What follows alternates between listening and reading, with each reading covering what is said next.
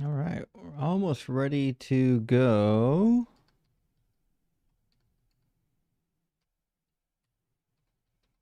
There we go. All the streams are now open, and all of the guest boxes are open as well. Everything should be ready to rock and roll, friends. Welcome in. Is it Wednesday night already? I believe it's Wednesday night already. We've got 2 more days until Halloween. Halloween's Friday, I think, this year. Um, should be fun, friends. Welcome in. I don't know what's on my face. Anyways, thank you for being here, friends. It should be a fun Wednesday night. I'm excited to see what we get here in terms of debate material. And we also have we have 4 super chats. Let me grab those. We'll bring Dalton in, and hopefully we'll have some guests load up here shortly. Drew, thank you for the $2 super chat. Says thank you for your donation. But Drew, thank you for your donation. I really appreciate that, friend. And Godwin, great to see you, friend. Godwin with a $9.99 super chat says, a parable of Doug, verily I ask thee, must not all grilling stones be laid out in both the vertical and horizontal directions? As coordinated stones, we all cook better together. I appreciate that word, Godwin, because there is no schism, actually. Doug wants you to enjoy both horizontal and vertical lifestyles. You don't have to pick and choose. And Dark Souls said, how do I respond to someone who denies the accuracy of carbon dating? Well, typically what I do is I show them all the biblical artifacts that we have dated using carbon dating and tell them, like, hey, if carbon dating works for dating your biblical artifacts, then you should agree that it works for the stuff that's not biblical. I think that's a good route to go. I mean, that's how we get a lot of artifacts that quote unquote, confirm the Bible. And Ben, thank you for the $5 super chat, says horizontal for Doug, while vertical for Sharon is the proper way to show reverence. I can get on board with this. The only schism I know of is where the sun don't shine. That's the, and for some people it's a chasm, but I agree with you, my friend. And thank you so much, Vincent, for the $10 Euro chat. Says people, and the schism, I agree. There's no schism. Doug, rock hard for Doug, is the way, and Sharon, simple for Sharon, is the messenger, I think. She's the co-redemptrix of reality, friends. All praise the feeds, both vertical and horizontal, but especially the horizontal, because it's objectively better. I see what you did there. But it's not. You're propelling the schism with that kind of language. And Varen, thank you for the $5 super chat. Says someone complimented my Hebrew progress. I said thanks. I've been studying it religiously. That is good. That you get it just for that. You get the rim shot. Actually, let me make sure my headphones are plugged in so I can hear everybody. 1 second. Make sure I don't forget. There we go. My headphones are set. Let me make sure they're set. Oh, you know what? I have to do one more thing as well. I got to open up the soundboard. There we go. Now the soundboard's open. Now everything should be ready to rock and roll. Bada bing, bada boom. I almost forgot to send the audio out to my earbuds. Now that we got some audio working, let's bring Dalton in. Hey, Dalton, bud. my friend. Good to see you, buddy. I was just alerted that the package will be delivered on Halloween night. So spooky. Also, I have a joke for you. In Hebrew, na'ar means boy. In Australian, it's how Christians respond to your arguments. Na'ar. Also, I do have to say something really nice though, because there was a person named Thomas. I'm not gonna say their last name because I don't want to dox them, but they sent me $100 today, and they said I was struck blind by bright, blinding light from heaven while on the way home, and heard the voice of Doug asking me to do this. And I have to say that this is the first time in a decade that I've been able to pay bills and also save up any amount of money. So I just want to thank Justin and the entire Deconstruction Zone for this gift. Man, we appreciate you. You're working hard out here. We want to make sure that you get appreciated, and we're gonna get you. We're gonna get you out of these shelf stocking and get you into sharing your knowledge with the world. I've got just a couple super chats, and we'll probably have a guest ready to load up. Dr. Dave, great to see you. Says horizontal tonight because I can do all things in Doug. Of course you can. Of course you don't have to be a part of a schism. You can choose one and then one day choose the other. When I'm like on my computer, I would obviously go horizontal. When I'm on my phone, vertical. I'm just saying, whatever fills your feed properly. And Zakul, thank you for the super chat, says, need a good argument tonight. I desperately want to be converted to Christianity only for the rest of the night. Fingers crossed. Well, I don't know if we're going to get one. I don't know. I mean, you never know. Maybe come this Sunday, everyone here will be in church. We don't know. But up till now, we've been doing this for slightly over 2 years now, and I've never heard even a remotely decent argument, not even once. So my breath is not being held. That's for sure. And helping Mega Deconstruct, thank you so much for the $10 super chat, friend. Says, praise Doug and Sharon for this fall cookout. As someone who plans on streaming content to combat Christian nationalists and fascists, is there a place I could message you about your software setup? Yes, helping Mega Deconstruct. Join the Discord and DM me on Discord, or if you go to my YouTube account, there is an email address. You can just send me an email the old-fashioned way. You know what I mean? So whichever works for you. And Steve, thank you for the super chat, says, in honor of Pi, cats hate baths because I think we are trying to baptize them. Actually, that's a fair point. That is a fair point. And I hate to drop this information on the chat, but better now that only a couple of you have to hear it. You guys heard that Pi got sick a couple weeks ago and I had to rush him to the ER and he barely made it. The horrible, horrible news, which I didn't tell anyone, but he continued to have an internal infection that ended up taking him out. It was a horrible thing. Didn't even know he was still sick. We thought he was recovered. And I woke up one morning and he disappeared. I didn't see him for 24 hours. And I found him, unfortunately, not breathing in his litter box. It was awful. It was awful. So I know everyone loves pets in this community. I'm sorry that you have to hear that. But just know that Pi was loved. He got pet and cuddles every single day that he was alive with us. I'm sorry, bud. I appreciate that. Pi was a really good cat. He was probably the best cat I've ever had. We've had some cats in my day. All right, I got 4 super chats, so we'll get our first guest in here. Luke says, I'm sure we'll see plenty of Christians and other theists will be as brave as Sir Robin today. Maybe. From Monty Python, you mean? They're going to be as brave as Sir Robin from Monty Python. And also, Peter says, hey, Justin, heading to U.S. again in November. Again, nervous to cross the border. In only 2 months, things have gotten crazier. Stay safe, everyone. Well, they have gotten crazy. They have. You'll be safe, though, as long as you have a proper visa, Peter. And your name is Peter, not like Alejandro. So they're not going to turn you away. You'll be fine. Remember, the people that are being turned away at the border are being turned away from racism. For the most part, xenophobia. I think you'll be safe. It's unfortunate that we live in this particular situation where you have to have a white person named across the border. But Peter, if you have any trouble, I apologize in advance for my country. I didn't do this. I didn't vote for this. And last super chat from our friend Tally Beck. Great to see you, my friend. Thank you so much for the $49.99 super chat. It says no soliloquy, controversy, no schism. Glad that's settled. Yes, Tally, there is no schism. I think I could be the first person to put in my vote that the first canonized saint of the Dugite movement should be Pi. Yes, this is a really good idea. Yes, I don't know why I didn't think of canonizing saints, but Pi would be a very first venerable saint, I believe. I like this idea. We have to work on this. I need to get a painting made up. I've got lots of pictures of Pi. I need to get a painting. I was going to do Send one me of a Pi. few. Send me a few pictures of Pi, and I'll take care of it. Indeed. All right, let's get our first guest in here. The name of our first guest is not at all troubling. Welcome in, Toxic Misogyny. Misogynist. Sorry, Toxic Misogynist. There we go.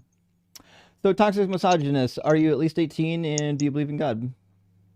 Yeah, I'm 31, and yes, I believe in God. Cool. Any particular God or more like a generic God? Oh, I mean the Christian God. Did you say maybe the Christian God? No, I said the Christian God. Okay, just No, checking it. All right. yeah. I thought you said maybe. I'm like, what do you mean maybe? No. I'm not on the fence. Okay. So, what in your view is the greatest evidence or argument for the Christian God being real? Oh yeah, the miracles that are performed. Like what? Oh yeah, like for example, recently, I guess, for example, the miracle of Fatima. I guess that's a well documented case of a global, I guess, a miracle that happened in like back in the day, in the village of Fatima, and even the church itself verified it's true because they had to do a whole internal investigation. And the whole purpose of the miracle was saying that the sun itself was dancing around, moving back, forth, up, down, left, right, and all that. And the miracle in itself, apart from different people's interpretation of it, was that the fact that they were able to look at the sun for like what, at least like 10 minutes, and they weren't blinded. Because Yeah, so, that's probably why they yeah, saw the because sun dancing around. You stare at the sun, things start to get a little blurry for you. But there are like reports from people that went to visit the site of Fatima and didn't report seeing what the Catholics and whatnot were reporting. They in fact claimed it was not happening at all. So if it happened, it seemed like it was just some sort of a vision that people were participating in, and I would classify it similar to like the dancing plague in France. Do you know about the dancing plague? yeah, it's the where they were dancing uncontrollably and all that stuff, and what I guess they didn't know what, Yeah. what caused it. Yeah, they were quite convinced that the power of God was compelling them to go out into the streets and dance. The reality is, like mass hallucinations, while they seem crazy to us, they do actually happen. Well, I mean, the question is, since you're not there to verify it, like for example, like the moon landing, where we believe in moon landing, we weren't there to see it. Wait, We wait. just believe, right? Seen it. Do you No, but you saw videos of it. You didn't see I it for yourself. just want to make sure we're clear. Do you believe we landed on the moon? I'm skeptical about it. The same way you're skeptical about God, I'm skeptical about moon landing. Skeptical of the moon landing, not skeptical of the actual sun dancing in the sky.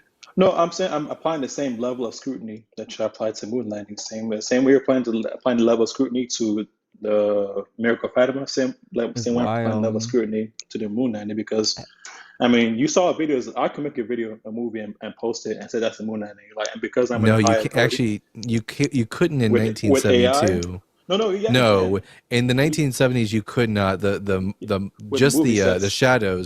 shadows on the moon alone were far too dark and far too sharp to be created by any studio lighting. Well, they had light We on the videos I saw, so clearly it wasn't shadowy. They had enough Well, light no, I'm source. talking about the shadows of the. For example, if you see Buzz Aldrin walking around the moon, you can see his shadow that's being cast from him. It's far too sharp, far too dark for it to be a soundstage. It would have just been impossible. The only way you could produce a light that's a shadow that strong and sharp would be to have a giant light source, a couple million miles away from Yeah, the that's being yeah. shining on them. And you're saying this how Hollywood studios couldn't procure such a light source? No, they could not. Are you It's sure?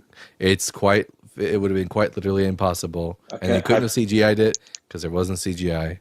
but are you sure though? I mean, because like this, I'm did you absolutely verify sure. yourself, or are you using Yes, third party it would have verification? had the again the studio light would have had to have been millions of miles away from them, and it would have Could, had to have been huge. but I mean, could you verify yourself? Because that's all it is. If you can't verify yourself, then you have to just trust on someone else's So word, we right? Oh, didn't go to the actually, moon, but toxic. giant Did you studio toxic light millions of miles away. toxic? Did you verify yourself that Fatima happened? Oh yeah, that's what I'm saying. I use that example to Okay, no, so so if you yeah. don't believe we landed on the moon, you shouldn't believe that the sun was dancing at Fatima. No, I believe someone's dancing against Fatima, but like you said, Why? you could still scrutinize it, like I said, Why? because it didn't happen. Because oh But yeah, but like the same way why I would you believe the church's scrutinize the authority. moon landing but not scrutinize Fatima? No, because like the same way I believe in church authority, you believe in your scientific authority as well. So we're both appealing to authority to where our beliefs come No, from. You yourself no. can verify it, so you're going to be No on the science. authority of No NASA science. and We don't engineers. rely on authority in You science. We are rely on relying on it. evidence. Yeah, No, actually, because we no, don't you have are to relying on it. rely on the authority. Like I know people who work for NASA. But you didn't Like verify it's yourself. not even hard. So Yeah, well, you didn't verify yourself either. That's why this is not a good argument. So actually, well, if actually, if well, your if your level of proof is you must personally verify something, then you don't measure up to your own level of proof. I know I do because I actually experienced a miracle recently, No, so you that's why don't. now I can. I do. No, I have we're pictures of talking it. about Fatima. I know I gave Fatima to establish the basis that we need to like we can't just go based on what we hear from others. We have to verify for ourselves. So that's my I Okay, use so that then example. Fatima didn't happen based on No, your Fatima did own measuring happen. stick. No, no, Well, no, no, you Fatima didn't did verify happen. you didn't verify it yourself. It didn't happen. Yeah, so same way like the moon landing. I'm establishing that basis of premise that if you believe Fatima didn't happen because Yeah. you How don't believe many So in the just so we're authority. how many clear, Fatima people didn't happen. No, no, sir, no, sir. I'm saying as a basis that you say famine didn't happen. I say Mulan didn't happen. Who's right between both of us? Both well, of us can be correct. we can actually prove that we landed on the moon because there's reflectors there. I think at this point there's 7 or 8 of them there, and some of them have been done by independent nations. In fact, let me see. The current No, reflectors remember, you're on the moon are put there by list of reflectors. All right, we've got the Apollo 11 mission. The Soviet Union did one in 1970. We did another one in mhm. 1971. We did actually Soviet Union did another in 1973.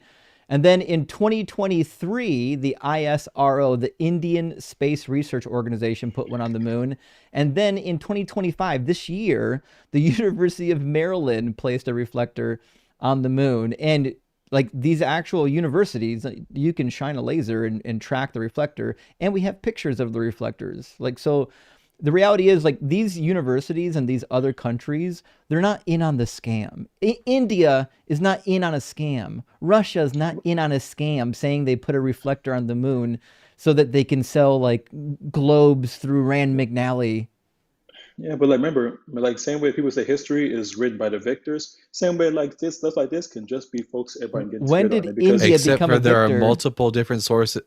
like but you're going If on we third party did sources, toxic, not if we yourself. didn't land on the moon, why wouldn't Russia, who wanted to beat us to the moon, why wouldn't they discredit it? Actually, they're the first actually to go to land. I guess Sputnik says. I mean, well, technically, we could disprove them as Oh, well. But They did overall, not. everyone's in he on a missed the scam. whole point of what I Everyone's in They just on a didn't get said. scam. it at all. In my opinion, Here, everyone's in toxic. on it. Everyone's Let in on me it. ask you again because I don't think you got the point. Russia and America were in competition with one another. If Russia wanted to beat the Americans to the moon, why couldn't they bring forth evidence against the moon landing if it was so obviously false? Well, because Or they that'll call into question their landing because they actually landed Sputnik on they the never land unmanned. they hadn't They had an landed yet. unmanned. They had an unmanned spaceship Sputnik land on there before we did ours. So that would have called into question theirs. And then at that point, as a It actually wouldn't have it consequences for would theirs. So have just to be clear, Sputnik wasn't a moon landing; it was a no, it satellite. was unmanned. It was unmanned It was satellite. a Yeah, but it was a overall, satellite. It was orbiting. It wasn't going to the moon. yeah, but at least it was they sent something up there. Like I said, Yeah, first it was the did first yeah, but satellite. we didn't do yeah, but Yeah, them Yeah. we never did disproving the that. moon landing wouldn't affect their own like satellite. It would just be able to like prove that the Americans didn't go to the moon, which would have been beneficial for Russia. Yeah, but then Yeah, that's now ask did Russia go to go to send satellite that is up there as wild. well? And then yeah, so Hey, like I said, hey, so well toxic. yeah, I got a question. What shape is the what's that? Earth? Oh, I don't know because I haven't been able to verify it. Like everyone says it's circle, some This folks say guy's it's flat. Catholic, yet the Catholic Church accepts the scientific consensus on evolution and the shape of the earth and I whether or mean, not just because they all agree upon it doesn't mean it's yours. Like, this guy's a lunatic from the like I perspective of said, like Catholicism. I have a miracle I experienced myself and I take pictures personally, so I know that God exists because I actually saw it myself. Yeah, You guys haven't seen any of this that you guys are well, believing. Yeah. yeah, that's not convincing to us as we have miracle accounts from every religion. So, like, all that could No, they possibly don't. prove is that either A, you're having a hallucination, or B, all the religions are true. Or perhaps your No. God is actually just a demon. It's like a jinn. It might turn out that maybe the Eastern religions are true and that there's a jinn that granted you a miracle to deceive you. You Probably know, because you're toxic. interesting enough, I actually talked to spent a couple of days with a Muslim imam, and a couple of days, they actually invited me back. Yeah, they don't believe in miracles. They actually believe the miracles only when the Prophet Muhammad came I from. said Eastern. Oh, Eastern You know Orthodox? the Islamic people aren't the only one to believe in the jinn, right? Not Eastern Orthodox either, toxic. Eastern, like Hindus, for example, or even further east. Yeah, but they don't believe that they can perform miracles. Because like I believe that we God uses us to I perform don't miracles You as I don't don't, well. think you know yeah, I don't think you know much about Eastern religion.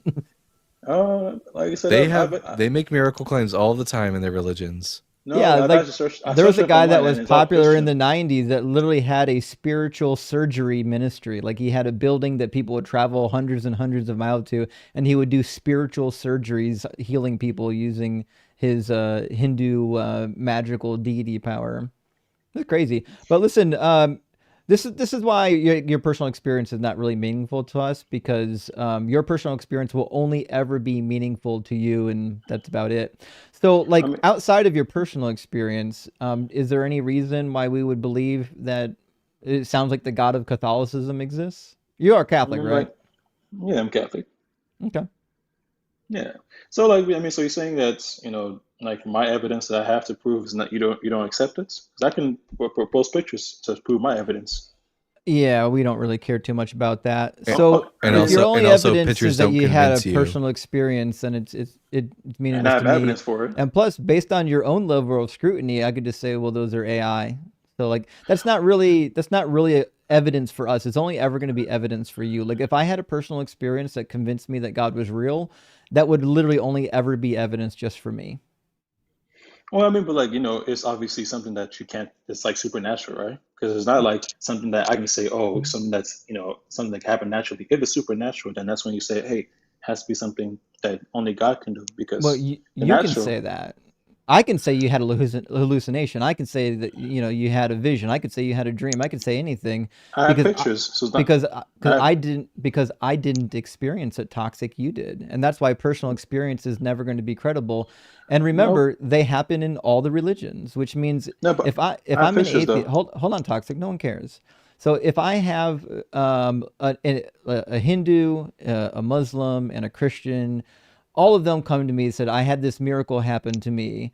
And either one, I have to take them all for their word, or two, neither one, like none of them I'm going to take for their word. I'm not going to believe in any of them. And I choose the latter. I don't believe any of these personal experience miracle stories for the same reason you don't believe that two Hindu deities showed up to one of my coworkers. I had a coworker who was from India. He was an actual devout Hindu, and he believed in the Hindu religion because he said there was two Hindu deities that showed up to him. There was a friend I used to work with here on TikTok named Hanji, and she was visited by two of the not the Greek, I'm sorry, the Egyptian deities, two Egyptian deities. One of them was Anubis. And so while these are really convincing experiences for the people who experience them, they'll never be convincing for me. And they're not even convincing for you. You don't believe that these deities showed up to my friends, do you? No, I believe that they are, but they're spirits, not the Almighty God, because Well, they I would say believe the my same thing about yours. Hey, your God's I just a demon. no, yeah, and that's where we get both of us like will have to prove it by coming Like together let's and let's like say I competing. was let's say I was Jewish, Hmm. okay? Your Marian apparitions, your visions appearing to people and stuff. That's just Satan trying to deceive mankind to worshiping a man as if he were God.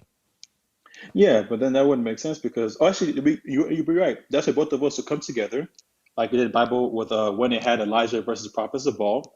We'll come together and then we'll ask both of our gods to prove themselves in a No, moment. miracles don't prove things because God says that he can send false prophets who even perform miracles in order to deceive even the most elect. Yep. Yeah, but God says His prophets what they say come true. False prophets what they say can never come true. Nope. So No, like Deuteronomy no no 13. Deuteronomy 13, God explicitly says that he'll send false prophets who can tell the future and do other things just to test his people. but also said in the Bible that God says if a prophet says what he says doesn't come true, then he's not my prophet. Yeah, But if he said Deuteronomy. what he Then says, Jesus isn't a true prophet. no, no, Yeah, what Jesus Christ said did happen because he it said didn't. the temple was torn down, was torn down, and he He, said the veil was broken. well, that wasn't a unique prophecy of Jesus. The Jews were already saying that prior to Jesus. In fact, if No, you read, no, hold on, toxic. If you read Sanhedrin, book 97, you'll find that there were already people predicting before the time of Jesus that the temple was going to fall and then the Messiah would come after the temple fell. Like it was already a popular talking point because they believed that the book of Daniel was going to be coming true. So it wasn't even something unique to Jesus. Number two, we have no idea if Jesus said those things prior to it falling because we don't have any manuscripts that predate 70. If we had manuscripts that predated 70, we could credit him with such a prediction, but we don't. The other thing is, I don't really care. The temple fell on multiple occasions. It wouldn't be a hard thing to predict. that if the Romans were mad at you and they would invade your territory again, that they would destroy the temple. So it's not really even a novel prediction. But what we do find are a bunch of failed predictions of Jesus. So like even if you think that he got this one right, he failed a bunch of other ones. And then he made up a bunch of lies about the Hebrew Bible. So like he's a liar and he's a false prophet. Want to see the I false mean, prophecy? okay, yes, yes, show me the scripture for the false prophecy then. Yeah, yeah. We'll go to Matthew. We're going to go to 10:23, and then we're going to do Okay. 16:27 through 28, and then we're going to do 24, and we'll Wait, do wait. 29 Matt. through 34. Don't worry, I'm going to put it on the screen. I'm just typing it Okay, all in. perfect. Yeah, yeah, you don't Perfect. have to go grab your Bible. I mean, if you have one, that's fine, but you don't have to. You should be able to see the screen, right? Yeah, I can see his screen. Yeah. So when they persecute, this is when he sends his disciples out to the villages to go witness to the villagers. He says, when they persecute you in this town, flee to the next. For truly I tell you, you will not have finished going through all the towns of Israel before the Son of Man comes. And the coming of the Son of Man is a reference to Daniel chapter 9 when he comes on the clouds and he takes the kingdom from the Father and rules and reigns over all the nations of the earth. And he says something similarly in Matthew 16. It says, "For the Son of Man is to come with his angels in the glory of his Father, and then he will repay everybody for what has been done. Truly I tell you, there are some standing here who will not taste death before they see the Son of Man coming in his kingdom." So we've got two predictions basically saying that the Son of Man is going to come with all the angels and judge humanity prior to all of his disciples dying. And then the last one is Matthew 24. Disciples ask him, "What will be the signs when you come in your kingdom?" He says, "Immediately," this is the last bit of it, "immediately after the suffering of those days, the sun will be darkened, the moon will not give its light, the stars will fall from heaven, and the powers of heaven will be shaken. Then the sign of the Son of Man will appear in heaven. And then all the tribes of the earth will mourn, and they will see the Son of Man coming on the clouds of heaven with power and great glory. He will send out his angels with a loud trumpet call. They will gather his elect from the four winds, from one end of heaven to the other. From the fig tree, learn its lesson. As soon as its branches become tender and put forth its leaves, you know that summer is near. So also, when you see all these things, you know that he is near at the very gates. Truly, I tell you that this generation will not pass away until all these things have taken place." And that generation certainly did pass away.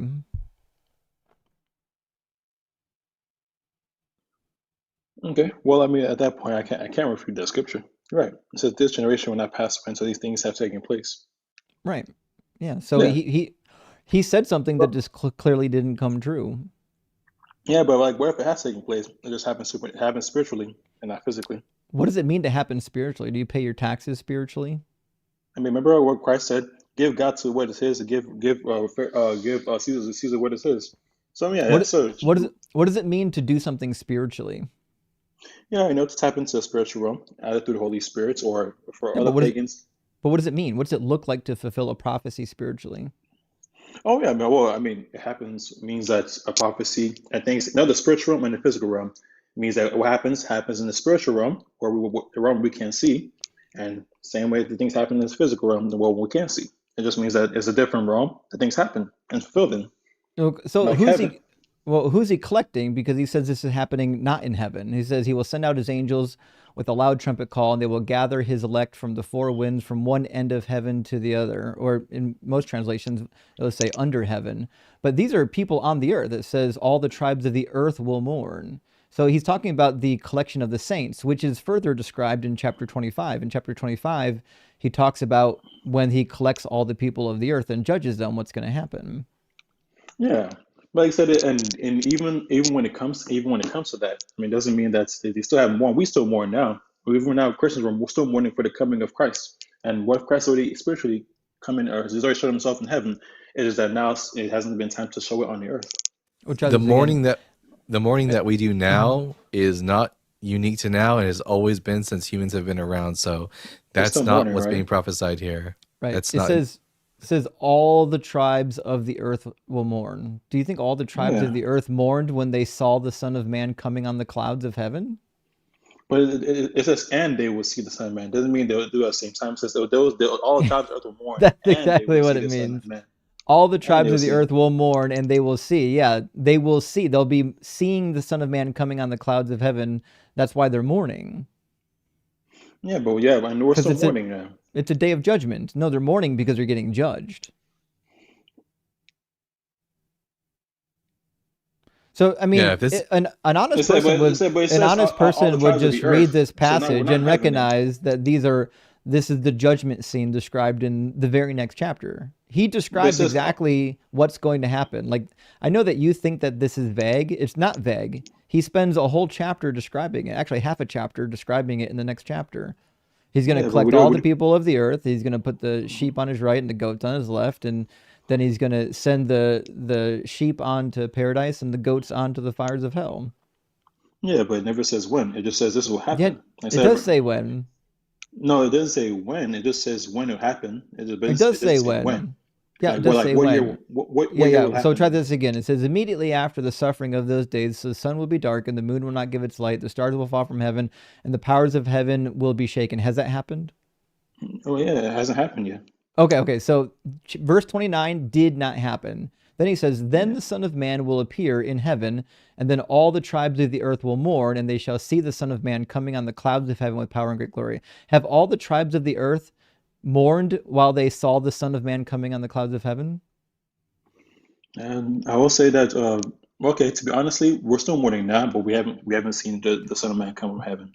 Okay, right. So all the tribes of the earth have not witnessed the coming of the Son of Man yet. And he certainly Yeah. didn't send out his angels with a loud trumpet and gather together all of his elect from under the heaven.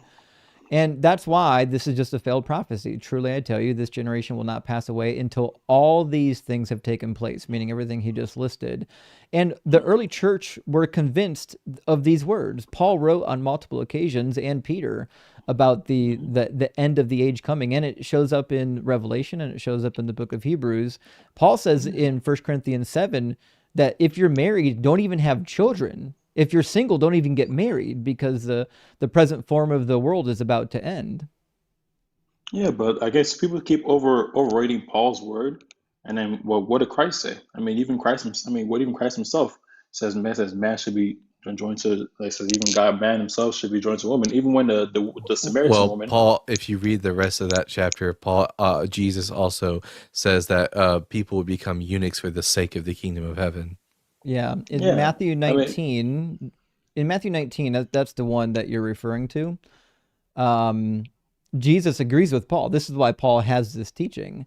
So Jesus and Paul do agree sometimes. This is one of the things that they agree on. And it says, after the disciples were talking about the law of divorce, it says the disciples said to him, if such is the case of a man with his wife, it is better not to marry.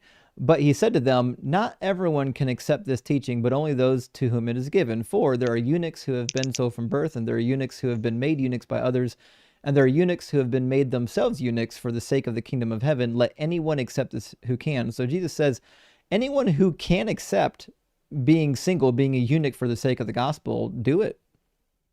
yeah, but it doesn't say they have to. It says, hey, there are units who are No, born that way. no one Yeah, said but it that. says, I didn't yeah, say no, anything about so having to do it.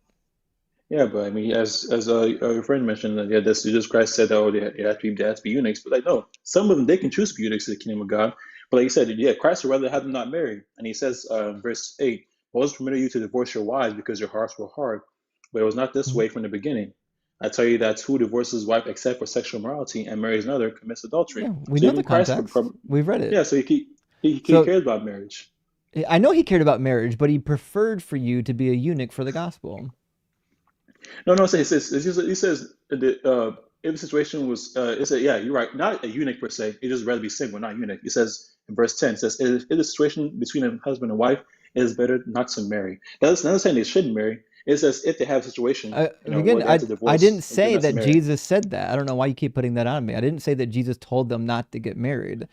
I said that Jesus is recommending them to be a eunuch for the sake of the gospel if they can. So the reason why Jesus is doing this is because he thought the present form of the world was going to come to an end, and so did Paul. So did all of the early Christians. They all believed that Jesus was coming back within their lifetime, and that they'd have a new heaven, new earth. The earth and all the elements are going to be destroyed with fire and renewed. That's 2 Peter, and that there would be a whole new system, and then there wouldn't be any marriage after that, because remember Jesus says that there will be no marriage or giving in marriage in the kingdom. Yeah, but I mean, it doesn't make sense because the God created instituted marriage. So I mean, why would you say rather than be eunuchs when No, he he is didn't. he did? That's why The institute of marriage doesn't exist in the Hebrew Bible. I guess not necessarily I guess marriage, but he did the institute of relationship. Not saying marriage per se, but a Yeah. relationship. Well, Yeah, what you've done now is you found a contradiction. Jesus contradicts the Old Testament he teaching of being fruitful he and didn't contradict. multiplying. He did. If Jesus says that you should be a eunuch for the gospel, and Paul says that if even if you're single, don't get married, and if you are married, don't have kids, this is a huge turn from what the Old Testament says. But it's a logical turn if you think that the present form of the world is about to end. No, but I think you're taking it out of context because I am God. not. Give me the context. Give me the Let me read to you context. again. Let me read to you again. So in verse 12 it says, "For there are eunuchs who were born this way, and there are eunuchs who have been made. There are eunuchs who have been made eunuchs by others, and there are others who choose to live like eunuchs for the sake of the kingdom of heaven." We read it It twice doesn't now. say, yeah. So it How many doesn't say times do you like have you to want read it to. to find the context? He says there are eunuchs. He doesn't say I want a eunuch. He says there are eunuchs who are that. It doesn't say I D- want a eunuch. He says there are folks who are made eunuchs like that. he But does. So and no, we'll do this again. Yeah, we'll just hold on. Just I hold no, your but breath. You okay. didn't just you I obviously read it. reading's not for everybody. He says, "Let anyone accept this who can." Are you part of anyone? Yeah, but I read the previous other Are you scriptures. part of everyone? But he's saying that for Are the you previous other part of scriptures. everyone? Okay, I'm trying to say that Are his you way he's saying, part of everyone, Toxic? I am everyone. I Okay, am so part of everyone. everybody is an inclusive term, is it not? Yes, but he's Okay, referring to so previous what he's scriptures. saying is let anyone who can accept this do it. Meaning, if Yeah. you're able to accept this, you should do it. No, but he's referring to previous scriptures, not the succeeding one, the previous No, ones, not the it's succeeding scriptures. he's talking about being a eunuch. He says there are eunuchs who No, have been so from birth, and there are eunuchs who have been made eunuchs by others, and there are eunuchs who have made themselves eunuchs for the sake of the kingdom of heaven. So the last thing he says is that there are eunuchs who have made themselves eunuchs for the sake of the kingdom of heaven. Let anyone accept this who can. Meaning, if you can accept being made a eunuch for the sake of the kingdom, you should do it. no, but like it's also we also see in verse 11 where he says, "Not everyone who can accept his word, but only those whom has been given," which is I referring to know. the I'm previous aware, scriptures. Toxic. I never said that Yeah, Jesus said every person has to do this. I don't know why you keep doing that. Those but no, aren't words you are that saying left my mouth, Toxic. They're not. that she's It's rather you not. be We'll eunuch. try this again. So You saying that Jews rather. I'll rephrase it. I'll rephrase it so you can understand it. If I said all right. Toxic, everyone who can eat their vegetables should do it. Did I say everybody has to eat their vegetables? You say everyone. You prefer everyone to do that. You say you prefer everyone There you go. to Yeah, I like would prefer everyone who could eat their vegetables to eat their vegetables. yeah. Jesus is saying, I would prefer you to be a He eunuch never for says the that. sake of the gospel. He does say that. He He, says, he let just says those who anyone, can accept he it should let, accept it. that's a preference. Yes. If you're capable of accepting it, you should accept it. That's No, how no, preferences that's work. it. It's like That's the saying, inference. if you That's can accept inference. eating broccoli, you should do it. That's inference. Not what he says. It's That's what not you're inferring. inference. That's how words work. What do No, you think the word let means? yes, it's whoever wants to accept it, accept it. Doesn't say I No, prefer it. It we'll says try this again. What is the word I'm let? I'm I'm just saying you're putting words All in right, Christ's we'll try mouth. this again. So the word I'm, "let" I, is entailing that if you're capable of doing it, do it. That's why he says, "Let anyone who can do it. Let anyone accept this who can. If you're capable of doing it, you should accept it." but they never said he preferred it. So at that point, It just whoever is. can do it. That's how words No, work. you're If you say inferring it. everybody who can do it should do it, that is a preference. It wouldn't be a preference if he No, didn't want people to do it. unless they say word for It's, word, inferences are not valid. Well, yeah, inferences are 100% valid, and I don't even have to make No, inferences. These are just how words work. So if I said no, so the word everybody is key here. He didn't say some of you. He didn't say five of you. He said let anyone no. who can Yeah, accept it not. do it, and that means that Yeah. his preference is that anyone who's capable of doing it should do it. No, like I said, you're inferring. You never said he just said let anyone do it. It I'm means not inferring at all. you are literally I'm reading inferring it it. word for word. So I he, when he says let anyone, what does let anyone mean? yeah, anyone who wants to do it, they can do it. I mean, yeah, Did he say the word want? This says anyone who accepts it. Did he Yeah. say It the says, what? Did he say the word want? oh, now you know how I feel. Okay, Simple. Yeah. he says can, anyone who can accept it. Okay, so we'll try this from the beginning. What does I'm it sorry. mean when he says let anyone who can do this do it? What does that mean? Eh, and I can still can figure out what it means. I'm just saying that that's not what Christ, you're inferring what Christ said. You need. So I mean, at that point, like you're not. If Christ didn't say it, It's crazy then how you can't difficult say it. words are. Like No, I have I'm a not being 7 year difficult. old You're being who difficult. could understand this. So when someone I'm says not being let difficult. anyone who can do this, that means your preference is for people to do it. Or else you wouldn't No, have said that. If I said let unless you say everybody eat their vegetables before they eat the dessert who can do it, that means my preference is for the people who can do it to no, do it. That's how no, preferences work. Maybe what you no. should do is go to the dictionary and look up what the word preference means. Yeah, unless I say I want to, I prefer to, you can't infer that.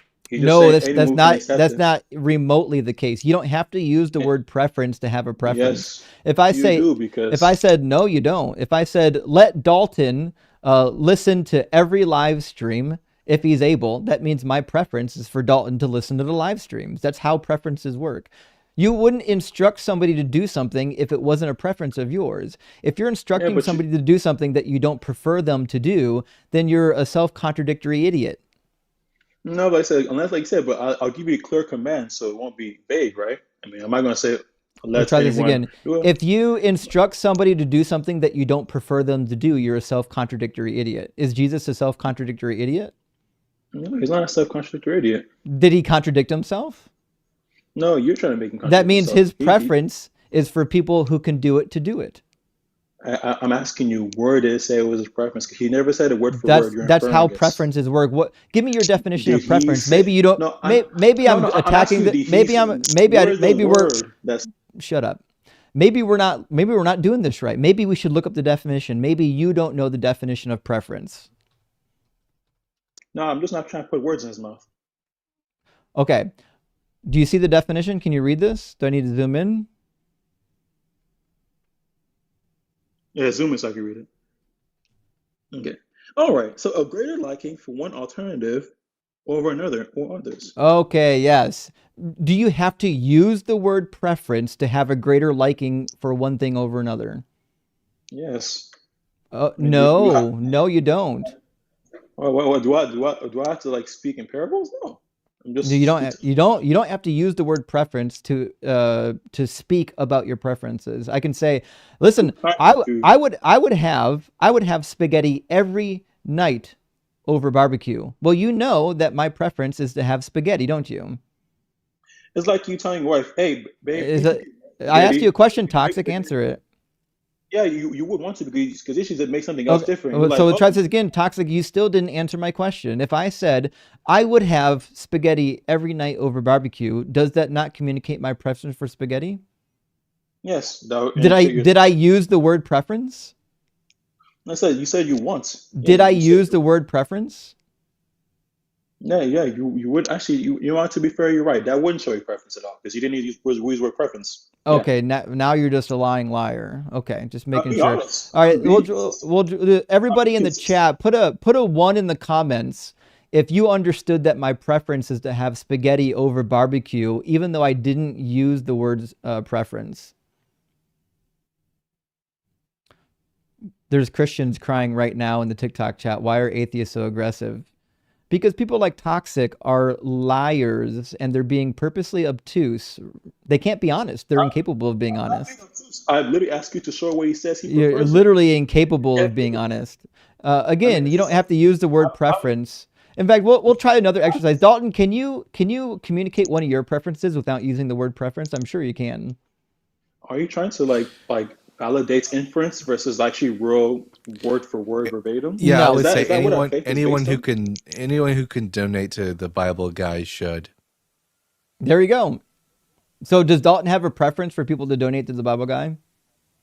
Like I said, unless he says, "I want you to," I prefer you to do that. I think that's kind of how it should be. Okay, Fuck. Well, based on I meant to express preference. yeah, so I'm based telling you on that. Dalton's I meant to words, express you that. are not capable of knowing his preference is to donate. You couldn't pick that up. I'd rather have clear communication, right? That's our value, and I know Christ is I one asked of. you a question. Based on the words that left his mouth, were you able to pick up on his preference? Like you said, hey, someone else might not pick it up. I'm okay. Crazy. I asked you a yes or no question. Based on the words that left his mouth, were you capable of determining his preference? No, I don't go based on implication. I go based on Okay. explication. Okay. Well, you're a liar. So we're just going to move on since you're no longer capable of being honest.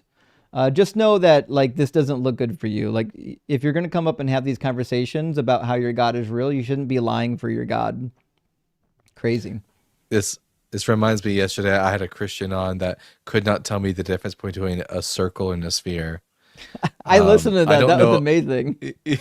I don't know if they're lying or if they're just stupid. It's hard to tell. No, they're lying. They know. These people aren't this dumb. They're being purposely obtuse and lying because they can't admit what's right in front of their face. They would cut their nose off to spite their face. Let me grab a couple of super chats, friends. We'll get our next guest up in here. It's just me. Great to see you. It says sorry for your loss, Justin Pie. No worries. I took time to process it. I lost my dog Milo 2 years ago. I'm sorry to hear about that. This is his pick. I had it. Oh, that's Milo. I had it 14 years of his love and friendship. Doug, rock hard for Doug, is always watching over them. Thanks for all you do. Well, thank you. It's just me. And yes, Doug is watching over Milo and Pi and my previous dog Terabyte. All loved. And we can't keep them forever, friends, but we can love them while we have them. And Drew, thank you so much for the $20 super chat, my friend. Says someone who doesn't know that Sputnik had nothing to do with the moon isn't prepared to discuss the moon landings. You're right, Drew. It turns out from the discussion he wasn't prepared for much. He flip-flopped and failed on every talking point possible. Everything from bad conspiracy theories to the Bible. What are you gonna do? Cash Richard, thank you for the $10 super chat. Says, yo, I caught you live. Me and my father love watching your shows. Well, thank you, Cash. I appreciate that. I'm glad you watch. Hopefully, we can bring you some entertainment. And Yoda St. Cloud, thank you for the $10 super chat. It's a serious question. If a vampire has a legal warrant to search your house, does he still need your permission to come in? Anyways, be good, horizontal for Doug. Okay, I got to read this the second time. If a vampire has a legal warrant to search your house, does he still need your permission to come in? In vampire lore, a vampire What? cannot enter into your domicile unless you give them direct permission to do so. Really? Yeah. It's if you for example, if you watch the recent Oh, 3-part series Dracula on Netflix, he literally can't enter this convent because they didn't give him permission to enter. It's part oh of damn. traditional vampire lore. You That's won't see that in crazy. Twilight. I didn't know any of that. I mean, I didn't know there was vampire lore about whether or not they could enter houses. Oh my goodness.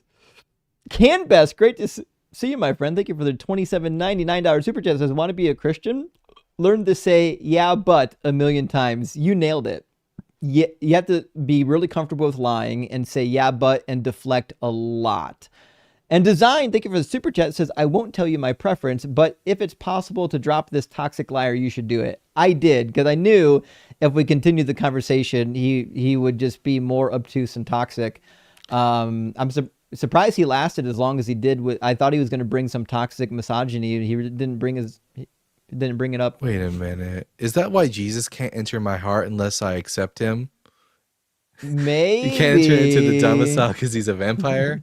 That explains the that coming back to dead and the blood obsession. that checks out actually. I think we all figured out just at this moment right now that Jesus is in fact a vampire, and that might explain a few things. I got to write down this guy's name to clip him. What was his name again? Toxic Thick underscore. misogyny. It was, yeah, toxic misogynist. All right, he's on the clip list. All right, and let's see. We'll put a note here. As lying liar. Okay, very good. Anyways, Chip, thank you for the super chat. Says, listening to Toxic claim that it has to be 100% word for word. I 100% guarantee that he will abandon that the moment he needs to make other words not mean words. Well, he already did when we're reading the prophecy in Matthew 24. He went to, well, it happened spiritually. Oh, okay. So when Jesus says things aren't going to happen, no, the words no longer have meanings. They're spiritual now. But when we read another passage, it has to be identical word for word. And last super chat for now. Thank you so much for the $20 super chat, Yoda. It says the sect of Sharon is growing indeed as it should. Simply what for Sharon, following the way of horizontal stream. Our petrified creator is rock solid and rooted in truth. These are some good word plays. The schism within the schism, you've just been inschismed. Let her grain guide you. Jeez. Definitely sopping wet for Sharon, friends. Sopping wet and simply wet for Sharon. All right, let me get our next guest in here and we'll grab more super chats after our next guest. We're going to grab Sam, and then after that, we'll do Jesus Mega Trump 2028, who I'm sure is not a troll. How you doing, Sam? Good. How are you? Doing well. Thanks for asking. Sam, are you at least 18, and do you believe in God? Yes and yes. Cool. And is it a specific God or a generic God? God and Jesus Christ. So I guess it's both. It's like Cool. general and yeah. Yeah. So you're a Christian, right? Yes. Okay. What do you think is the most convincing evidence or argument for the Christian God being real? That's a good question. I just like what I read in the Bible, in the New Testament mostly, so I just draw from, what I learn about Jesus there, and that's what I follow. Yeah, but how do you know if any of it's true? I don't just have my own thoughts in my head, and that's all the evidence I really have is just, the thoughts that come up in my head when I pray or when I read the Bible. I don't really know. Hmm. Well, what convinced you that it was true Yeah. in the first place? What do you mean by true? Like God or Jesus being a real person, or what do you mean? Like, what convinced you that Christianity is true? I think just believing in what I read in the Bible, just having a good feeling about it. But I actually wanted to ask you about another issue, but we can stick on this if you want. We can stay on this topic. Well, yeah. Let's tackle this topic. Then you can bring in your next. Like, how much of the Bible do you think is trustworthy? That's a good question. I don't know because I don't know how it's translated or where the source documents are. Like, I think the Dead Sea Scrolls are a source document, right? Well, kind of. The And then Dead Sea there's lots of Scrolls other. are some manuscripts for the Hebrew Bible, not for the New Testament, of course. But they post date the events by many hundreds of years. I'm not really sure if they're like super good evidence. And like it's pretty clear from the Dead Sea Scrolls that a lot of the texts were still being changed. Like we have changes to the book of Daniel, we have changes to the book of Jeremiah, we have changes to the book of Isaiah. So it's pretty good proof that they were editing these prophecies, many hundreds of years after the fact. Yeah, I don't know.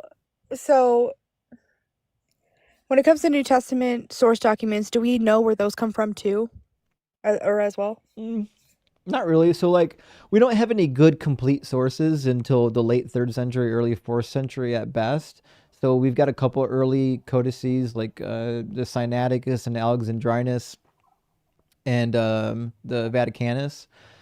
But unfortunately, they're so late after the events that it's hard to know whether they were transmitted well. But even if they were transmitted well, like I'm not sure it really matters all that much because I don't think the contents of the book is true. Like even if they were word for word from the original, I just don't think that the claims within them are accurate because like we have this idea that Jesus is a Messiah, but like he repeatedly demonstrates that he doesn't know what's in the Hebrew Bible. He can't read Hebrew. None of the authors of the New Testament could read Hebrew. They're entirely reliant on a bad translation of the Hebrew text in Greek. And all the prophecies that Jesus supposedly fulfilled are just like random out of context quotations. He didn't fulfill any of the actual messianic prophecies from the Hebrew Bible. Yeah, you said you on someone else's when someone else was up that you had a document for people that they could. I don't know if it's free to download or if you have to pay for it, but it's a document that has Bible verses match up with like prophecies that were Mhm. fulfilled or not fulfilled, Yep. right? So where can I get that?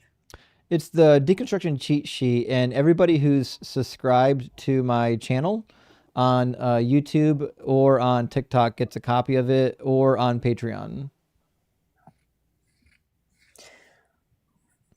Okay. Um, Mm. I'm not a subscriber, so it sounds like there wouldn't really be a way unless I did that or Patreon to get to have access to it, right? Send me a DM. Okay. I wanted to ask about Our Lady of Guadalupe Hmm. and what you think about her story and the story of Juan Diego and his cloak and how he had roses in his cloak, and when they fell out, the Virgin Mary appeared on his cloak. But we don't know of any people who actually like made the image on the cloak, right? Do you know what story I'm talking about? Hmm.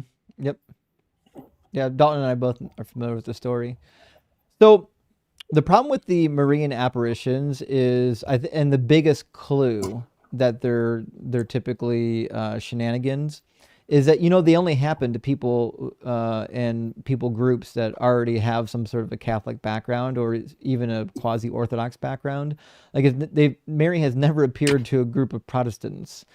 It seems like these things only happen to people who already believe in Marian apparitions, which would lead me to believe that they're being hoaxed. Because you wouldn't, you could pull a hoax on just about anybody, but you certainly wouldn't do it to a bunch of Protestants, because Protestants are like, well, I don't give a damn about Mary.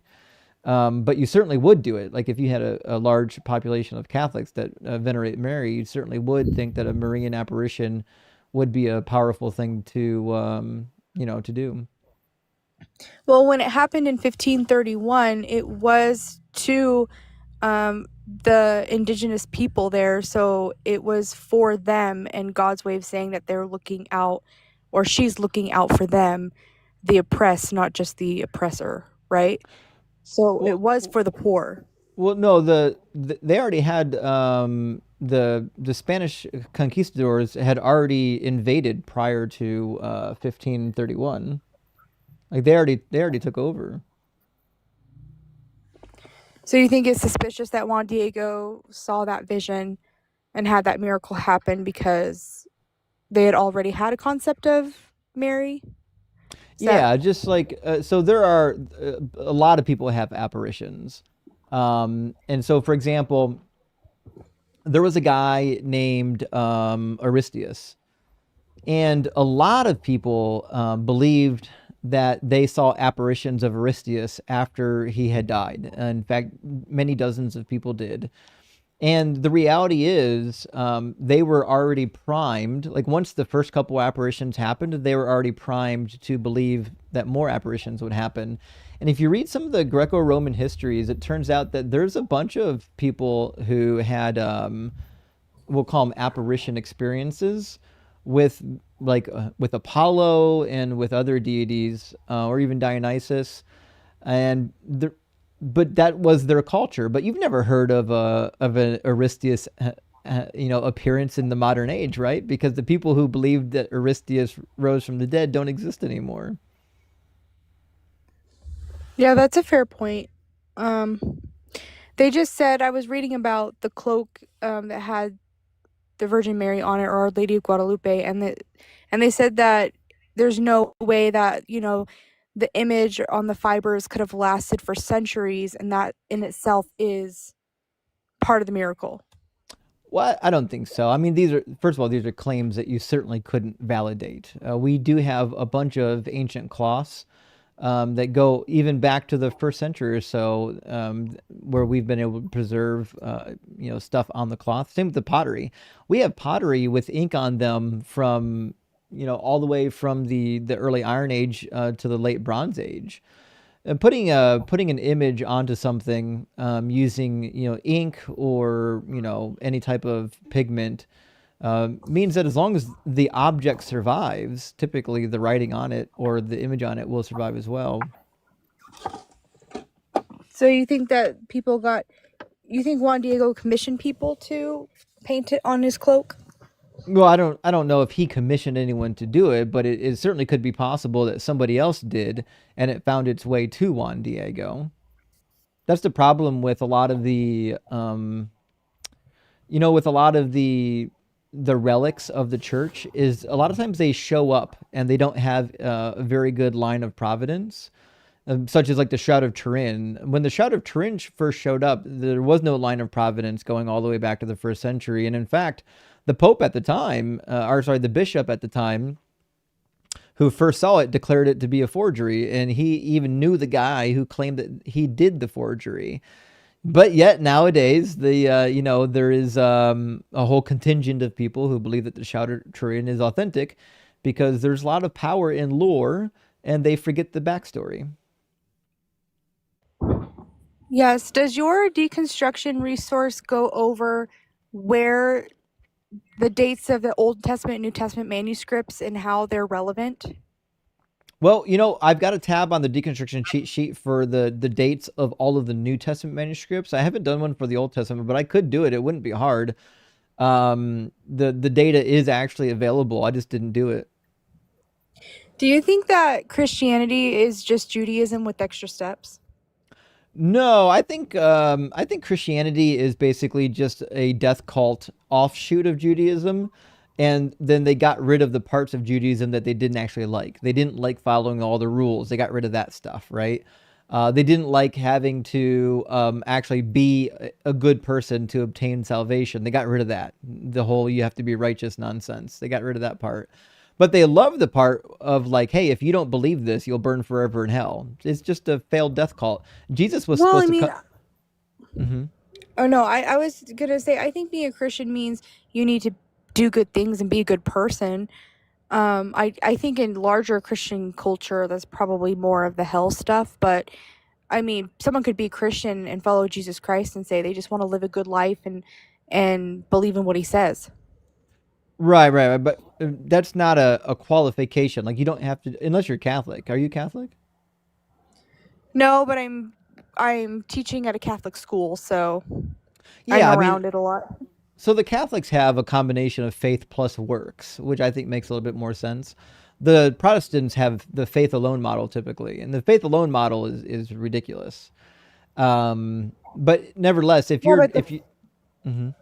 the faith without works model, though, it kind of ignores. I mean, I'm sorry, the faith and the works model together kind of follows more into the letter of the law than the spirit of the law. Don't you think? well, Like they can fall into that? a little bit, but to be fair, once you have a faith plus works model, Jesus didn't really need to die anymore. Like if you still have to do something to get into heaven, then Jesus' dying was kind of useless. I mean, I don't think so because he was supposed to be Mhm. God incarnate human form, so trying So to show us that he had love for us and wanted to um, experience the human life like we are, you know. right, but why did he have to die? Like if we could just be good people and earn our way into heaven, why Well, did Jesus everybody need to has to. die? I mean, everybody has to die. Every human, there's a saying in Buddhism that even the Buddha had to die. No, I'm not saying that Jesus should have lived forever. I'm asking like why did he have to be crucified and killed for our sins? Well, that I don't know. I mean, that was terrible. I mean, that has to do with the politics between the Jews and the Romans at the time. Right, but it was No. planned. Paul says in Ephesians chapter 1 that the elect through Jesus Christ were chosen from the foundation of the world.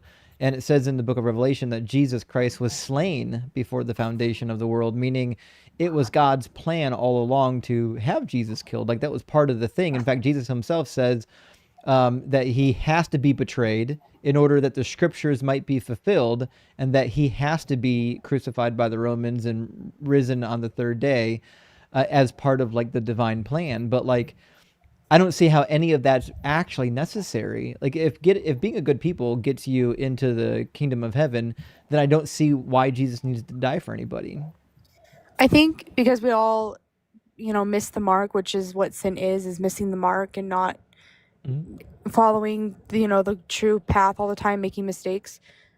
That's what it was kind of filling in that gap But why do we because we're why not. do we need Jesus to die for that? Why can't God just give us a little extra forgiveness?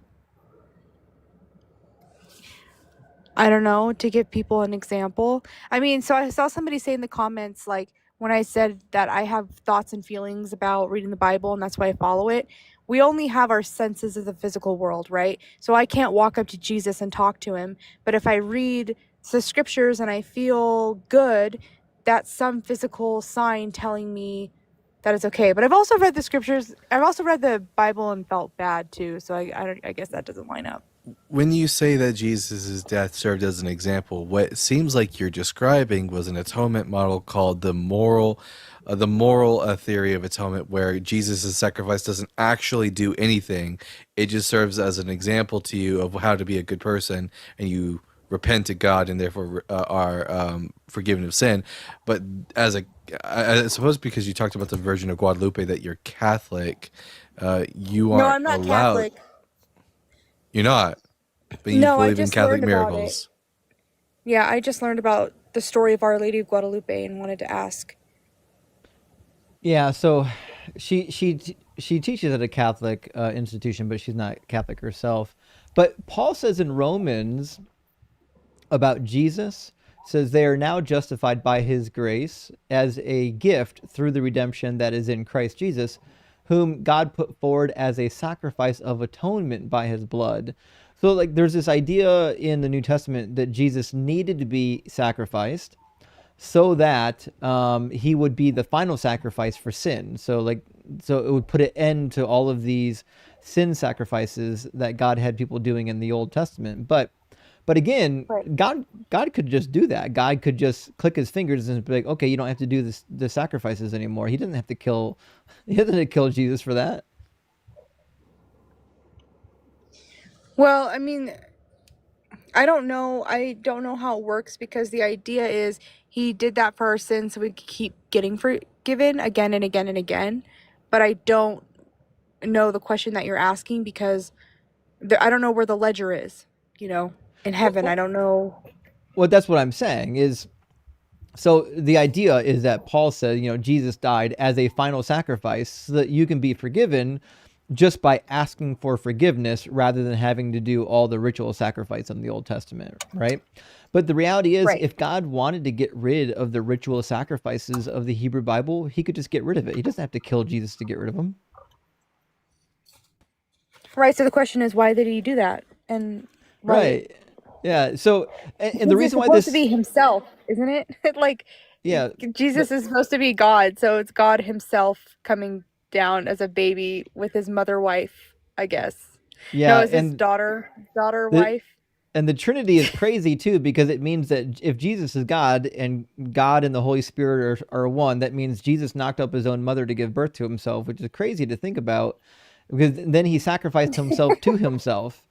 So from the beginning, he knocked up his own mother to give birth to himself so that he can sacrifice himself to appease his own bloodlust. It's a crazy story to think about. Well, see, I actually have a Christian background, but I have a Mormon background too. And the Mormons say that there are three separate people. So God the Father is a separate person, then Jesus is a separate person, then Mary, which means God and Mary had to be together to have Jesus. But Mary being created by Uh God huh. means it would be his daughter, I actually unless prefer there's another the God. I prefer the Mormon version of events. I think it makes more sense. I think the Trinity's dead on arrival. It just doesn't pass the logic smell test. For example, you like the Bible says in Colossians chapter 1 and repeated in chapter 2 that the fullness of God was pleased to dwell in Jesus, right? So that means 100% of God dwelt inside of Jesus. So then what we could say then is that Jesus was 100% God. And this is doctrine for Protestants, Orthodox, and Catholics that Jesus is 100% God. He's not like part man, part God. He's 100% God and 100% man. So, right off the bat, now he's 200%, which is a problem. But also, if he's 100% God, that means he's identical to God. And God has properties. We attribute from the Bible that God has omniscience, he's all powerful, he's omnibenevolent, he's got all these properties. But Jesus wasn't omniscient and he wasn't omnipresent either. I mean, he had a physical body. Omnipresence is out the window once you have a physical body. And he certainly Oh, right. he certainly wasn't omniscient. He says that even he doesn't know the day nor the hour, only the Father in heaven. And then Jesus himself says that the Father is greater than I. So like the Trinity model doesn't really work. It's just a goofy thing, and that's why the Mormons were like, we got to redo this. We can't have the Trinity anymore. Right. I mean, Mormons, I mean, it's kind of its own messed up thing. They've got their own stuff. Someone said the sacrifice of Jesus in church ended human and animal sacrifice around the world. Well, that's the question again. Why did there have to be animal sacrifices to begin with? Well, see, that's the other thing. Yeah, and even in the Hebrew Bible, there's lots of instances where God forgives people and it tells you that He forgives you without the animal sacrifices. It seems like the animal sacrifices are actually ancillary. That God wants them, but He doesn't need them What to forgive you. what does the word ancillary mean? It means it's like an extra a extra benefit in this particular system. Ancillary would be like a support system. So like if I said, "Here's my tractor," and this spare tire is ancillary. It's just something that is kind of attached to. It's not vital to the actual existence of the full structure. Oh, someone said grain offerings are sufficient for the atonement of sin. Well, then why wasn't Cain's, offering accepted if he had vegetables or something Well, and Abel? that was a different situation, but the chat's referring to a pretty popular talking point we use here, which is Leviticus 5:11. There's in the sacrificial law for the sin offering, there's a carve out. It says if you cannot afford two turtle doves or two pigeons, you shall bring as your offering for the sin that you have committed 1/10 of an ephah of choice flour for a purification offering, and this becomes a sin offering that the priest takes up for you. So the shedding of Yeah, blood then the was question is like, oh, I was I gonna say, said that then why not use that for everything? exactly. I said the shedding of blood isn't actually 100% necessary, right? Which means Jesus' sacrifice, Jesus' shedding of blood, if this was supposed to be a model of atonement, well, it doesn't really even match because you don't have to shed blood to get atonement in the Hebrew Bible. Yeah. So I think I've learned about your story a little bit since I've listened, but you were a pastor before, right? Were you a Christian pastor and then you Hmm. studied for your master's and then you returned? So I kind of deconstructed all throughout my educational career. I think it started when I began Bible college. I was still a Christian. By the time I got through Bible college, I would say I was a very, very liberal Christian. By the time I finished seminary, I was basically agnostic by that point. I kind of stopped believing in the Christian version of God, but I still believed in a God. So, which God do you believe in now? Do you believe in God? No, not anymore. I was agnostic for a bit, and I spent some time thinking on it. I couldn't find a good reason to still believe in God. It seemed like I was believing in God as kind of like a remnant of the life that I lived previously. And once it became apparent to me that I couldn't actually justify the existence of a God, and there's no rational explanation for it, and the world makes a lot more sense without a God, I just stopped believing in God.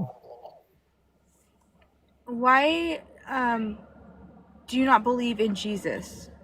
Oh, because he told a bunch of lies. Like When did he lie? he When did he he lie?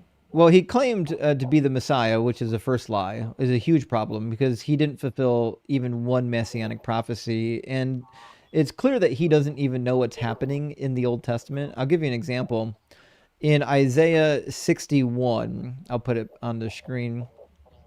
We have a very clear passage that's obviously about the restoration of the Israelites after the Babylonian captivity. And it starts out with the prophet speaking about himself, it seems. It says, "The Spirit of the Lord God is upon me." So, who's ever writing this, the prophet is saying, "The Spirit of God is upon me because the Lord has anointed me. He has sent me to bring good news to the oppressed." Well, that's what the prophet does. He's bringing the good news of this prophecy, if you read the whole thing. And he said, "To bind up the brokenhearted, to proclaim liberty to the captives, and to release to the prisoners, to proclaim the year of the Lord's favor and the day of vengeance of our God, and to comfort all who mourn, to provide for those who mourn in Zion."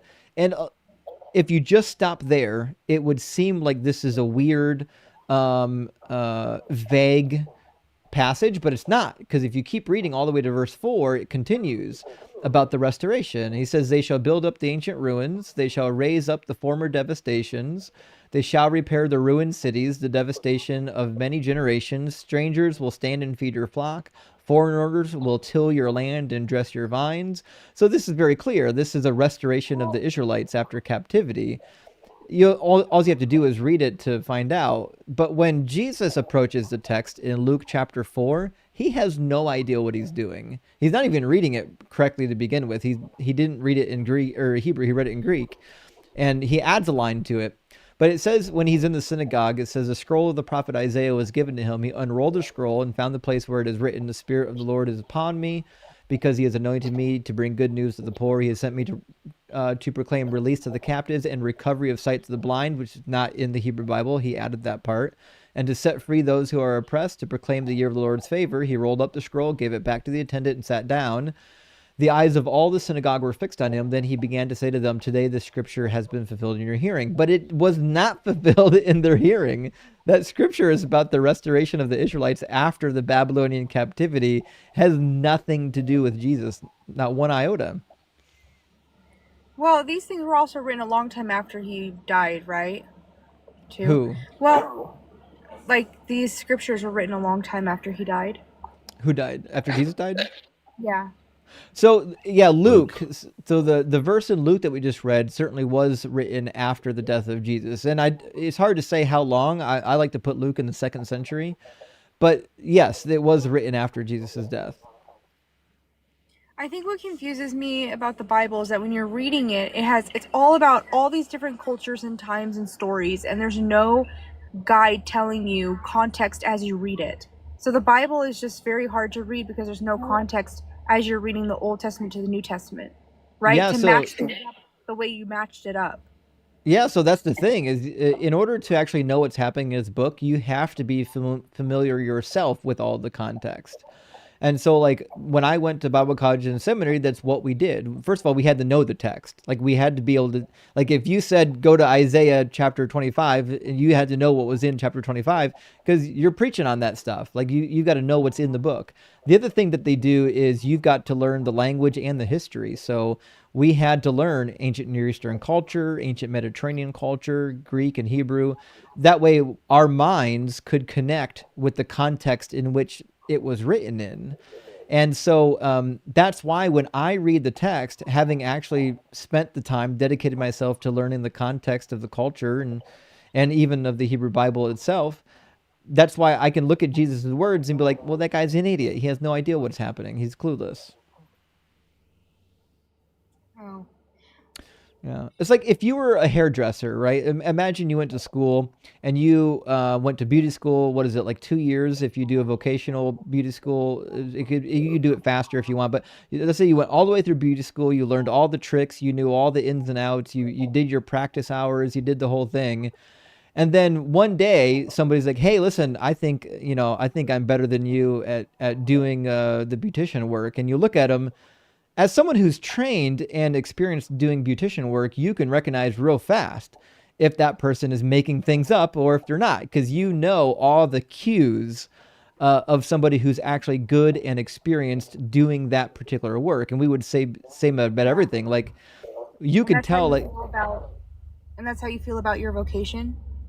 yeah, when you read the New Testament, it's clear that the people in the New Testament didn't understand the Hebrew Bible at all. That is a really serious thing to say. I mean, it's It a serious. Yeah, it is. It's damning because like if you go to chapter 3 of Galatians, Paul makes a gigantic blunder because it's clear two things. One, he doesn't know Hebrew, obviously. Or number two, he's never actually read the Hebrew Bible. He maybe learned some Hebrew, but never actually read the Hebrew Bible. He makes a crazy, like a whole theological statement about the promise given to Abraham in the book of Genesis, and he makes an argument from grammar, which is clear that he doesn't know Hebrew grammar, because if he did, he would know how silly this is. But he says, brothers and sisters, I give an example from daily life. I'm sorry, once a person's will has been ratified, no one adds to it or annuls it. Now, The promises were made to Abraham and to his offspring. And you remember this probably from Genesis, the promise that was made twice to Abraham to have his offspring be a blessing. And it says, it does not say to offsprings in the plural, offsprings in the plural, as of many, but it says, and to your offspring, singular. That is, to one person who is Christ. So, what Paul's suggesting here is because in the text of Genesis, it says offspring in the singular. In Greek, it would be sperma. In the singular, that means that it must be pointing to Christ, not to the nation of the Hebrews. But if he had ever read the Hebrew Bible, he would know that the word for seed, zerah, doesn't show up ever as a plural in the Hebrew Bible. It's a collective singular noun, much like the word sheep or the word rice or the word snow. The word is used to connotate an offspring. You're not going to find it in the plural. Paul would have known that if he was even minimally acquainted with the Hebrew scriptures, but he clearly wasn't. So he made a whole bad argument because he had only read it from the Hebrew text, or from the Greek text. And in the Greek text, they do have a singular and a plural form of the word seed. Although what's even worse is that if you actually read the Torah, the Pentateuch, the Greek translation of the Torah, this word, it only uses the word sperma for when it refers to these passages in Genesis, whether referring to a singular seed or a many seed, it always uses the singular sperma. Even then, so Paul is not even referencing the actual Greek text says. Okay. I feel like when I have my Bible, I also have it's called like the Rose Chart Bible Kit or something. I don't know, but it has like maps and timelines and prophecies and all this stuff in it. And so, um, yeah, I just think it would be cool to sit down with it and like be able to ask you with that in front of me questions about Yeah, you're more than welcome to. what. I have an email and you can join the Discord community as well. I apologize. I get a lot of messages. I don't always get to them right away, but if you have questions, you're more than welcome to. And also, Dalton is incredibly knowledgeable. And like if you connect with him on Discord or anywhere else, he'll be able to answer questions as well. Absolutely. Cool. So I guess my last question, just because there's so many different, ways you can take this direction in the conversation, is what do you believe in if you don't believe in It's Christ? a good Because I'm question. agnostic. I'm agnostic and I'm Christian, so I Hmm. feel like I'm both. But I Hmm. also can't fully be agnostic and I can't fully be Christian. So what is there? Are the Jews right then? Is Judaism it? If they, Well, you know, no. I don't believe in talking snakes or talking donkeys or putting all the animals on earth onto an ark. Well, when I first started deconstruction from Christianity, the thought did cross my mind. Well, shoot, maybe I need to convert to Judaism, right? But the And I reality did is, convert to Judaism yeah, for a time Dalton did before it. atheism. But the reality is, the Old right, because Testament's got its Jesus own was problems. right. I mean, he grew up Jewish. He was Jewish his whole life. So really, us saying we're following him, that's why I say it was Judaism with extra steps. Because, I mean, he was Jewish. We're following a Jewish person. I don't understand where's the rift between Christians Yeah. and Jews. I don't understand why it's all the same thing. I like to call it Judaism light, which is like similar to like if you read the writings of Julian the heretic, he's like, you made a cult of Judaism, but you got rid of all the laws of Moses. You got rid of all the important stuff. And he basically calls it like a bastardized version of Judaism. So I think Judaism light is a good description of it. Like they took the parts that they wanted, the parts that are like easy, like you just have to believe and be a good person.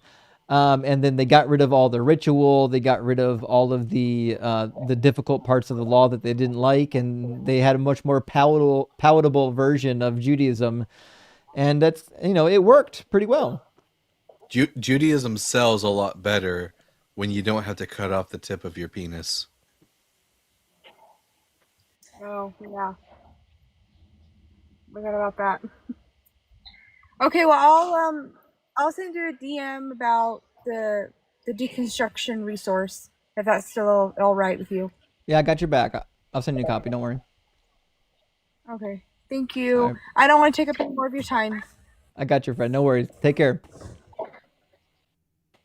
You know, when I first She got had online, I was hoping to have more of those conversations and less of the debates. And she had good intuition. At least she kind of like was able to understand the problems of her own theology and propose better solutions. Like God could just forgive people. Like, yeah, yeah, you're he could. absolutely right, Sam. He's all powerful. He could just Good do on it. Sam. Sam's thinking. She's smart. All right, let's grab a couple of super chats, friends. We'll get our next guest in here. First name, last name. Interesting name. Thank you for the $10 super chat. It says, hello, I have been binge watching your channel for a while. I've learned a lot. Um, IYO. I don't know what that means. What is the biggest problems with people spreading or preaching Christianity, or what are the effects? Well, one of the reasons why we do these debates is because the problem is that you get Christofascism in the United States, and or like in the early days of the Christian Empire, they were like forcefully baptizing Jews, or like during the raiding of the conquistadors, they were invading foreign lands, forcefully baptizing their combatants, and then murdering them in mass.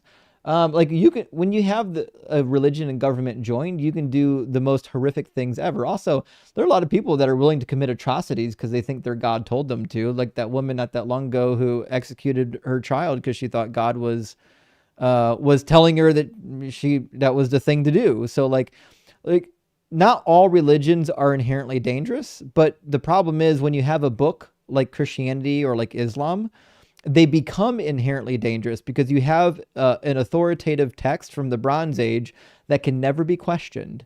And once you have something that can never be questioned, well, however you interpret that text becomes unquestionable, to the leaders of your cult. So that's what I would say. Adam, thank you for sending out 5 DZ Debate gifted memberships. I really appreciate that, friend. And Robin, thank you for the $10 super chat. Says, I play your videos for my parrot. I love this. Mrs. Beasley pictured, beautiful parrot, by the way, when I go to work. One day I will come home to her saying, that was a yes or no question. You know it. You know that's going to happen. If your parrot's listening to this stream, they're going to say, let's try this again. And they're going to say, that was a yes or no question. 1,000,000%. William Rogers, thank you for the $25 super chat. Big W, friend, says, great atheist song. You got pie in the sky when you die. That's a lie. See, now I got to put that on my list.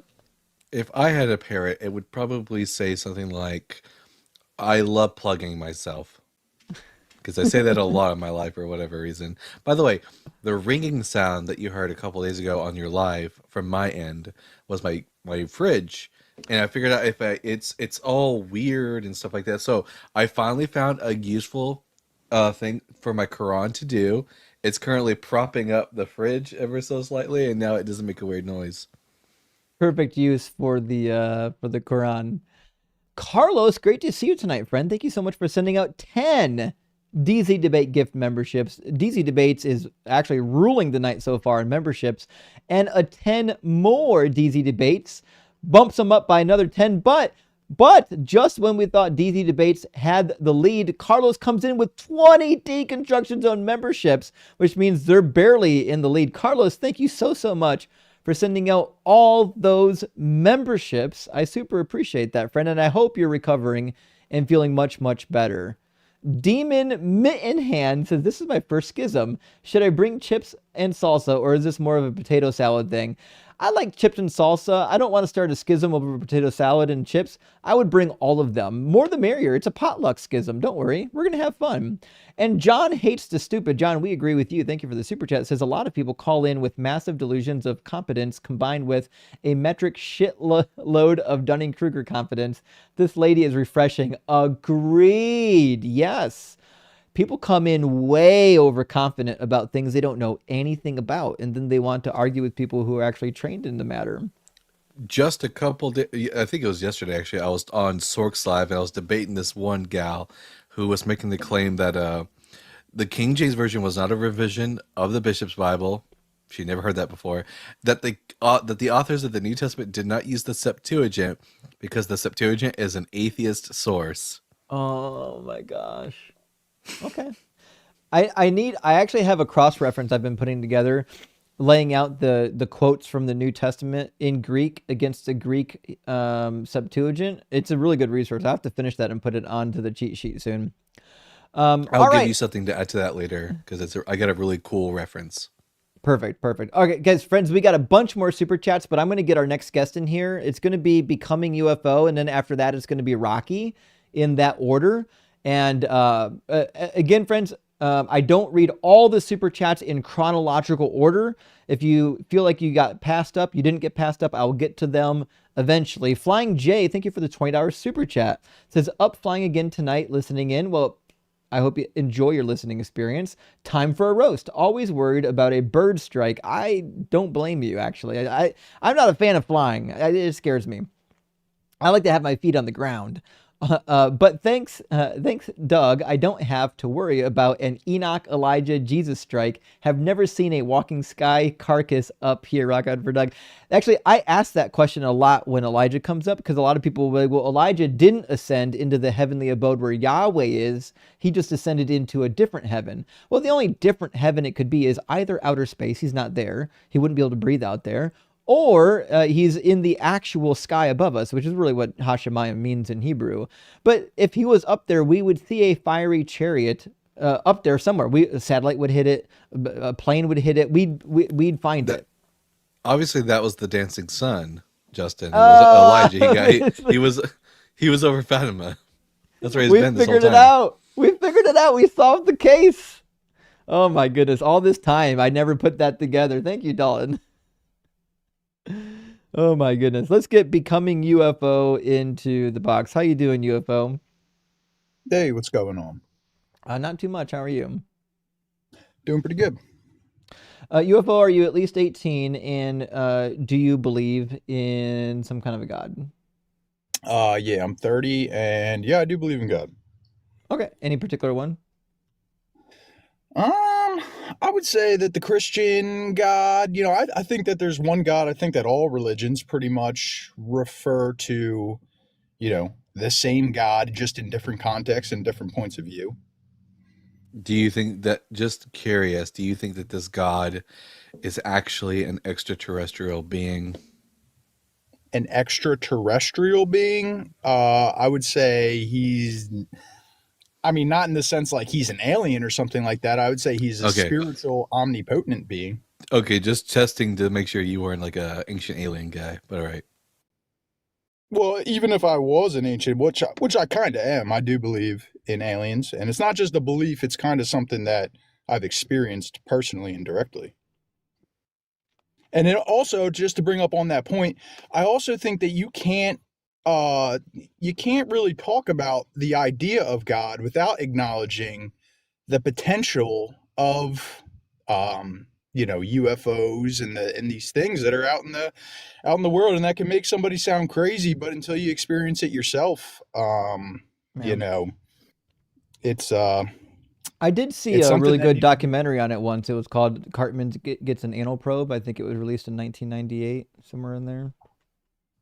Yeah, I mean that, that's funny and all, but in all reality, there are things that just we don't understand totally. Hmm. And And I we believe should that we those should things need to be addressed in order to be able to even talk about what God is or what God means. I think when Hmm. we don't know what something is, we should just say I don't know what that is and leave it at that until we have actual data to support what it is. Yeah, No, I so agree, and I would say, I love sorry to alien cut you. talk. I think alien talk's really exciting, but it might detract from what the viewers are here for. So, but we are really interested in the God that you believe in. As we continue, you might have to explain a little bit more about the God you believe in because it might not be as standard as some of the others. But in your mind, like, what's the most convincing evidence or argument for your particular God existing? So for me, a lot of my belief in God comes from subjective personal experience. I'm not somebody, obviously I've read a lot of the Bible and I've, thought about this and all, and I think that a lot of the things in the Bible are true. But I think that the Bible is something that isn't done yet. I think that the Bible like, or, you call it theological scripture, whatever you want, the idea or the study of God is an ongoing thing. And it's something that we're still experiencing today. The Bible could still be being written today if people took that seriously. And I think that, a lot of people's relationship with God or something like that should come more directly from personal experience than just kind of reading a book and, just, interpreting whatever you read from scripture and then leaving it at that. So I kind of want to get deeper into it, but I'm kind of looking for a jump off point to try to get a little deeper into it. How many gods do you think there are? I believe that there's one God. Okay, so I have two friends that have personally experienced deities that are not the biblical deities. Is that proof that the biblical deity doesn't exist and that those deities do No, exist? no. Okay. I would say that, that there's all the universe, in my opinion, and I think it kind of is scientifically supported, is infinitely complex. The complexity goes infinitely. There's no ending point to how complex a system can get. You can go subatomically down, and even from that perspective, it goes deeper and deeper. So, I know it's kind of like a little vague what I'm saying right here, but like I said, I'm trying to just find like a jump off point in a topic that I can kind of dive in a little deeper. Right. So what I'm trying to figure out is why you think personal experience is valuable, because you don't value the personal experience of others, but you do value your own. So like if Oh you no, I don't, I value the personal experience of others for sure. okay, so I have a friend who believes in Cometicism. She believed that she was visited by two of the Egyptian deities. Do you think that those deities are real?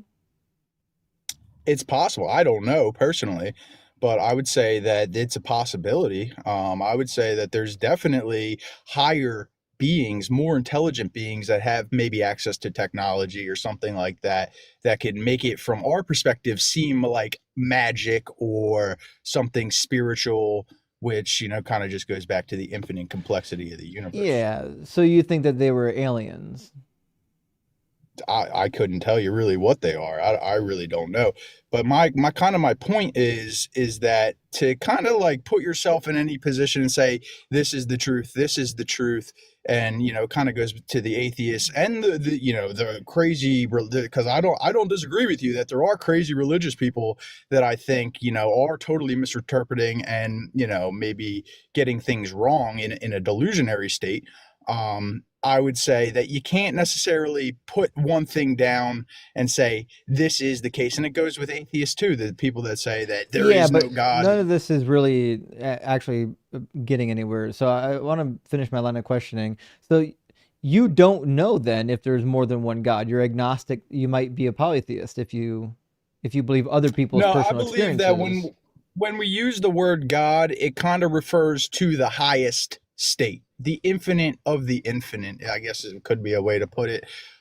So I believe that there's other spiritual beings that, from our perspective, we may see them as a god and say, "Oh my God, that's a god." But that goes back to the infinite complexity. Right. Is that there's Yeah, but always a I higher don't level. think I know you. There's lots of things you want to say, but we have to stay focused on this dialogue real quick. Sure. So what I'm trying to demonstrate is you don't value other people's personal experiences, or else you Oh would no, I do. believe in multiple deities. Because I have two good friends. One of them was visited by two of the Hindu deities, but you don't believe that the Hindu deities exist, do you?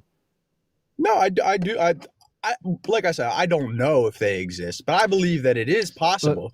And I would say that if that's they hold do, on, hold on. That's my mhm. point, right? Is if my friends' personal experiences aren't enough for you to believe in their gods, then your personal experience will never be enough for me to believe in your God. Well, I'm not saying that I don't believe in their experience, and I'm saying that their experience could be totally valid. Me personally, if they, I'm not going to say, oh, I don't believe in you.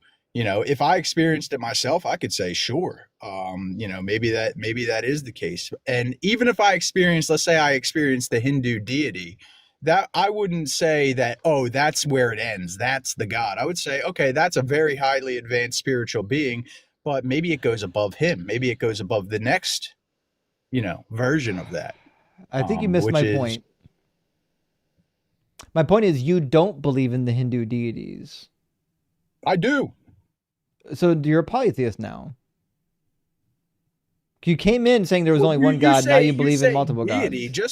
Just because something's a deity doesn't mean it's the end of the line. I'm not asking about the end of the line. I'm asking, do you believe there are more than one God? I kind of think it goes back to the definition of what we're considering God, because you could see a Holy Hindu deity. Hey, don't. I don't. You're kind Buddy, of like we know what a negating God my. is. Okay. Let me just try to think of a different way to put this. Now, go back to the Hindu deity. Somebody experienced a a deity. Um, is that the God? Because I would say that there's multiple, very, very possibly, high level spiritual beings, and yeah, those are not, that's not God. It's itself. But they're real. What are they? They're probably highly advanced spiritual beings that are astronomically more advanced than we are. Well, he might say the same thing about your God. He might say that the Hindu gods are real, but this guy that's being worshipped by becoming UFO is just a lower manifestation. How do you know which one's real? I would say because you look at the entirety of it, and it's an infinite complexity thing. It goes Entirety on of what? forever. The entirety of all of, like I said, infinite complexity. Like it goes infinite. You So can't when look at you if infinite complexity. By Yeah, definition, it's infinite and we're finite. well that's a that deep that's the it's a and deepity. that's It's meant how to it goes sound with deep, but God. it's not really deep. It's quite shallow. It doesn't have any meaning. It's like Well, Deepak Chopra. well, what I'm saying is like you can't really look at God. No man can look at God in his entirety because Well, it is then infinite how do you complexity. know there's one of them? Because I would say because it comes down from my personal experience with the understanding But of the but reality of infinite But again, complexity. you don't value other people's personal experience. My friends who don't believe in your God, that believes in another God, had personal experiences with those gods, which means you only value your personal experience. And that's fine. The reason why you only value your personal experience is why I don't value your personal experience. That's the whole point I'm trying to make here is it's not it's not reasonable to expect others to value your personal spiritual experiences. I don't value yours for the same reason that you don't value the thousands of other people's personal experiences with the deities that you don't believe exist. So I would say that it's a little unfair to assume that I don't value other people's personal experiences, but that's fine because I think that I do value other people's personal experiences. You don't. Um, Because you just well, I said that mean, I my Hindu friend did not experience a visitation by two of the Hindu what? deities. I didn't say that. You lowered them. You lowered them under the status of a god in favor of your god. But he would do the same thing to you. He would say, no, No, these I are would the say real that there's a gods, and that the god of becoming UFO is a lower level entity. no, I would say that okay, you experience these high level, spiritual deities. It's just kind of an open question. Like, is that the end of it? How can we be sure that that's End of the what? end of it? End of the hierarchy of spiritual deities. Well, how do you know that your hierarchy has the proper endpoint? Again, you're going to say personal experience, and I would just point to my friends' personal experience. Again, if all you have is your personal experience, it's no better than anybody else's personal experience. No, I get that. And kind of what like my whole, the whole kind of line of reasoning where I'm coming from is that I believe that we are so locked in a small mind space in our culture that we don't even understand what is actually possible. So for someone to say that, oh, there is no God, we don't even do what's required to be able to experience what Who is said that? actually possible. Who What said was that? that? Who said that? Who said what? That there's no God. Who said what? Who said that there's no God? I didn't say that. Some people What say that. I didn't what's the say. screen I'm not say? saying you said that. My screen says You say. your God is imaginary. Oh, so do you believe in a God? No. Okay, so some people say that there is no God, and that's kind of my point. And my point is that to even come to the conclusion that there is no God from a perspective of such To limited Well, Um, I Well, would you have say the same I that problem. You're coming to the conclusion that there is a God from the same limited perspective. You got nothing. Well, I would say that for me personally, things that I have done within my life are kind of a little bit more unusual than pretty much most people have ever done. But And again, it doesn't matter. Your personal experience in your brain trumps everybody else's personal experience, and their personal experiences trump yours. It's a meaningless endeavor. Again, if all you have is your personal experience, it doesn't mean anything to us. this but I is a say that vibes and my feeling based argument. Do you have the anything other personal than vibes and experience that feelings? I've had and others have had can be experienced by everybody, but it just requires people to do things which they're not comfortable doing. Can I experience this while being in my right mind and not experiencing like a hallucination or some other psychological phenomenon like that? Well, I mean, who's to say what a right mind is? Like, how can you say this is my right mind? Or if you fast in the desert for 40 days, how do you know that that's not your right mind? If you deprive your body of food, which it needs in order to survive, then yeah, you can demonstrate objectively that your mind is being deprived of a sustenance that it needs in order to survive. Your brain is not functioning health in a healthy manner if you're starving yourself in order to make yourself see things that aren't real. So now, there's so many, there's no singular point where anybody can say this is the way that you need to perceive the universe. This is the way that you need to perceive the universe. There's so many subjective experiences out there, but to stay locked in one personal experience and say that this is the only way that you can accurately perceive the universe, it's just kind of, it doesn't really make a lot of sense because you can perceive things through We so many haven't done different that. angles. I'm You're not doing saying that. you have done that. You're the one I'm doing not it, not saying you not have it. us. We're the ones saying No, that I'm personal saying experience doesn't actually mean anything. Like it doesn't matter if I have a personal experience, it doesn't matter if Dalton has a personal experience.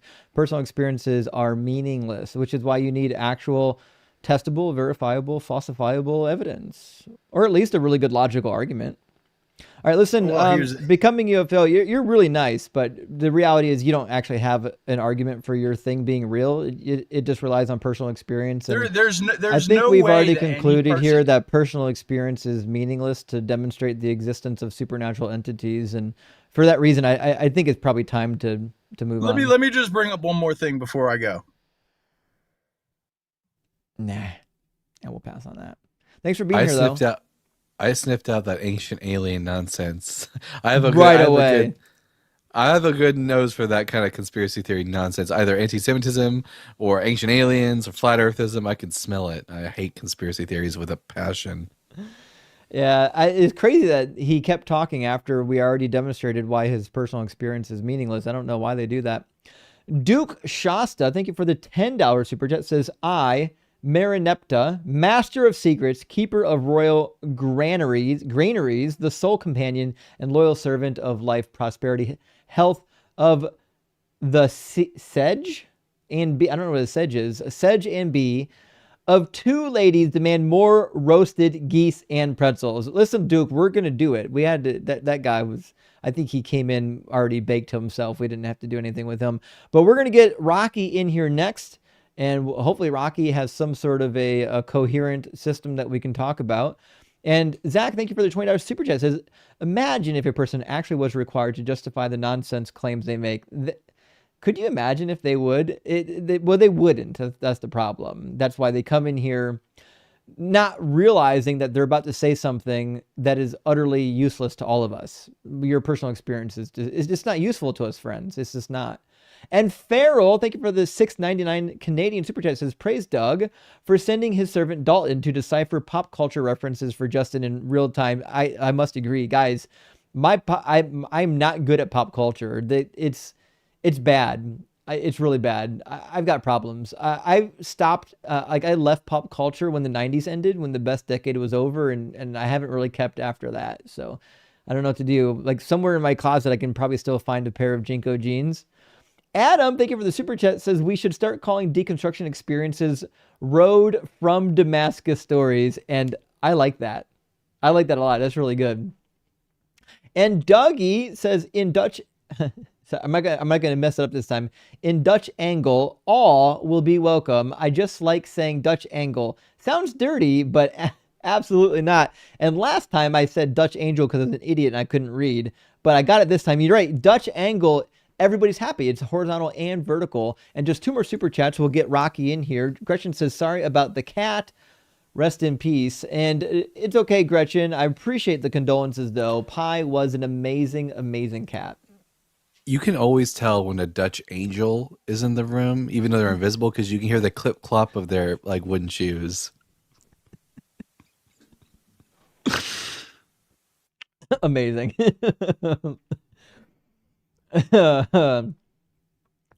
Hammond Molek says, hi, Justin. Glad you saw the post. Imposters are more likely than people think. I agree. In fact, I'm collecting documents right now from ancient authors on imposters. You're going to be surprised when I get done with it and I add it to the cheat sheet. There's so many more imposter accounts that people realize that are out there.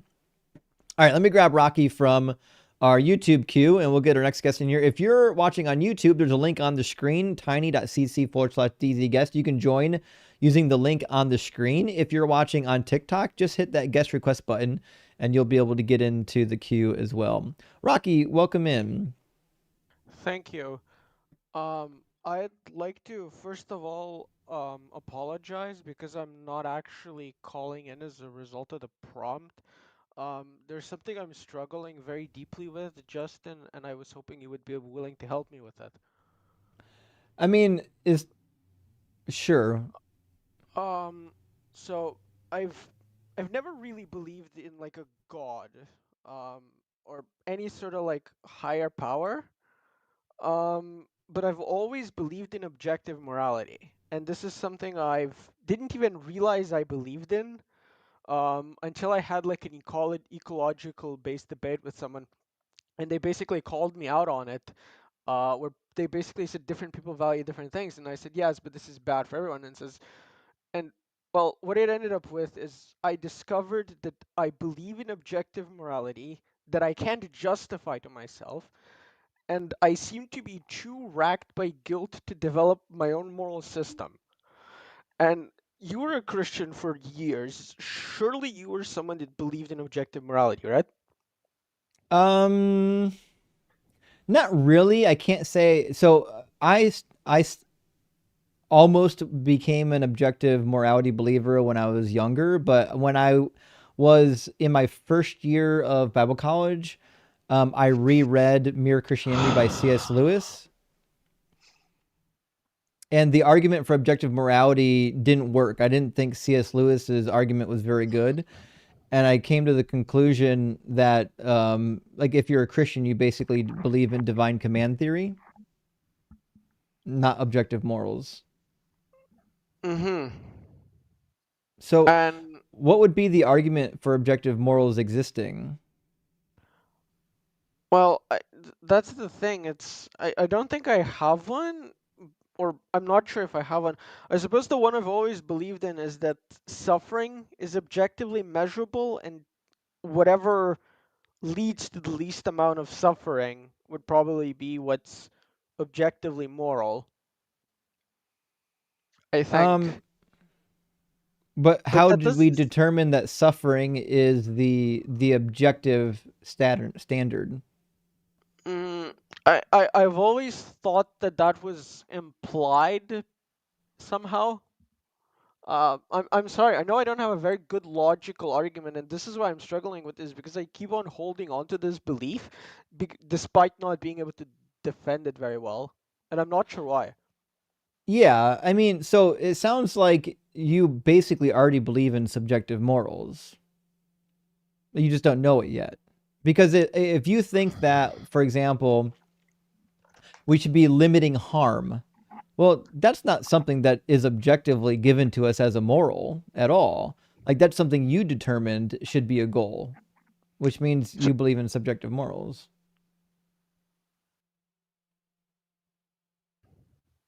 even if I believe that everyone should think the way I do, because I can somehow prove that this is the best method, No, not everyone thinks the way that you do. I I think I th- I'm not sure, but I think everyone should think along this line because if it I agree. prevented suffering, surely that would be positive, wouldn't it? I agree. Yes, this is something that I wish people would agree on, but as it turns out, people don't agree on it. That's why objective morals don't exist, because it would be true whether people agreed on it or not. And the reason why we know that objective morals don't exist is because almost all of the gods and almost all of the humans throughout history was totally okay with slavery up until the modern era. Now, it seems like almost everybody is against slavery, and even the new religions seem to downplay it as much as possible as well. So morality just changes with culture and time. And earlier you said that if morals were objective, people would agree on them. But No, even didn't you? Or did I no, mishear no. you? If morals are objective, we could at least agree on what they are. That doesn't mean that people would necessarily come to an agreement um, across the board, because like you could know what objective morals are and still decide to do otherwise, or decide for yourself that you don't want to follow those objective morals. So I don't know if you would necessarily come to an agreement universally, but we could at least point at, like if you're having a good faith discussion, we could at least point to the objective morals and say here they are, right? But we can't do that. Can we point to the objective morals?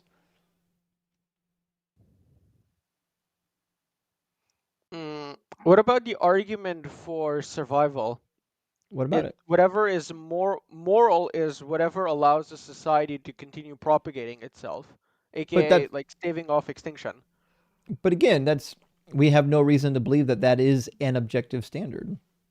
Because there's people that are anti-natalist and think So all what? humans should be wiped out because it would wipe out all suffering. Right. I mean, again, whether or not it's something that most people agree on has nothing to do with whether or not it is in fact objective. It just means a lot of people agree with it. hmm And when you came to building your own moral framework, how did you do that? Well, I started with the premise of do the least amount of harm and the most amount of good. That's my moral framework.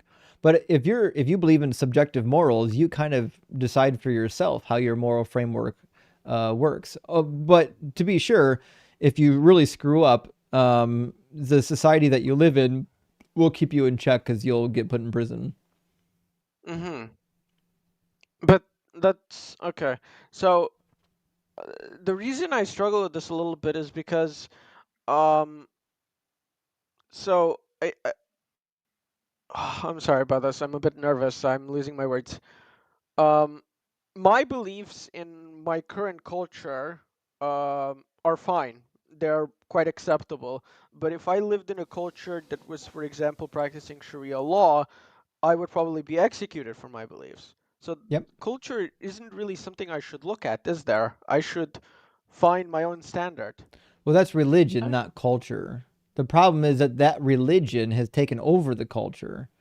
The problem isn't that cultures exist. The problem is that there are toxic religions that drive people within culture to do horrible shit, just like they did in Christianity, just like they're still doing in Islam. And maybe they'll do it again here in America. Maybe they'll institute Christian nationalism. See how well that works the second time around. Mm-hmm. All right. So why did you decide when when you went about designing your own moral framework specifically on do the least amount of harm? If I can ask, like, why Because it that makes specifically? because it makes the most sense to me personally. That's the definition of subjective. So it was basically what you felt was right. No, I said it made the most No? sense. Makes the most. Could you elaborate? I don't think I understand. But it's the most logical position to hold. If you don't want to be harmed, you should have a moral framework that says we don't harm each other. If you Mm-hmm. want to be loved and to be valued, you should have a moral framework that says love and value each other. It's just logical. It has nothing to do with my feelings. Mm, but what if you specifically harming someone would stop other people from being harmed by something else? How Well, does now that you're work? just Oh, you're just doing the like trolley a problem. really silly utilitarian nonsense. That's meaningless. Like if your goal is to do the least amount of harm and the most amount of good, There's like 10 different ways you can solve the trolley problem. But the reality is, actually, well, there's two ways you can solve the trolley problem. But the reality is, you have to decide that for yourself. Like, what does it mean to do the least amount of harm and the most amount of good? That's something you have to figure out for you. I That's know what it something I've. means. I know what it means Huh. for me. If I can save 6 million Jews by executing Hitler, I'm executing Hitler Hmm. because I'm a utilitarian. And you would be willing to make that choice and live with it and commit to it. Yeah, if I knew the future, if I knew that Hitler was going to gas chamber the Jews, I would off him in a second, and I would sleep like a little baby for the rest of my life. But it's not so easy, is it? Because we don't always know what a No, it's person is easier. planning or what a person is thinking. Yeah, Because that's you why said you you. don't go around. That's why you don't go around offing people. I know, Uh, because you don't know the future. You don't know what's going to happen. So again, mhm. like these aren't difficult. You do the most good that you can do within your given situation with the information that you have. You Mhm. can't control over the variables of the future. You don't know what's happening in the future. And I don't think I've gotten over that quite yet. Well, you already believe in subjective morals. You're just coming to grips with it. Mhm. Most people don't actually believe in objective morals. They only think they believe in objective morals. They've been programmed to believe that morals are objective. That's Y- how you can enforce your laws because they're objectively good or bad. But reality is there's not a good argument or any good evidence for morals being objective. Yeah, and I think I'm at the beginning of this realization. The problem I have is that I'm either overwhelmed or too guilt tripped to like completely loosen this like programming, as you've put it. Right. Do you have any advice for me in that regard, or just go about it, make your own system, make it up? Yeah, listen, do some thinking on it. Sit down and think about it. What makes the most sense as a moral framework? I think you'll probably end up where most of us end up as atheists, which is do as much good as you can and a little bad as you can. And like even in the East, that's their philosophy. That's how you get like the karmic philosophy. You know, what goes around comes around. The reality is, if you live a life on subjective morality and you think it's okay to harm others, well, you're next in line. If you think it's better to do good to others, then guess what? You're next in line for that too. If you want to reap the rewards from society that you live in, you have to be an honest and good actor within that society. It's kind of like, my motto on this channel is you help people when they need help. It doesn't matter what's going on, you drop what you do and you help them because one day you're going to be in need and you're going to need help. And the reality is, if you don't spend your time helping others, why would they spend their time helping you? I fully believe that like you need to live the life that you want to see in the world. And I think that's a fine moral framework. The problem is obviously how to implement it is different for everybody. Hmm. And how far do you personally go to try and convince people of your moral stance? I Let's say you don't. met some, you don't. So you let everyone basically, even if someone thought through an opposite moral lens than you and acted against what you thought was the best interest, you would let that person just act. It depends on what they're doing. If they're harming others, obviously I would try to prevent it. Mm, But if they just came to a different conclusion than me, if they just came to the conclusion that, hey, like it's really good to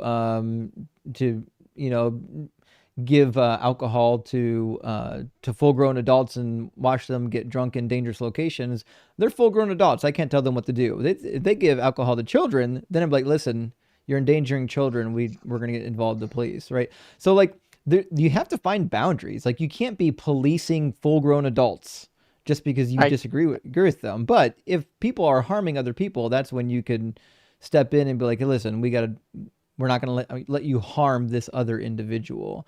Like, but that's a balance you have to figure out for yourself. Like, I don't go around telling people they have to live by my moral framework. That's crazy. mhm. But listen, Rocky, listen, I do love a good moral debate or good moral discussion, but people are here to watch a debate. Yeah, I'm So sorry for we calling gotta. in. I'm sorry for disturbing the stream. I'll just say thank you.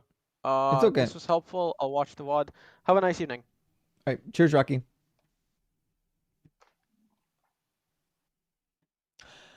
At first, I thought he could be a troll, but the more I talked to him, the more I realized I think he's legit. I think he's a real person. Yeah, he seemed genuine to me. I think he's a little bit nervous. Let me grab just a couple of super chats, friends, and then we're gonna get Sassafras in here, and then Crismo after that. But Crismo, you've got bad reception. I can tell on the YouTube queue because I can see your device data. You better get some Wi-Fi if you're going to come up in here. If you come up here with 3 red bars, we're not going to be able to have a conversation. You're going to get frustrated, and you're probably going to get dropped. So while we're reading these next couple of super chats, find your Wi-Fi and get connected. Unashamed, thank you for the super chat. Says, in loving memory of Saint Pi. Indeed, Saint Pi. I'm going to replace this painting behind me with a photo of Pi. That's what we need. Pi was cute. He was such a cute cat.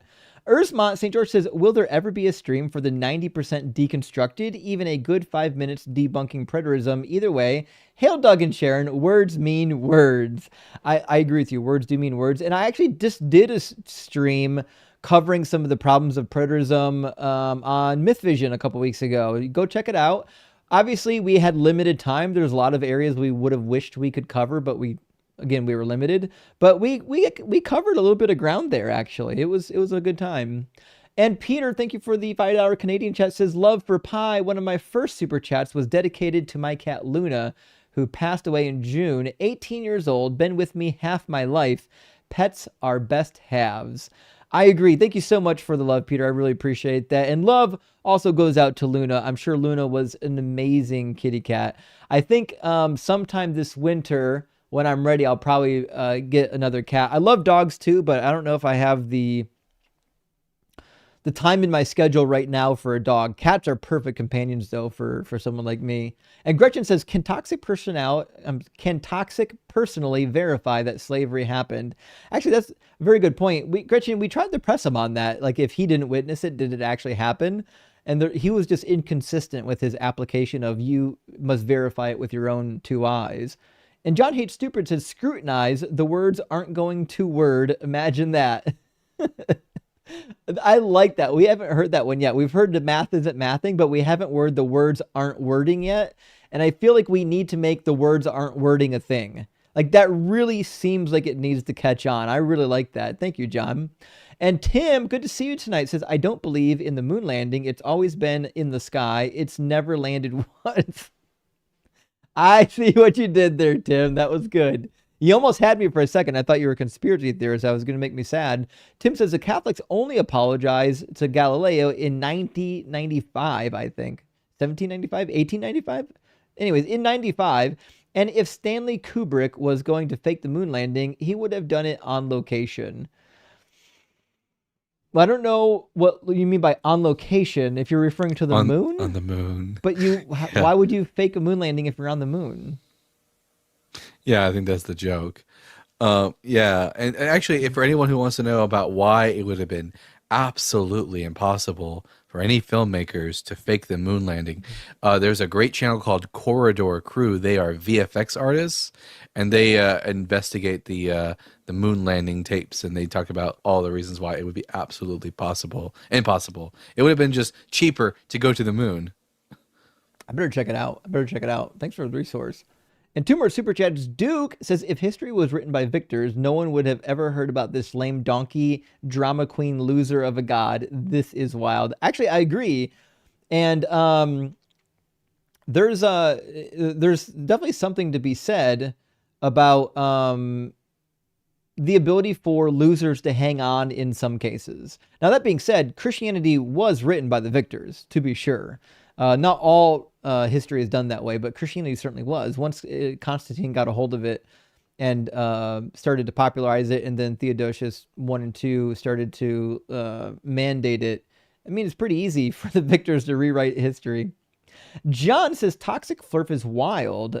Did he literally Google conspiracy theories and brought a membership one by one? I think his preacher skull effed him too hard. Rock hard for Doug. I was a little bit shocked, but here's what I know about people who believe in conspiracy theories. if they believe in one, they believe in many. You don't find people who believe in one conspiracy theory. What's crazy is that he's Catholic, and modern day Catholicism accepts, for the most part, like the standard science, evolution, the Big Bang, all of it. Yeah, it's crazy. Steve says infinite love to Pi. Thank you, Steve. I really appreciate that. And last one, we got a follow up informational super chat from our friend Drew. Drew says, thank you for this. The Pope apologized about Galileo in 1992. He waited to 1992 to apologize to Galileo? Although toxic misogyny kind of strikes me as like a set of a contest, he probably doesn't believe that any of the popes since the Second Vatican Council are valid. He gives me that vibe. Yeah, actually, you're right. It really does. The Catholic conspiracy theories are fun too. There's a bunch of those. How you doing, Sassafras? I'm doing all right. Sassafras, are you at least 18 and do you believe in God? I am well over 18. I don't believe in a God, but I do think I believe in an objective morality. And I would like to, I know. Yeah, we're not doing that. We're not doing a philosophy debate, guys. The name of this debate is Do you believe in a God? Not do you believe in objective morals? Not interested in that at all. Not remotely. I mean, it would be interesting if that was an argument for God. But if that's not your argument for God, I'm not interested in hearing the argument. All right, let's grab our next guest. We're going to get Bob from the YouTube queue. Give me 1 second. We'll bring Bob in. Welcome in, Bob. Bob Saget, back from the dead. Yeah, I can hear you. Are you at least 18? And do you believe in God? Definitely, and yes. Okay. Like, there's like a little bit of background noise. Are you like in a windy area, or what is that? I'm not. I'm in, is that better? Maybe? Not really. Maybe. Might just be a little bit of background noise. Give me 1 second. I'm going to turn noise suppression on your system. Okay, try it now. Yeah, it's a little bit better. Yeah. Better. Yeah.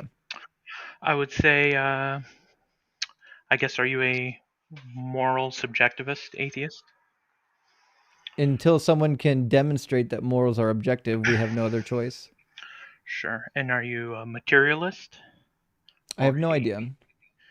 Okay. Currently, until someone can demonstrate something other than materialism, I think that's the default position, is it not? I suppose, but would you say there are immaterial, universal, invariant laws of science? No, I don't. I don't believe in any transcendental categories.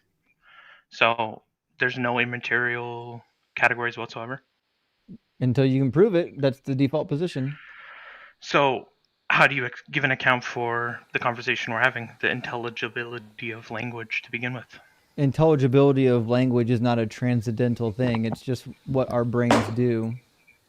Yeah, I would say you think about things, and you have neurons which fire and other like physical processes in the head, and then the words you speak are also physical because they're just sound waves. And you're basing neurons and all of this on what? How would you give an account for neurons? How do you know we have neurons to begin with? Develop neurons. We opened up people's heads. How do you know we have a brain if we don't have a? Well, you know, today's your lucky day. There's an actual physiologist up here. Sarah, do you think we have brains? I certainly do. In fact, I have seen them. What about that? Awesome. So that's your personal observation, but how do you know we have neurons, for example? You're trusting the laws of science and deduction and all these studies done on the human body. Not a law of science. Go ahead, Sarah. You know, we can see neurons too, right? Sure. So how do you come to these observations, and how do you know they are consistent throughout time, past, present, and future? Did she say that they are? Why are you putting that on her? Making the claim that we have neurons. She saw one brain with neurons. How do you know that is true across every human being?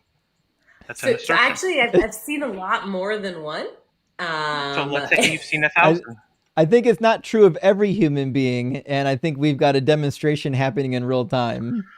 Ooh, spicy. But you still haven't given account for a Yeah, bunch of this I think claims it's you're kind of making I think that it's kind of wild that you're assuming that every single brain we've ever witnessed has neurons, and unless you are able to examine each and every single brain independently, that you cannot know if other people have neurons. I think that's not my claim. no one That's not my claim. seriously would ever think that that's a good argument. My Yeah, claim imagine is believing it's not my that you argument though. can't say that brains have neurons universally unless you've seen every brain, but then also believing in a Again, God not which my you've claim. never seen whatsoever. Again, not my claim, not my argument. Try So again. why were you asking me? What are you asking me then? Because your host, Justin, is your name, I No. assume.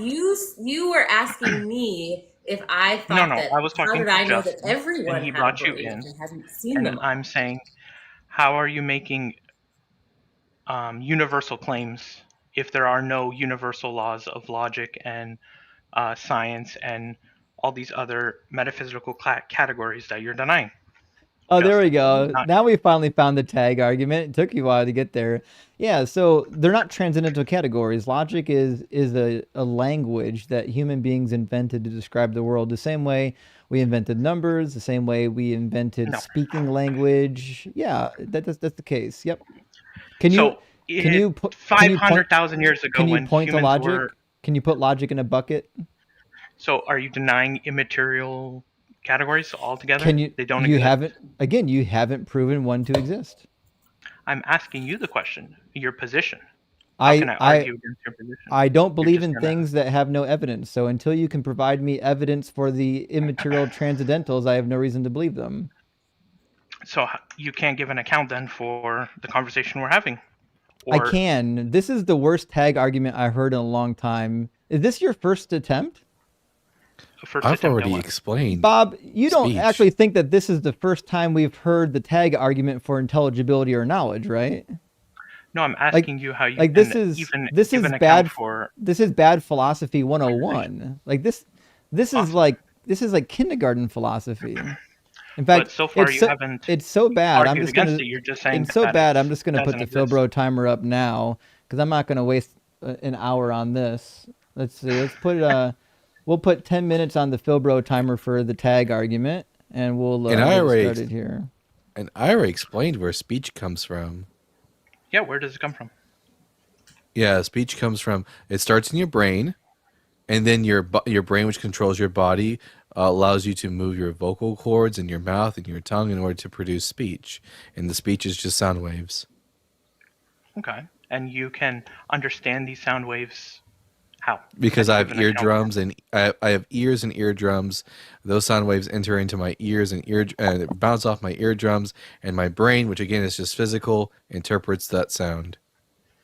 So there's no immaterial, nothing in your brain, just neurons firing. No, There's no soul behind it. There's not that. No, the nothing. soul is the most dead concept in all philosophy. Okay, Irony. so there is no hierarchy of value of life between a dog and a human being? That's a Well, crazy pivot from doesn't Well, transcendental follow. I'm asking. argument. That does follow. If there's no soul in the human being, then why do humans have more value than a dog or a Because pug? we're social, because Homo sapiens are social species, and members of a social species tend to value their own members over others. Okay, so you value based on the fact that we are a communicative species. That doesn't really follow on why we have more value than a dog. Dogs It's pack not up. inherent value. There's no such thing as inherent value. If that's what you're getting at, it's subjective. I'm a human being, and therefore I value other human beings over dogs. Okay, so you wouldn't make a moral judgment on someone who makes the claim that humans don't have any value whatsoever? I can judge whether or not it fits with my goal, What's your goal? well-being. And what do you use to define well-being? Is your just subjective standard of what? Yeah, I think we can all tell that if I make someone eat battery acid, it's not conducive to their well-being. Like, that's objective. You can Then why should tell we that something care is not about the conducive to the well-being? well. Generally, people who don't care about the well-being of others usually get put in a room, and we throw away the key. But if listen, Phil, bro, if you're telling me that you don't like desire the well-being of others, that's you, bro. But the majority of us do because we're a Yeah, social species. yeah. I mean, Bob, you So don't think other you animals do are you value social. the well-being of others? Sure, I can give an account for why we ought to follow the well-being of No, no, others. you can't. And I also, sure giving an account for something has nothing to do with whether or not objective morals are true, which is what you're attempting to do right now. So I already know the argument that you're doing because we've heard it 4 million times before you, which is you're saying you don't like subjective morals, therefore you must abandon subjective morals and believe in No. objective morals. But again, you haven't demonstrated that objective morals actually exist. So no, it's not that I don't like your subjective morals. It's that they do not Well, hold up prove that scrutiny. objective morals exist. You would need to. Yeah, you need to prove that your God existed first, and then they still wouldn't be objective; they'd be subjective to the mind of God, which means you actually believe in divine command theory, not objective morality. I So bet you're no, a my Christian argument too. Are you again. an Orthodox Christian? No, Catholic Christian? no. An actual Protestant Philbro? Philbro. What do you mean by Philbro? Philbro is the same thing as a gym bro, except that they do philosophy. Interesting. I've never heard that term before. You're new here. It's okay. I saw you arguing about subjective morality, so I thought I'd hop in and see how that pans out. But it Yeah. seems like you are deferring The from Bible, the Christianity doesn't consequence solve the problem. Christianity doesn't Yeah. solve the of the problem of problem. subjective morality. By the way, you also hold to subjective morality. So, In Bob, what are you a sense? Christian? Yes, I already answered that. Oh, sorry, I already forgot. So then you believe that whatever God does is by virtue of God doing it good. Not necessarily. So if God tells you to do something, you would be right to disobey him? If God told me to do something, I would be right to disobey him. What do you mean by that? Is disobedience always wrong? To God? Yeah. Like disobedience to God? Disobedience to God. Yeah. Is it wrong to disobey God?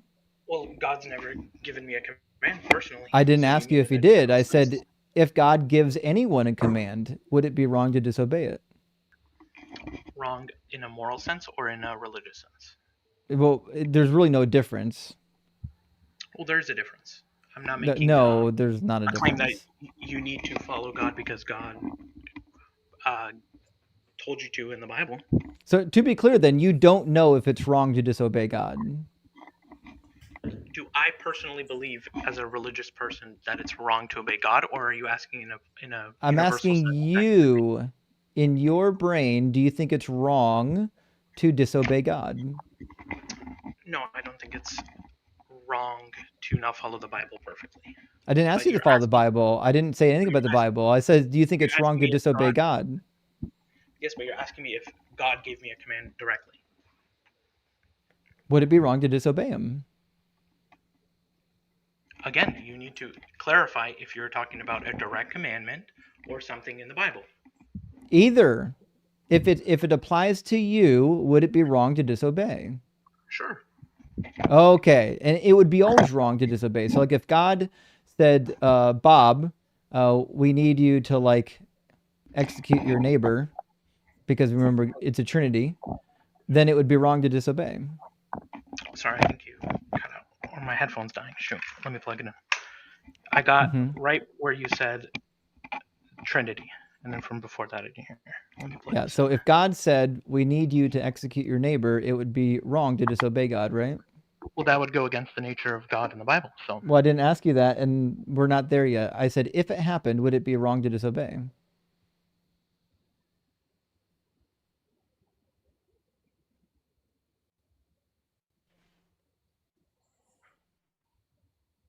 Think long and hard. oh, okay, sorry. I plugged it in and it cut off. You said I said it would go against the nature of God in the Bible. And I So said I didn't ask if he would do it. I said if he did it, would it be wrong to disobey? It's a hypothetical. That's a false It's dilemma. not a false dilemma. Try again. If God told you to execute your neighbor, would it be wrong to disobey? Which he does in the Bible. It does not go against Yeah. the Bible. By the way, it's certainly within God's nature to tell you to execute your neighbor. Have you not read Exodus, the golden calf incident? Have you not read the other incidences where God has people go out and kill their own kinsmen?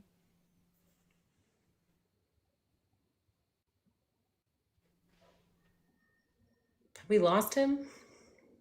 I don't know. I think his connection's going in and out. I think even God's embarrassed. Oops.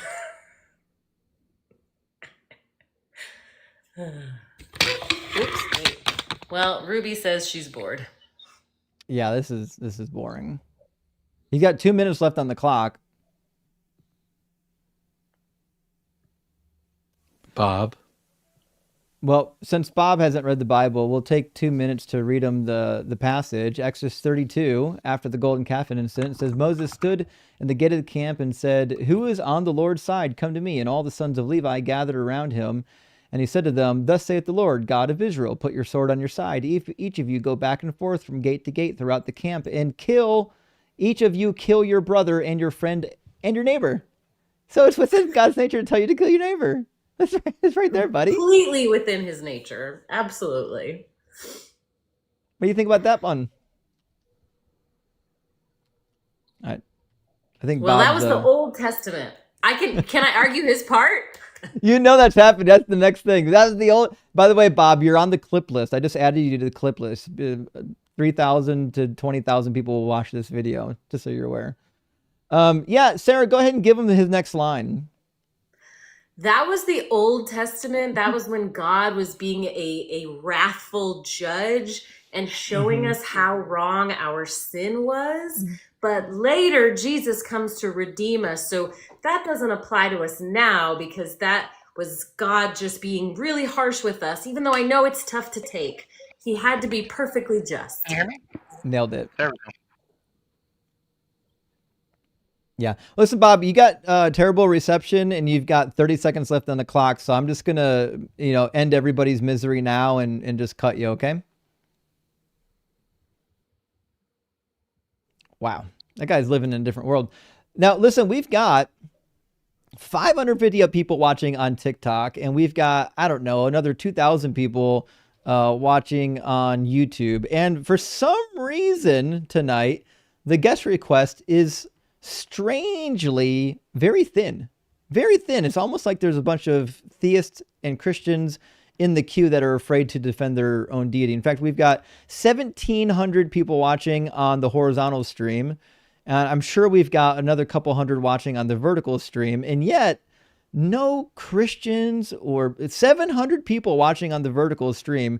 So we've got 2,400 people watching on YouTube. And surprisingly, only Wally in the YouTube queue. Wally's going to get lonely over there. That's crazy that none of these Christians actually have the fortitude to get into the box. So let me grab just a couple super chats and we're going to get Jesus Mega Trump 2028 in here. I can only assume that this will be a completely level, rational, linear, good faith discussion. Good question says, morality is our reaction to a moral action. No oughts. Ethics make morality and add the oughts. Evidence, chimps and crows have moral qualms to injustice, but no, not much written about rules. Agree? Listen, I don't get into the minutia of the difference between ethics and morality. Those are for the philosophers and the ethicists. I get into saying blanket statements like, hey, don't be a dick. And even sometimes I have to say that to myself. Sometimes I'm the dick and I have to go back and try not to be a dick in the future. It happens sometimes. Brandon, thank you for the $10 super chat. Suggesting your God is imaginary. Prove me wrong. Believer, how can you question the existence of God when every brain on earth is not accounted for? Super read. It's the worst argument I've heard for the. Like, I know he came in wanting to run tag and he clearly didn't know how to run tag. So he had to pivot to, well, if you don't see it, it's not real.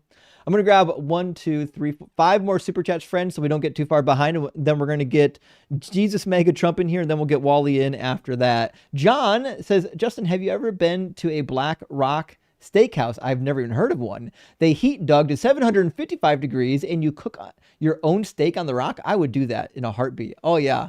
I don't mind cooking my own steak at all. I would love to cook my own steak on a big old rock. I'd worship at that altar. S says, I knocked out Iron Mike, beat the Patriots in the Super Bowl, and threw 8 no hitters and balanced the U.S. budget spiritually. Remember, if you don't like what the Bible says, it doesn't matter. Jesus fulfilled it spiritually. He didn't fulfill it literally. I'm going to pay my taxes spiritually this spring and see what happens. No Guard says, can you add a tab to the cheat sheet called Justin's Bookshelf and list all the books that are on your bookshelf or suggest commentaries? Oh, buddy. Yeah. Yeah, I can do that. You have so many books. I have a lot of books. Just hire a librarian to catalog them for you and put them on the cheat sheet.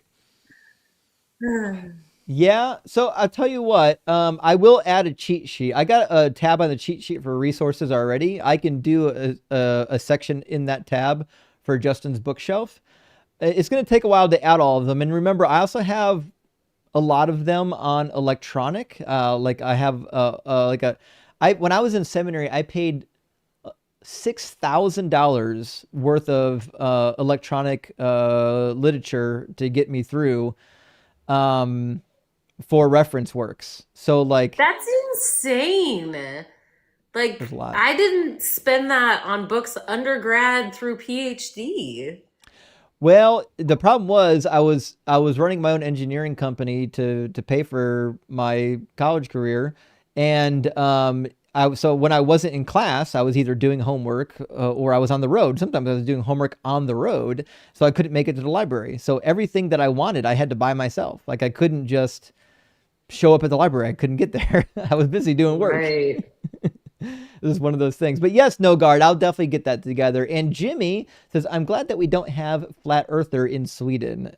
Well, I don't know about that. You might. Obviously, you guys are more sane than we are, but you certainly might have somebody. And last one from our friend Duke says, to send thoughts and prayers is to help spiritually. A prophecy can be fulfilled spiritually in future partially multiple times by abolishing it. I see that's very tongue-in-cheek, but yes, you can definitely fulfill a prophecy spiritually by abolishing it. That's definitely the way that Christians want it to work. All right, let's get Jesus Mega Trump 2028 in here and have a very linear discussion. How you doing, Mega? I can't say this with a straight face. Let Wally on. Bye. All right. Okay, so he's trolling. Okay. I'm glad you're a troll and not real. Thank you for that. I appreciate that. I was ready for crazy to happen. Oh, I was not. Oh, yeah, poor Sarah. I have this sister. Sarah, you have to do what I did. I finally got a stress ball rather than having to yell over the guest. You'll see me feverishly destroying a stress ball today. Wally, welcome. That's what she said. Wally, welcome in. Are you at least 18? And do you believe in God? Yes, I'm 18, and I don't think I believe in God anymore. So, well, congratulations for being on the correct side of reality. There's something we yeah, can do for you. I have an interesting background. So I have a Muslim background, and then I got married to a Christian girl, and then she tried to convince me a lot about like Christianity. So it seems to be the cuter version of religion, like Yeah. to be. So like you've got of the Abrahamic varieties, you got Judaism, and then Christianity is Judaism light, and then Islam is Judaism violent.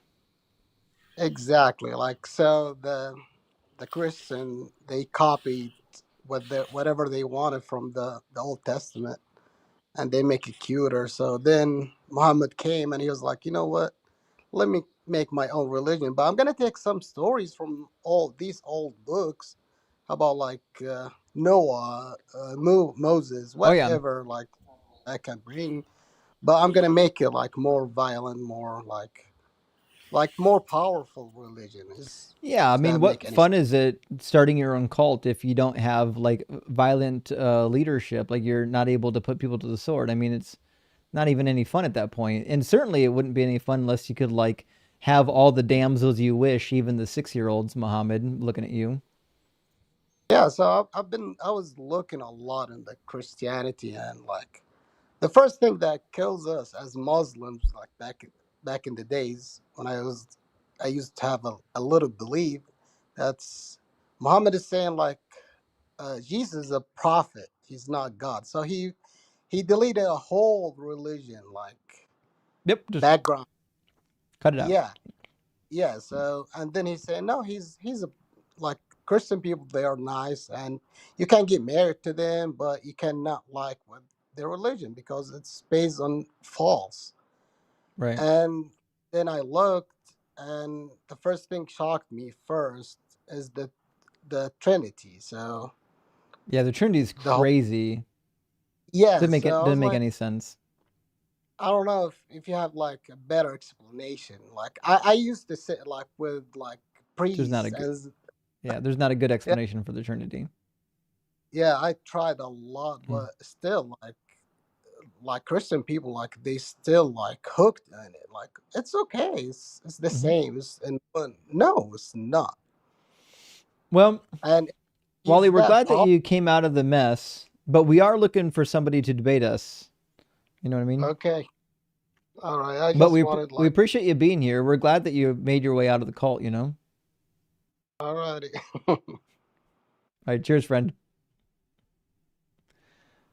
W. Wally for using some critical thinking. And Sarah, I hate to do this to you, but all the Christians are terrified of requesting up, except for one, apparently.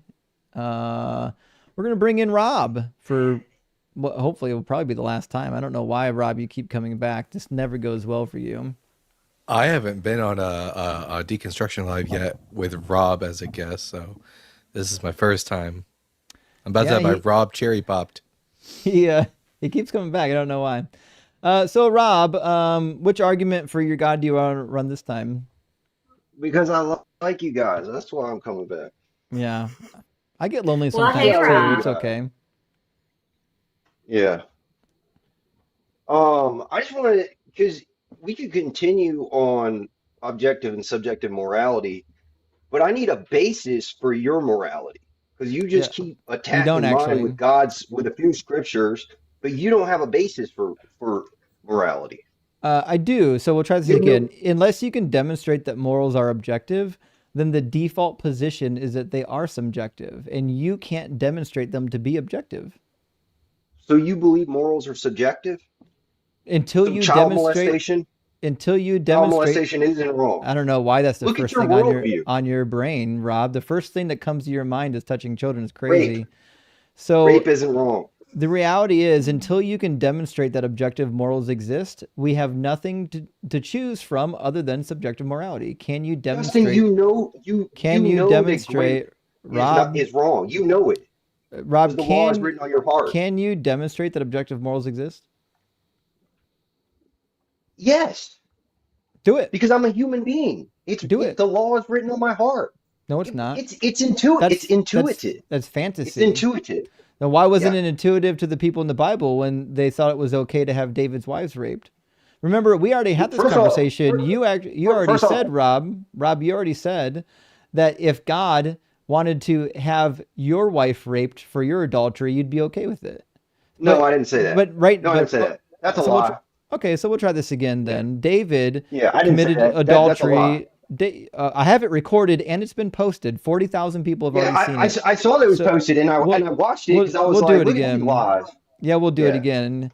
We'll it's make it. not true. I didn't say We're that. gonna I did make it not say happen that. we're gonna make it happen a second Yeah, time. yeah. So Go ahead.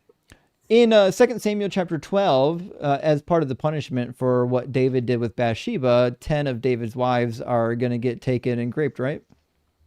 Yeah, as part of a prophecy, God said, because of your sin, your wives will be slept with or taken. It does not say rape. And then Yeah. Oh, you Absalom fulfilled that prophecy. God could see the future. He knew what was going to happen as a result of to the sin of David. to be clear, the women were raped by their son-in-law, correct? No, they were not raped. It doesn't say that. It says that they were taken and they were slept with in public. What's the penalty for committing adultery, Rob? You know what? There's all kinds of freaky stuff was happening because sin was happening. It Try does not this say a again, rape though. Rob. That's a lie. Rob? You're lying on the text, Justin. Rob? What's the It does not penalty? say raped. He's crashing already. He can't even control himself. It's not even No, been I'm 5 minutes. here. I'm here. I'm not crashing. I'm He's good. crashing so hard. It's gonna go Yeah, like you're every other. crashing and trying to put it on me. It's gonna go like every other debate he's ever been in with me. He's gonna crash It's out. all good. So, It's all so good. we'll try this again. It says that Absalom stormed the palace, right? Yes. Okay. You know and what then, happened, Justin. And then yes. and then it says that he took the advice of Ahithophel and took 10 of David's Ahithophel, wives to the Yes. top of the palace and slept with them in broad Yes. daylight, right? In front of all, well, in a tent in front of all Israel. Yes, it was a terrible thing. That's Yes. right. It wasn't Yeah. terrible to you. It was consensual. Yeah. Yeah. No. Well. Yeah. Was it was it? consensual. Oh, Wives are now you're lying. Yeah. Oh, you knew it was But- terrible. The lies you No, have to it tell was yourself, terrible. Rob. It was terrible. And It's it was crazy. consensual. It was terrible and consensual. What was terrible about it? What was terrible about it? It's adultery, like you said. Okay, well, it wasn't adultery. Adultery. Because what's the punishment Yeah, for adultery? Yeah. Rob, What's the punishment for in the Old Testament? Yeah. Under the law of Moses, it was stoning. Okay, did they get stoned? No. Oh, it's almost like they didn't commit That's what- adultery then. that- So if you actually that's what followed it happened. up, when you go to the end, go all the way to chapter 20 or 21, I think it's chapter 20. Go all the way to chapter 20. David, after the coup, Rob, I don't know why you think you're going to talk over me. It'll never Do you work here. follow, man? I need you to track for 5 seconds.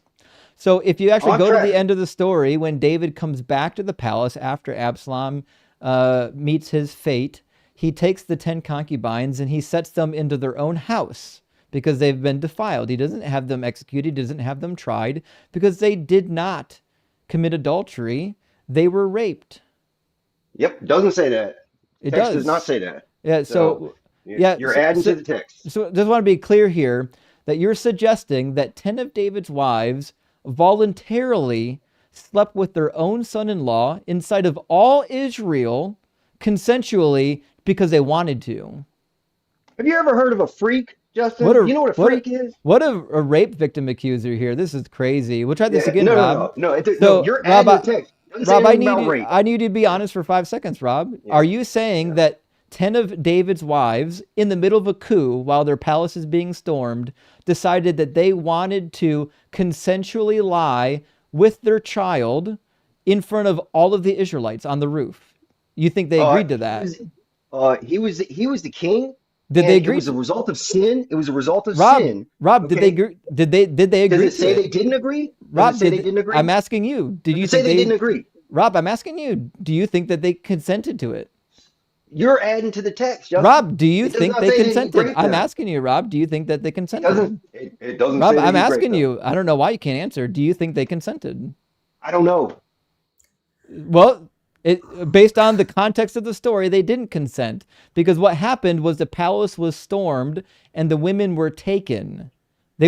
They weren't consensually doing anything. This type of rape victim blaming is embarrassing, and God is not above having women raped. You don't even believe he it. says so You don't believe in the Bible, so what do you He care? says You so don't believe in the Bible, Isaiah. so what do you care? Here comes the crash out. You're getting ready to hang up on me. I know. He's crashing out so hard. He wants to be You hung don't up even on. believe in the scripture. So I what don't do you need care? I don't need to believe in it to show you So how what does it matter to horrible you it then? is.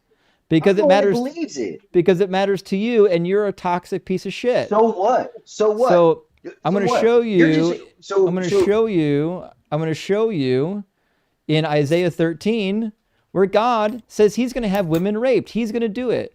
When he brings in the warriors, he says their infants will be dashed to pieces before their eyes, and their houses will be plundered, and then their wives raped. See, I'm stirring up the Medes against them.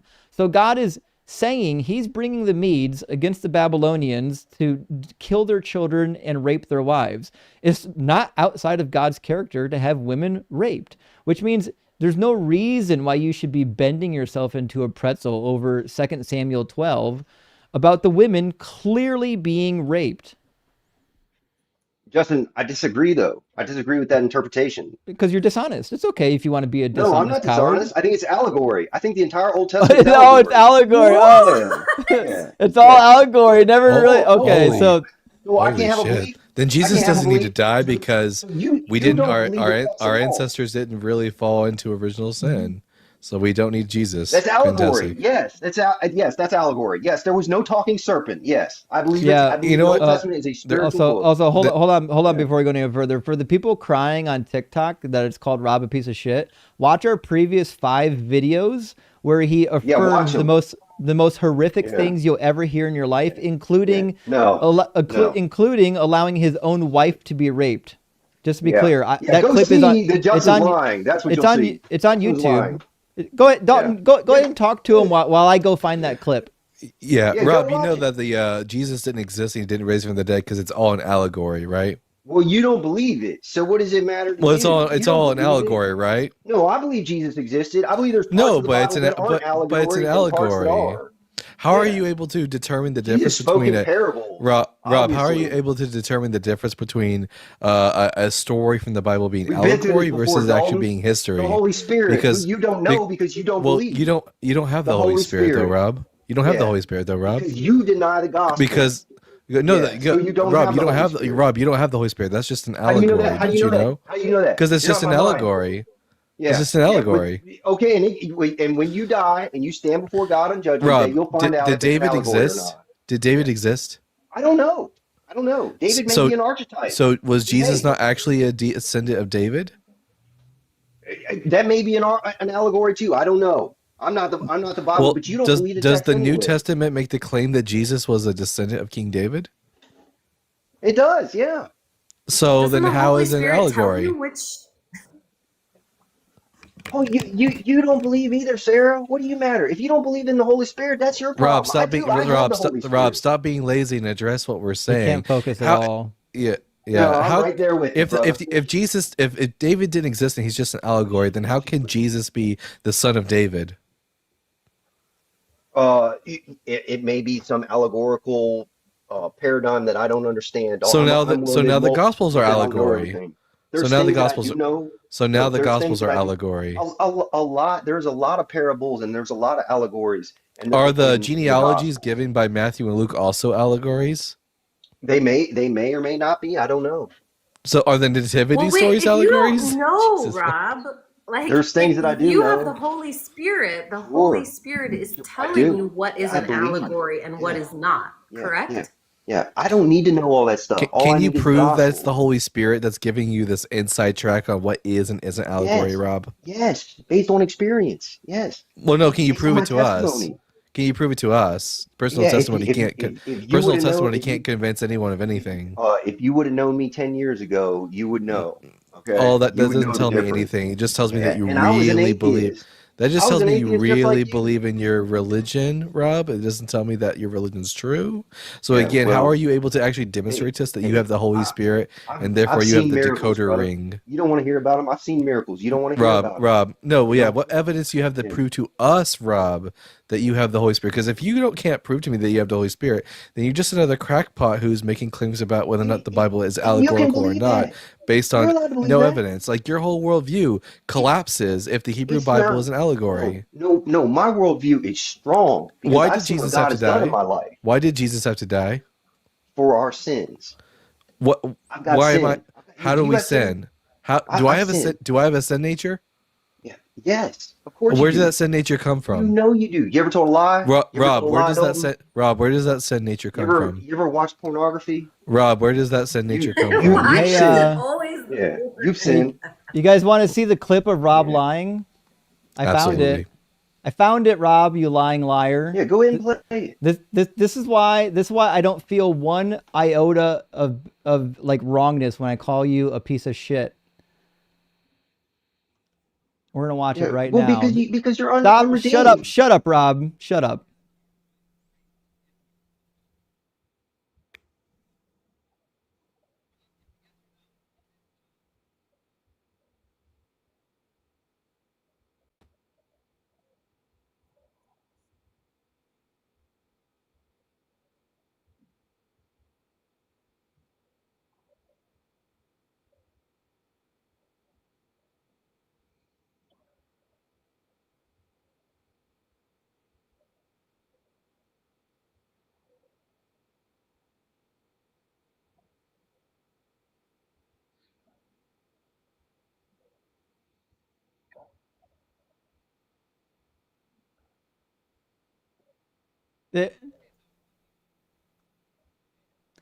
All right, Rob, you lying piece of shit.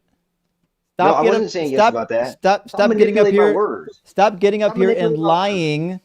Stop getting up here and lying like the rape apologist piece of shit that you are. Yeah, she about to lie and twist it up. You're an Embarrassing. embarrassment. We just all, I said God. Rob, we just all I said saw we it. all There was we no all watched you twisting. do it. We all watched you do it. I said it's allegory. And now you're Why are you lying. being dishonest? Wait, Why are you the being people on dishonest? YouTube, It's the people on allegory. YouTube said you can't hear it. What do you mean you couldn't hear it?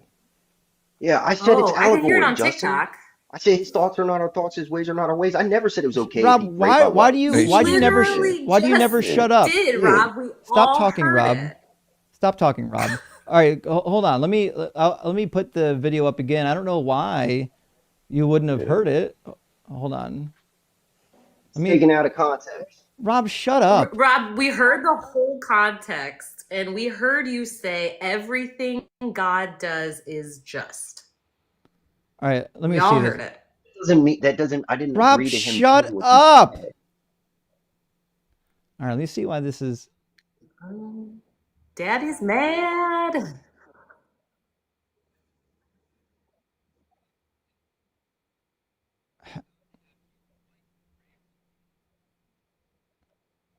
You're telling me you can't hear that on YouTube? How? The audio meter is going. I can see the audio output to YouTube flying around. That's what I'm talking about, Justin. You Rob, obviously know you're taking that out of Rob, context. shut the fuck up.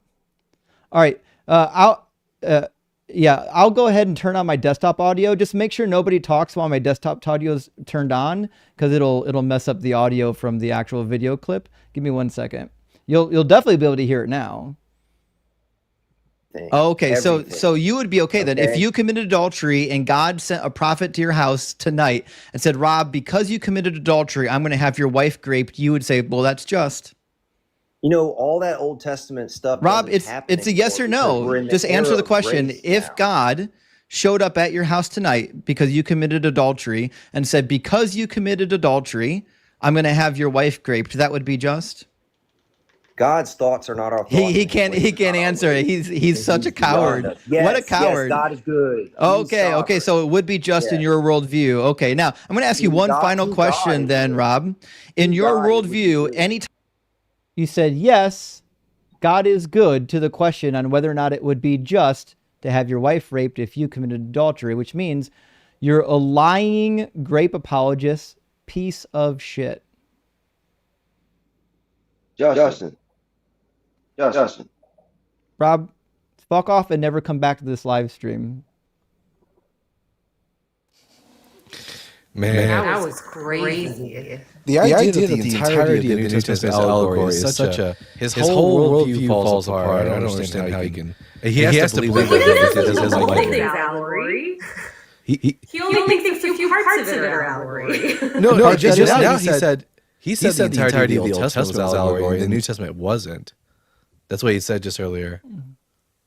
Oh, yeah, but then with the New Testament, he thinks some of the New Testament might be allegory, but he's not sure. Yeah. He doesn't know anything. He's just up here flailing about like a child rather than just admitting the actual truth. And yes, I know there's an echo because I didn't turn the desktop audio off when they started talking. It's fixed now. Just count to 10. It'll be fine. All right. Sorry. Justin? Doing fine. Rob Doing all right? is maybe the largest POS on TikTok. I've never heard a man so willing to lie and be a toxic POS. He's the worst. He might be. It's crazy. All right, let me grab just a couple of super chats and we'll get our next guest in here. Eric, thank you for the super chat. Says, have a feeling the yeah buts will be out. Happy hunting, my friends. Yes, there's definitely going to be yeah buts. And if we would have kept Rob up any longer, there would be a lot of yeah buts with Rob. Rob's a yeah butt type of guy. And Zakul says, Toxic's superb use of nuh-uh fallacy almost converted me. Almost. Well, I'm glad, Zakul, that you were able to hold off on that. Sarah, I don't know if you got to see Toxic. There was a guy here named Toxic Misogynist, and the conversation went about as well as you might imagine. Oh my God. I'm so glad I missed that. Summary, the sun dancing in the sky happened. Us landing on the moon? Apparently not. Yep. We have someone in the TikTok comments who's claiming to be Rob's wife. I'm sorry for you if you're Rob's wife. That's it's a rough time. I hope you're okay. We can get you to like some DV help sources if you need. Noah, Noah, thank you for the super chat. Says aloha, Team Horizontal. Hey, hello, aloha from vertical and horizontal. Remember, there's no schism, okay? And Space Lord says broccoli is proof of no design. Why design food that smells like farts? Listen, I don't disagree with you at all. Like there's some unappealing things about broccoli, but I still eat it. I mean, but listen, I agree. And Ann says many blessings from the great donut. Well, listen, I love me a good donut. Hail Krispy Kreme. And Unashamed Apostate says, my preference is that Christians use their brains, but here we are. And yes, we just found a fine example of Christians refusing to use their brains. And Steve says, vampires suck. Jesus sucks. Oh shit, Jesus is a vampire. It all makes sense now. Brianna, thank you for the super chat. Says, praise be to magic, Woody Allen, zombie, superhero, Komodo dragon, telepathic vampire, quantum, hovercraft Jesus. And yes, that is probably the best form of Jesus. And Tim, good to see you again, says he turned wine into blood but never drank it from a person. Jesus is not a vampire. He's a lich, a powerful magician who animates their own dead body. Maybe, yeah. That would be like a form of almost like necromancy, if I'm thinking about that correctly. Let me grab it. There's a lot of comments that came in for Rob. People did not like Rob for a lot of reasons. I'm just going to read a couple of the comments about Rob and then move on to our next guest. Orange says, Rob is the type of person that needs religion to be a good person. And you know what? That might be the case. Rob might be that person that is so toxic that without the almighty God demanding him not to be toxic, he would be. Hayden says, Rob doesn't know what an internal critique is. He certainly does not. He failed that one.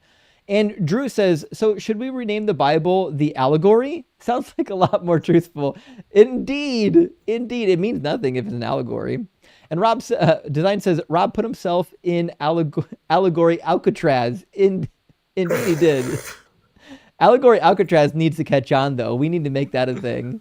And Nightman comes and says, do you think Rob's teeth hurt because of how many bullets he has to bite? And yeah. I'm surprised he has teeth left anyways. Charles says, I'm rock hard, you think, for Sharon. I don't take Doug for granted. Last time I did, he gave me a kidney stone. Doug would never, Charles, give kidney stones. Not even Pebbles. Pebbles wouldn't do such a thing. And Cassandra says, Rob is getting allegorically emotional tonight. The fruits of the spirit are chasing him, but Rob is fast. Rob, you're getting cooked a second time by the comments, not just from me, but by the comments now, and you deserve every bit of it. Rob Chipman says, not watching live, but sending some love to you. Rip Pie. Appreciate the condolences. May Doug and Sharon watch over you in the afterlife. And yes, Doug and Sharon will be watching over our good boy Pie. AR says, Rob said he used to be awful. I'm sorry, used to? I don't think Rob understands tenses, and that is for sure. For sure. And worshiper of the old god says, it's an allegory. Your god wants to burn little kids and go to the Hindu temple. I go over a fucking allegory. I go to over a fucking allegory. Screw you, Rob. I see what you said there now. Yeah, basically all the violence that's committed by means of Christianity is all for an allegory. What a crazy thing to think about, that all the violence was committed because it was an allegorical story. RD says, can I get proof of life on that stress ball? Sorry, Rob, believe it or not, did not. I didn't pop it while Rob was up here. It was close. Jam and Jay says, I lost friends in 2 wars and Rob gets to live. F my life. Yeah, sometimes the lowest people in society get to live while the best of us don't. All right, that's enough for now. Let me grab our next guest in line. It looks like it's going to be John and then Minnie and then Tristan. Thank you for the money gun, Bertram. I really appreciate that. Let's get John Boy in here. Welcome in, John. John, How you doing? do you believe in God, and are you at least 18? Well, yes, I am over 18, and I would say that I am. Um, oh, well, I'm neither here nor there. Um, However, I did want to ask you. I just have a question. I actually really like your Wait, live. so I just want. I mean, you can ask me a question, but we are here for debates.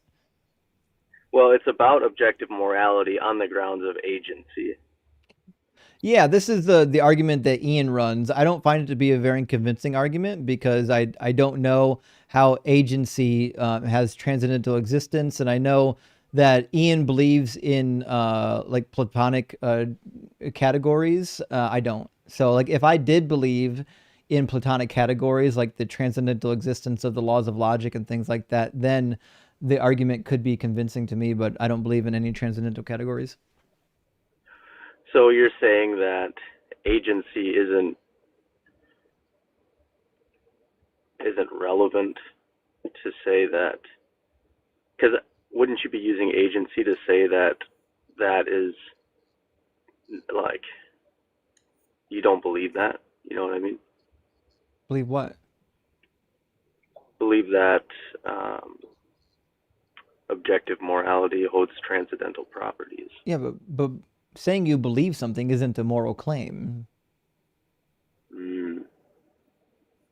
Okay. Right. I mean, but so, well, okay. So I think the only way you get to objective morals is if you believe in transcendental categories like Ian, and I don't. So. Can you clarify on what a transcendental category is?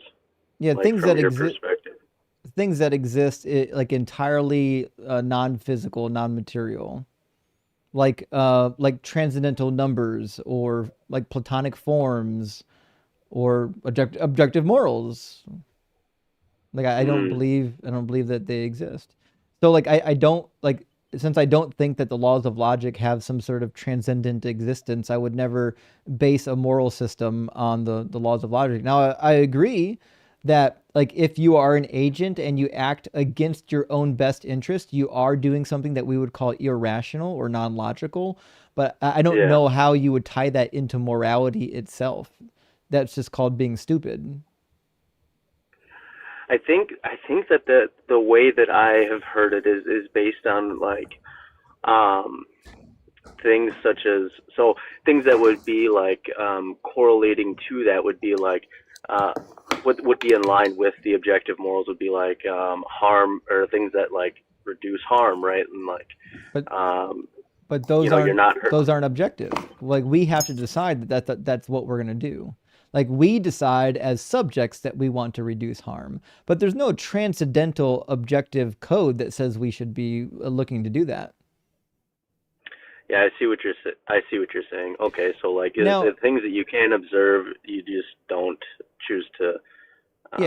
Believe. So the thing of it is, like, both Dalton and I and a bunch of us have had this conversation a lot. Listen, once humanity agrees that like we have a goal in mind, like our goal is to have well-being, personal well-being, or our goal is to do as little harm as possible to others, and to have people have life, liberty, and happiness, be able to pursue those things.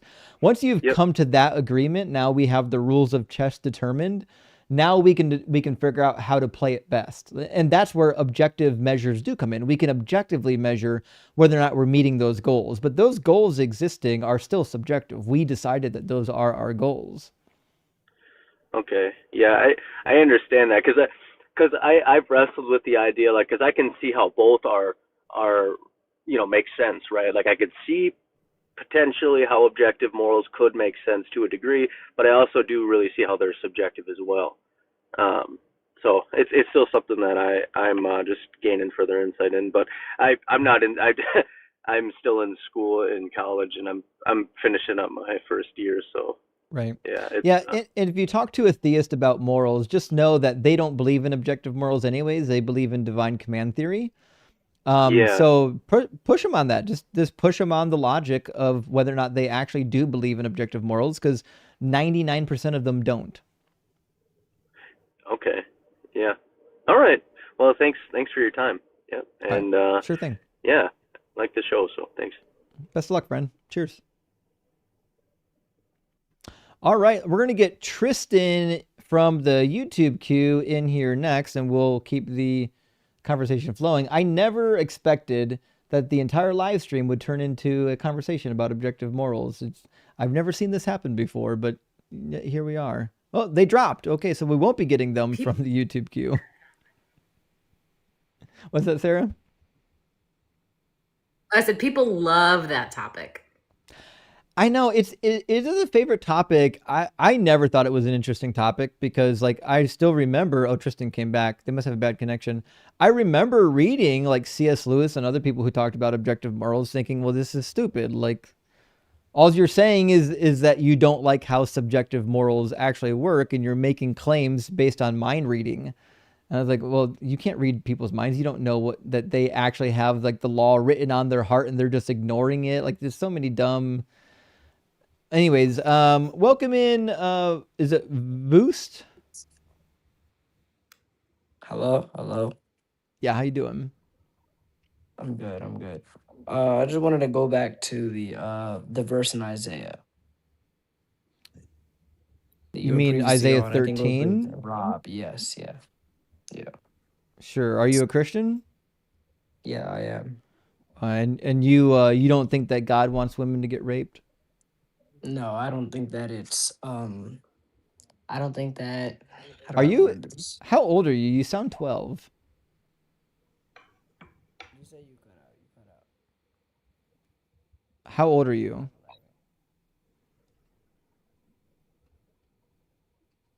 Hello? Where'd you go? Hello. No one can hear you. Hello. Boost.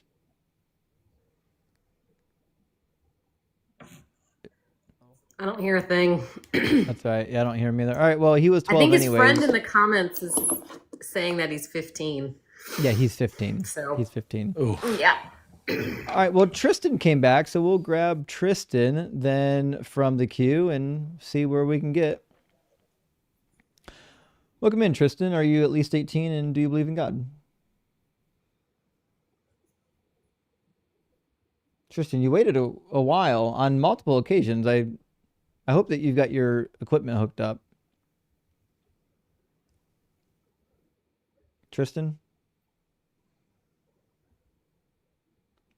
It'd be quite unfortunate, Tristan, if you waited all this time and you don't have any hardware. It shows that you have a microphone. Look at the people crying. You can't see them. There's people crying in my wait queue. Yo, bro, why make me wait if you say no queue? Because when you were in here, there were people in the queue, dummy. All right, Tristan, we got to move on. I don't know what's going on with your connection, but it doesn't work. So, sorry, man. Sorry. Also, apostate, you get to wait in queue like everyone else. Like, you're not special. Like, you don't get to get bumped up, you know? All right, let's get Nat from the TikTok queue. If you're watching on YouTube, you can join by using the link on the screen. It's tiny.cc/DZ guest. It's also a clickable link in the description of the whole. It's also a clickable link in the description of the video. And if you're watching on TikTok, you can join the conversation just by hitting the guest request button down here somewhere on the toolbar. So we got Nat with us now. Nat, are you at least 18 and do you believe in God? Talking to me? Yep. Did you request by accident? Sorry. No, I didn't even touch my phone or anything. Sorry. I'm just here to listen. I don't believe in God either, so. I'm cleaning up after my dog, but it's enjoyable to hear you guys talk. I'll say that. I appreciate Sorry. that. I didn't mean to hit. Well, pet your dog for us, okay? I absolutely will. Thanks, guys. Cheers, friend. W Nat. All right, we'll go from Nat to Rat. How you doing, Rat? Whoa, what's up, brother? Give me a second. I got my, or everybody, got my handy dandy electrical tape over the cams for, just how they can click into it. Just to make sure the CIA is not spying on you. Yeah, all that good stuff. 1 second Yeah. here. Cam. No, cam on. Bam. All right. Blessings, you guys. Hey, right. Are you at least 18 and do you believe in God? Yeah. As a matter of fact, for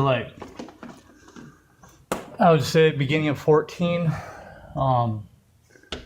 with my experience. What's that called when you talk about your, what's going around? You can't use, anecdotal, that one word. Yeah, personal experience isn't really valuable for anyone except for the person who experiences it. Right.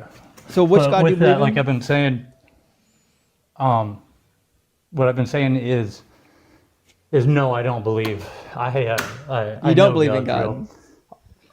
Oh, no, you do believe in God. What I've been saying is no, I don't believe. I know, right? Can you believe? Can you believe? Can you know that something is true and believe that it's not true? Can you know something is true and that is not true? Can you know that something is true and believe that it's not true? Ooh, can you know something is true and believe that it's not true? I think I would just throw out that to some degree, like the answer is no. The answer is no. You can't know something to be true and then believe it to not be true. So when you say that you know God is true, you're also saying that you believe God is real, and that's fine that you believe God is real. So the answer is that yes, you do believe that God is real. And which God do you believe in? So that's where, since the beginning of this year, like basically from beginning of 14 to basically the beginning of this year, I've been identifying as Christian, which at the current moment in time, I'm not, since having come across like yourself and Derek and just a bunch of different research and whatnot. But like, I guess the best way I would is I do reference the Bible quite a bit because that was, my only real, I haven't done world religion studies and all that kind of stuff. But like, as far as, with scripture, which I know you're very well versed in, is, the God, Alpha, Omega, you know what I mean? Like, there is no other God as far as from scriptures. I'm talking about, like, just, yeah. And you brought me up one time before, earlier this year. And I don't want to take too long, brother. And you got a bunch of people, but so, I mean, it sounds like you do believe in God, but you no longer believe in the Christian God. Yeah, I don't identify necessarily as Christian anymore. Like I said, with just all the other stuff that I've been, seeing. But so like, with my buddy that I help with in this shop here, give you a little tour. Got a little whatever knick-knack thing, place, just make stuff. But he identifies as Christian, right? And that's how we. But we're not. He's not here. You're here, so we want to know what you believe. Yeah. Well, right. So, like I just said, believe in God. The reason why I mentioned that you brought me up before is what I basically said is God's so big that like we can understand aspects of God's being, but like infinite, right? Just what that means, infinite forever, is so big that's beyond comprehension, right? Like, hence my way is higher than your ways, all that yada yada from the Bible. So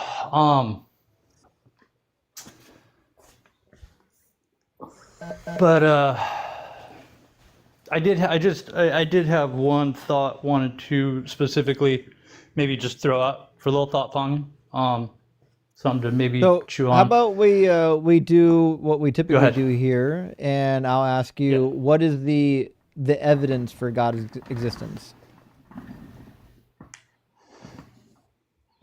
Well, the evidence to me for God's existence, once again, like, is my anecdotal experience, right? Okay. In my own life. So there's nothing. Go ahead. Is that it? I've heard that there's a bunch of other different things I could probably regurgitate from.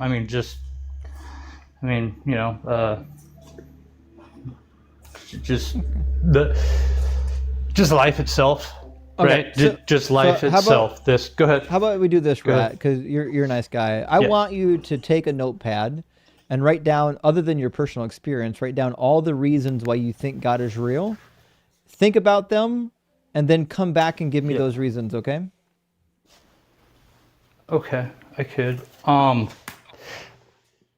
Yeah, I was just wondering if, because this wasn't so much exactly. I know what your show's about, so like I didn't want to derail. I just heard you mention a second ago about the objective, right, the morality and all that stuff, and so in a sense, just had one thought, wondering if I could pong out to you. As far as what I would also say that I know that God has shown to me in the past year or beginning of last year. And then if you care to just, it's more of a question. Do you think objective morals exist? That one, I wasn't really on the objective moral thought of wanting to go down that. I just brought that up because you had mentioned that. I would say yes.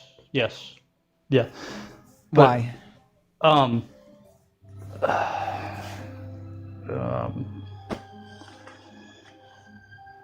Because it gives purpose. I would say without it, in essence, it would be purposeless, I guess. But What would be purposeless? I don't know. You don't think I have purpose? No, I believe everything has a purpose. I believe everything has a purpose. Do I need everything? No. Do I need objective morals to have a purpose? No, I don't believe so. Oh, okay.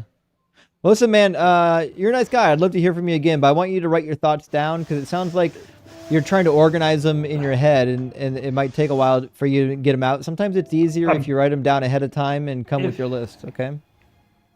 If was wanting to talk about, like, in debate, like, exist. No. Okay. Sorry, guys.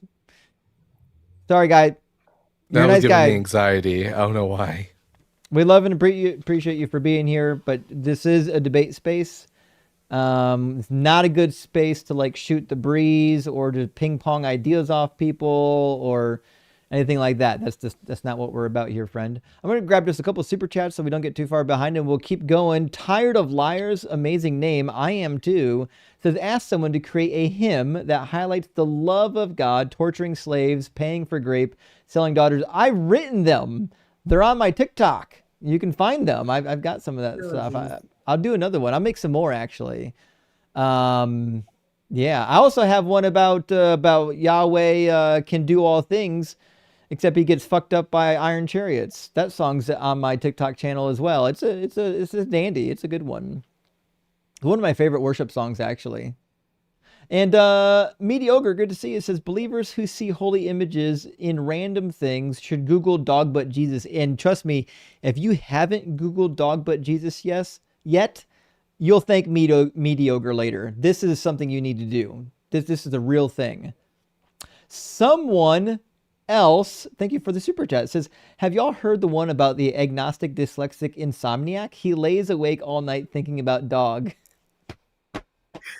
My dad says that. I have never heard that, and I love it. I love it. I'm going to tell this joke I hear that sometime. from my dad all the time. You know, I like your dad's amazing. Of course he's going to tell the best jokes. Come on. W dad. Rory Collin, thank you for the super chat, says, the Doug abides. Don't panic because everything is made of stardust. Indeed. It's been a minute, Justin, but have a Kraken for Kraken's sake. Keep on cooking. Well, thank you, Rory. I do have Kraken on the shelf behind me. I may partake in a little bit of Kraken later tonight. It's hard to stare at it on the shelf and not partake, so we'll see. I'm going to 3 more super chats, and then we'll get our next guest in here. Handsome Cat, good to see you, says, are Christian nationalists aware that they're putting a Jewish man's flesh in their mouth if they believe in transubstantiation? And that's the crazy thing, is they're totally dope with cannibalism, kind of, as long as they're the Catholic variety or the Orthodox variety. The Protestant variety don't believe in cannibalism, but yeah, it's a crazy thing to think about, actually. There's all kinds of fun stuff you can do with that.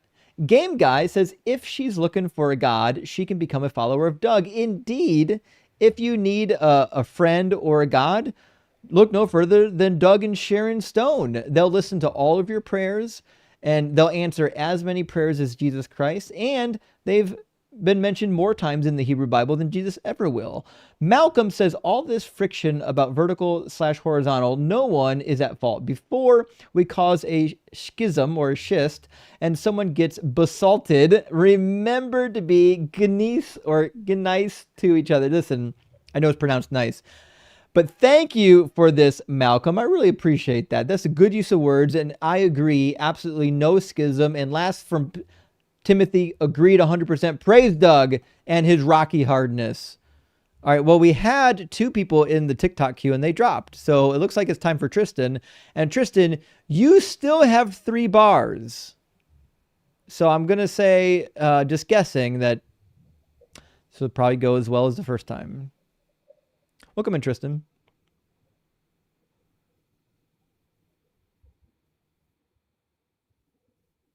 Tristan.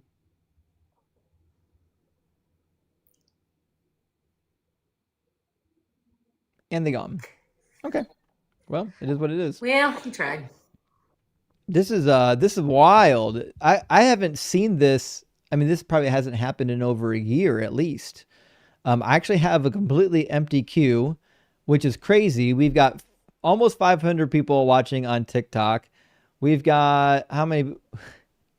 We've got well over 2,000 people watching on YouTube, and for some reason, not a single theist caller wants to call in and like demonstrate the existence of their deity. No Jesus followers, no Muhammad followers. I thought at least we'd have a couple people that follow the pedophile prophet tonight, but nothing. We got nothing. I had the same exact thing happen to me yesterday. I was live, and for like 45 minutes, I just kept poking and prodding at the theists, hoping that I could spur some of them to come on, and I knew they were in the audience. Yeah, right. There's somebody, Simply Skizburick, says, I would like to debate, but unsure how. I don't know what's unsure about it. Have you never used TikTok? Just hit the guest request button in the bottom toolbar. It's not even hard. Just hit it. You'll be in the queue. You'll be fine.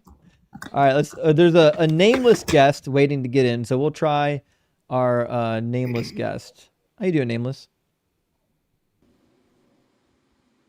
Hello. Hello. How you doing? Oh, you can hear me. Yeah, I can hear you. What should we call you? This is Tristan. Oh. I don't know why the audio. It was not. I was trying on my computer and I'm on my phone, but it's whatever. I think your reception's just pretty bad, is the case. So, Tristan, are you at least 18 and do you believe in God? Yes and yes. Dope. And which God do you believe in? Jesus. Cool. What would be the most convincing evidence or argument for the Christian God being real? All of Christianity really just hinges on the resurrection. If Jesus did not resurrect, then you can crock it all up to BS. So I mean, there's other things too. Yeah, basically. I mean, I don't disagree. I would say this, and I think Dalton and I would agree on this. You don't need to resurrect from the dead to be the Messiah. They could have left the resurrection bit completely out of it. And as long as Jesus fulfilled the messianic prophecies, I'd be happy to say, well, we got ourselves a Messiah here. But the reality is, that's part of the prophecies, isn't it? But I think there's no prophecy. I think the problem with resurrection arguments is that you won't be able to adequately demonstrate that the resurrection actually happened, as opposed to like some sort of psychological phenomenon with the apostles, but you could demonstrate that Jesus fulfilled prophecy because we have the prophecies and we have supposedly what Jesus did. And did he do any of the things that the prophets were told the Messiah would do? Yes. Sure, like Are you what? saying him being a Nazarite, and there's Where's a that? lot. I don't have a whole list. Where's that Nazarite. prophecy? I think you I mean think you mean him being a Nazarene. Nazarene. Nazarene, it's a form of Nazarite. It's Nazareth, No. is what I'm saying. Nazarite might be the wrong Different. word. I could be totally wrong. Nazarites are people who take upon themselves an oath to never cut their hair and to not touch dead bodies, which he did, and not to You're drink probably wine, which he right. did. Yeah. Right. But there's no Yes. prophecy that. Yeah. Go ahead, Justin. So Matthew sorry. is using like a play on words when Jesus moves to Nazareth. He says that he moved to Nazareth because it was written that he shall be a Nazarene. But this is kind of a silly thing. So what happens is in Isaiah 11, it says, a shoot shall come out from the stump of Jesse, a branch shall grow out of his roots, meaning whoever this person is going to come from the line of David. And the reality is the word for branch, netzer in Hebrew, sounds a lot like the consonants for Nazareth. So basically, I mean, it's missing the final letter, but Matthew's just using like a play on words. There's no actual prophecy that says the Messiah is going to come from Nazareth. It could be a double entendre. Well, like it could be. You could be meaning both. It could have been like. Well, a I little don't think there's any prophecy. sexual undertone to the prophecy. Oh, I'm so fucking dumb. I know what you. I know what you mean, though. We knew what you meant. I'm sorry, I'm a little out of it tonight. But let's get back to the apostles. You said that it could be chalked up to a psychological phenomenon and not him actually seeing the resurrected Jesus. Have you ever heard of bereavement hallucinations? I haven't really heard too much about them, but I can put two and two together. People seeing their loved ones after they passed on. Especially and it especially happens a lot if a loved one goes through like a traumatic and horrific death. If you are especially attached to an individual, you can have hallucinations where you will hear them and see them, and this is not uncommon. And for the ancient apostles, they would have just thought, "Oh, well, I thought my guy was the Messiah, and here he is in front of me. He must have resurrected." Yeah, but wouldn't that be specific to one person? Wouldn't it be kind of weird if two people saw the same person and they had the same exact bereavement hallucination? But we don't have any evidence that we don't have any evidence that the 12 actually all saw the exact same thing in the exact same manner, as opposed to just for example, what's the word I'm looking for? That there was an expectation to see Jesus. Peter's the first person to see Jesus, by the way, according to Paul. And then it says the 12 saw. He appeared to the 12, but in what manner did he appear to them? Wouldn't have been the two ladies at the tomb would have been the first person? First people? Well, that's the thing. The Gospels make the claim that Mary Magdalene's the first person to see the resurrected Jesus, but Paul says it's Peter, and he doesn't know anything about Mary Magdalene or an empty tomb. Yeah, okay, so that makes sense. He didn't know about Mary Magdalene, and so in Paul's works came first. Yeah, it seems like from all the data we have that the Mary Magdalene myth with the empty tomb had just not yet been developed into Christianity. And as far as Paul knew, and Paul knew Peter, that Peter was the first person that Jesus, quote, appeared to. Yeah, it's interesting too because the late ending of Mark chapter 16, the piece that gets added onto Mark way after, probably after John was already published, was the quote saying that he appeared to Mary Magdalene first. It seems like Mark was trying to reconcile his gospel, or sorry, somebody way after Mark was trying to reconcile their gospel with the new gospel that came out of the Gospel of John by adding the later ending of it, because the tradition of Mary Magdalene just happened later. It was something that the gospel authors didn't know anything about, Paul didn't know anything about, and it was added on after Paul. I mean, and then Justin has his own. Justin has his own hypothesis, which is still even more likely than resurrection. Yeah. So my hypothesis is that there was an imposter pretending to be Jesus. And we see this throughout history. There's a ton of dead people imposters throughout history. One of the more recent ones that I just found out about is a guy named Dmitry Starovich Dmitry. In fact, there were three Dmitry imposters, three of them, and successful enough. This was over in Russia. Successful enough that they convinced like entire groups of people and family members that they were the long lost Dmitri. Like you can pretend to be somebody pretty easily, and we see the same thing with Nero. With the Roman Emperor Nero, there were multiple imposters that came after his death, pretending to be the resurrected Nero, and many people were convinced that this was the resurrected Nero. And in fact, it was such a popular thing that one of them in 88, there was an imposter that was so convincing because he looked like Nero, sounded like Nero, could play the harp like Nero, that he convinced the Parthians that they should prepare to go to war with Rome so that they could put him back on the throne in his rightful place. And the history gets cut off. We don't know if they actually did rebel against Rome and get their asses handed to them or not. But the reality is, like he was convincing to a lot of people. Yeah. But you have to remember, Jesus was crucified. He had holes in his hands and his feet and a spear in his side. And Thomas touches those holes. But So not that's only would this that's person a have legend. to, But Tristan, that's only if you Yeah. believe the legend. See what I'm saying? Like we're not saying like our well, hypothesis of Jesus is not based in the Bible. It's based in reality. Yeah, yeah, the but you're Gospels are most certainly questioning myths about what they're, Jesus. you're giving excuses about like what actually happened. Yeah, And exactly. these people are reporting what they saw. No, they're not reporting. People are reporting for them many, many decades later. Not many decades. Did Thomas did Thomas write anything? Not himself. Right. So somebody's reporting Thomas's experience decades later. Yeah, in his And for same the lifetime. Gospel, and for John, that's like 60 years later. Yeah. But it's all still within the same lifetime. So if these people saw this was not true and they were giving a false witness, they would have been able to, counter that. Especially with Rome on Christians' asses. They would have been they knew about it. Like we have no evidence that the 12 disciples were even aware of these gospels.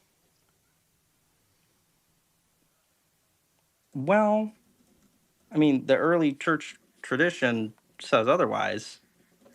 Like they attribute these works to them, and it was in their lifetime. But we shouldn't. Like the earliest attestation we have is from Papias. Papias, by the way, we don't have any of his preserved writings. He's preserved by the historian Eusebius in the 4th century. And Eusebius himself says that Papias is a man of small intellect who entirely disagrees with Papias's findings on the millennial reign in the book of Revelation. And it claims that that Papias said that the book of Matthew was written in the Hebrew tongue and was a sayings gospel, neither of which were true. Matthew was not written in Hebrew, and it certainly wasn't a sayings gospel. And I'm sorry, who's claiming this? Papias? Papias. Yeah, that's our earliest source. And he doesn't know that he messes up the two Johns too, John the elder and John the disciple. He crisscrosses them at various paths, and Eusebius has to come behind later and demonstrate. Also, Irenaeus said the same, that he actually was confusing the two Johns. He meant to say John the elder. He didn't actually specify which John he was referring to.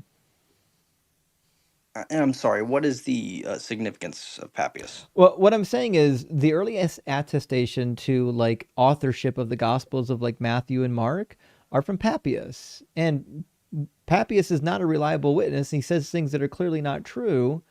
And then after that, we've got like maybe Origen and Irenaeus. Okay. But like the manuscripts that we have don't have their names on them. There's no witnesses that verified them writing it. The Book of Acts calls them illiterate. Like certainly they could have an amanuensis writing for them, but nothing in the Gospels would would demonstrate that to be the case. And Mark's gospel, if it was dictated by Peter, as it's often said, well, it contradicts other stuff that we find in the book of Acts. And the book of Acts supposedly was written by the companion of Paul, Luke. Why is it that Paul and Luke's versions of accounts differ so widely? And we find the same thing in What are you considering a contradiction? I'll give you an easy one. Okay, so there's a narrative in Mark. It also shows up elsewhere, where Paul says that, well, Paul doesn't want the Gentiles to have to abide by the Jewish law. So they have a meeting in Acts chapter 15. In Acts chapter 15, they decide that you don't have to have the Gentiles refrain from meat that's sacrificed to idols. And then after that meeting, we have the letter of Corinthians in chapter 8 of the letter. Paul declares that you are at liberty to eat meat sacrificed to idols. And he says later in the book of Galatians that that when he met with the disciples in Jerusalem, they didn't place any restrictions upon the Gentiles or on himself, which is just not true. So Luke, whoever Luke was, who was claiming to write from Paul's perspective, disagrees with Paul's letters himself. And we would imagine that like everything from Peter would line up with the other gospels as well. Like Peter should line up with John, because Peter and John Not were both. necessarily. Well, Peter and John. They're different people with different perspectives. Peter and John were both at the tomb, correct? Remember in Gospel of John, it says the two of them ran together to the tomb? I have to reread that portion, but I'll take your word for it. So, I mean, so according to legend, Mark is writing Peter's version of events. And according to the writings of Papias, he didn't write it in chronological order. He wrote it kind of randomly, which is a crazy thing to say about the Gospel of Mark, because the Gospel of Mark tries to give a chronological order. It's full of, and then this immediately happened. Nevertheless, Mark should be in agreement with the Gospel of John on all things, because John theoretically was dictated by John, and Mark was dictated by Peter, and Peter and John were very much together at the tomb, which means the tomb narrative between Mark and John should be identical if the two of them did the exact same thing that day, and John says so, but they don't agree. So, like, it's hard for me to believe that Peter dictated this gospel to John Mark, the cousin of Barnabas, and then his story of events doesn't agree with what John dictated to John's scribes. Well, I'm sorry, I'm asking a lot from you. What was the disagreement? So there's a couple of disagreements. Number one is who was there first? Was the stone rolled away at the beginning, or was it rolled away after some time? How many visitations were there? Because in the Gospel of John, there are 2 visitations. In fact, 3 if you read it carefully. And when they're walking to the tomb in the other Gospels, remember they're debating on whether or not the stone is, like, who's going to roll away the stone. But in the Gospel of John, the stone's already rolled away. Mary Magdalene went to the tomb first, noticed the tomb was already rolled away, and then went and told Peter and John. So, well, I mean, they could have been talking about. So hold on. So when she comes to the tomb the next time she comes to the tomb is in the other Gospels, and she's with all the women. And it says as they're walking to the tomb, they're trying to decide who's going to roll away the stone. Well, Mary Magdalene already knew that the stone was rolled away because she had already been there and already went back to get others.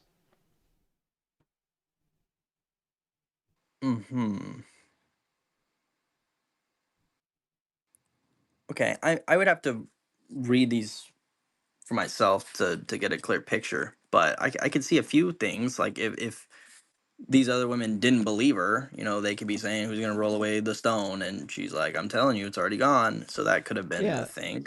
So in Mark 16:4, so we'll do Mark 16 verse 1 to make it easier, and then I'll show you why it doesn't make sense with John. So there's John. John says that Mary Magdalene went there first. So it says, early on the first day of the week, while it was still dark, Mary Magdalene came to the tomb and saw that the stone had been removed from the tomb. So Mary Magdalene, early before dark, came to the tomb, before daylight, while it was still dark, came to the tomb, noticed the stone was rolled away when she got there. So she ran and went to Simon, Peter, and the other disciple, the one whom Jesus loved, that's John, and said to them, they have taken the Lord out of the tomb, and we do not know where they have laid him. Then Peter and the other disciple set out and went towards the tomb, and the two were running together, but the other disciple outran Peter and reached the tomb first. He bent down to look in and saw the linen wrappings laying there, but he did not go in. Then Simon Peter came following him, and he went into the tomb, and he saw the linen wrappings laying there, and the cloth that had been on Jesus' head, not lying with the linen wrappings, but rolled up in a place by itself. Then the other disciple, that's John, Peter, who reached the tomb first. No, that's John. Sorry. The other disciple who reached the tomb first, that's John, also went in, and he saw and believed. For as yet they did not understand the scripture that he must raise from the dead. Then the disciples returned to their homes. Mary stayed behind. Mary's now at the tomb. Peter and John are gone, but Mary stood weeping outside the tomb, and she wept. And then she has a visitation with Jesus. He says, woman, why are you weeping? So we have the whole visitation with Jesus, and we get the whole dialogue. And then Jesus appears to the rest of them when it was evening on the day, the first day of the week, and the doors were locked. Then Jesus appears to the other disciples. So there's another appearance of Jesus in this whole narrative when we go to Mark. The difference, though, is Mark's got one huge problem because of the late ending. So if it wasn't for the late ending, Mark could possibly make sense. But it says, when the Sabbath was over, Mary Magdalene and Mary, the mother of James, and Salome brought spices so that they might go to and anoint him. And very early the first day of the week, when the sun had risen, they went to the tomb. They had been saying to one another, who will roll away the stone for us? Well, this theoretically is the second time they would have come to the tomb. Mary Magdalene already went there herself once, according to John. And so she already knew the stone was rolled away. She shouldn't be walking there now with the other women asking who's going to roll away the stone. And she certainly shouldn't have been there with spices to spice the body, because she already knew he was gone. So her carrying spices to the tomb is silly. Now you could say that, well, no, it's okay. John just left out the other women. The problem with that is Mark made that an impossible way to read the passage, because there's a late addition to Mark that disagrees. The late edition says, so then the Lord Jesus, after he had spoken to them, was taken up into heaven and sat down at the right hand of God. And they went out. I'm sorry, I went too far. Let me try this.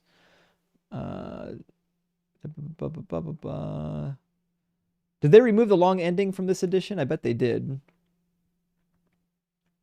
There we go. Let me grab. Yeah, I'm in the NRSV. They removed the long ending that's in most of the Bibles. I guarantee the new. I know, it really should have been in there, but the New King James has got it, I'm sure. All right. Then here, Puritan 11. Oh, did the New King James remove it too? A lot of people are removing it. Yeah. Okay, who else removed it? All right, let's see. I bet the NASB 95 still has it. I bet the Dewey Rames has it. Oh, for sure. Check the English Standard Version, because that's what I have a Dewey Rames right here.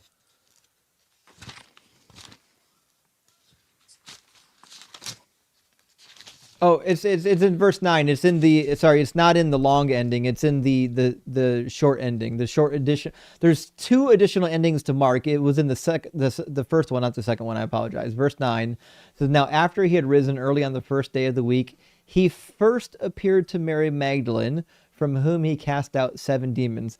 This is an addition to the text, and most Bibles actually include verse 9, the first of the additions. They just don't include the second one of the editions. Let me make sure it's in this one. Yeah.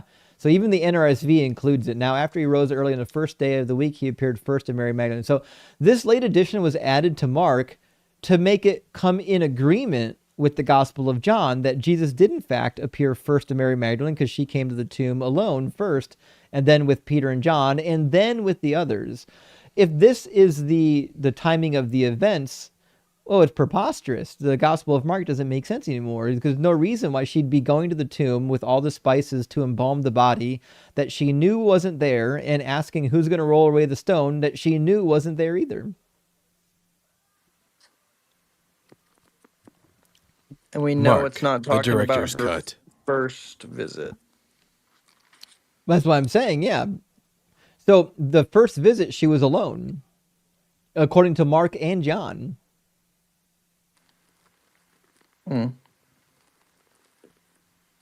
Right? So if Mark really was writing down the narrative from Peter, it's weird that it just disagrees with John, especially when the two of them theoretically would have been the next people after Mary Magdalene to be at the tomb. Like they would have been there together. Remember, they had a foot race in the Gospel of John to get there first. Yeah, I don't the Gospels also disagree as to what kind of cloth Jesus was wrapped in. The Gospel of Mark says he was wrapped in a single piece of like a cloth, like a garment, but while the Gospel of John says he was wrapped in strips. Well, I mean, I don't know. That's really technical. I have to look into that. But if it's even if we strips of cloth, it could be one big strip. I don't know. I don't know how they use those words. Even if we concluded that these were written by the purported authors, I don't think that there's a reason to take them credible because we've got similar stories written by other people in history. Like if you read through like the Roman and the Greek histories, you know, they're full of these types of resurrections and miracles and healings. And like, we don't take them seriously. Like if I read to you... Yeah, because they're mythology. Exactly. Yeah, because Well, they're mythology. Yeah. So it's I'd say the Gospels are mythology too. Yeah, Right. but they're not written as mythology. They are. Yeah, they're written as I would say personal eyewitness testimony. No. They're not eyewitness testimony, to be sure. They're telling a story, but they're certainly not eyewitnesses to anything. Mark was the cousin of Barnabas. He didn't eyewitness anything. Luke certainly wasn't an eyewitness. He maybe could have been the traveling companion of Paul. I have no reason to believe that Matthew wrote Matthew. That's another topic. And John certainly didn't write the Gospel of John. It's clear that John is named after the disciple John because it includes only some of his testimony. It wasn't written by John. There's multiple authors that are identified in chapter 21. That being said, they read identical to Greco-Roman histories. If you read Herodotus or Plutarch or Pliny or any of the others, Suetonius, Tacitus, all of them tell history that includes stories about Aristeus, Apollo, all kinds of deities, because to them, to the Romans and the Greeks, it wasn't mythology. That was their reality. And to the people who read the New Testament initially, this was their reality. They believed that these events really happened as much as the Greeks and Romans really did believe that 6 of the 12 Caesars resurrected into the heavens and became gods after they passed. Romulus actually has a story very similar to what we find in the Gospel of Luke, where, you know, Romulus is killed in a conspiracy by the Senate, but then he appears later to 2 of his followers on the road to Rome, which sounds a bit familiar to the story of the appearance on the road to Emmaus. I mean, there's a lot of roads. You can appear to a lot of people on a road. I mean, I guess. But then he ascends into heaven. And this was written before or after the Gospels?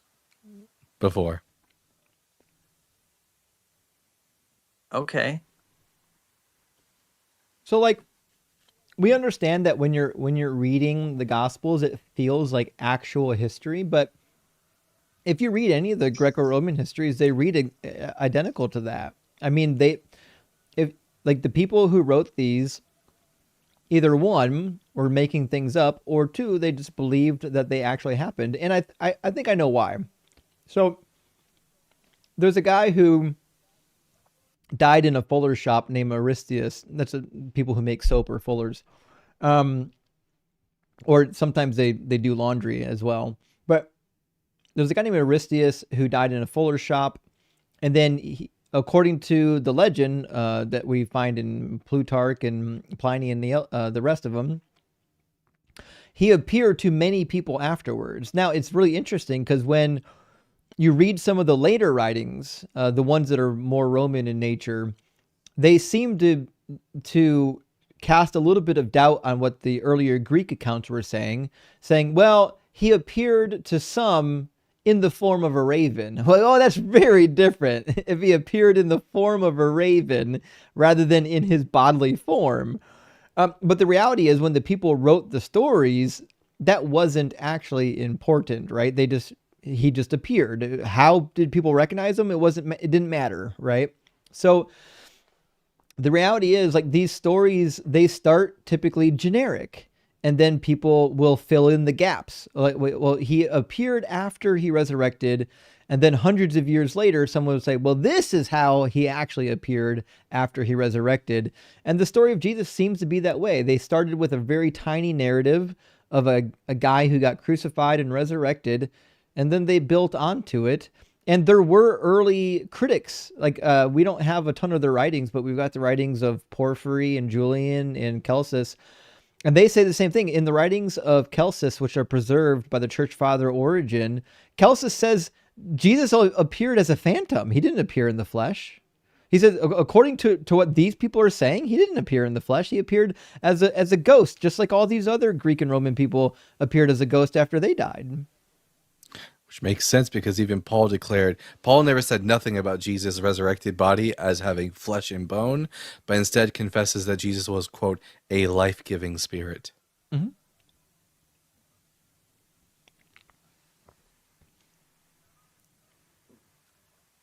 Okay.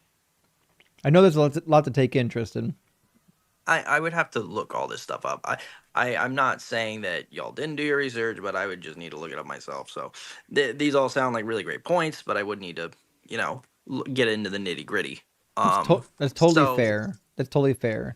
So let's do one other thing, because I think there's two things when it comes to Christianity that are super important, right? One, like you said, the resurrection. Yeah. Paul himself The most says, important. he said, if Christ is not raised, we are to be most pitied among men. So the resurrection, we agree, is important. The second thing, and this was the most important thing to all the early church fathers, was whether or not Jesus was unique, because what he did was actually prophesied.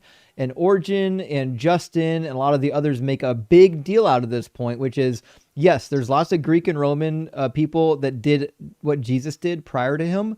The thing that sets Jesus apart wasn't that he could do juggling tricks and magic tricks and fool people.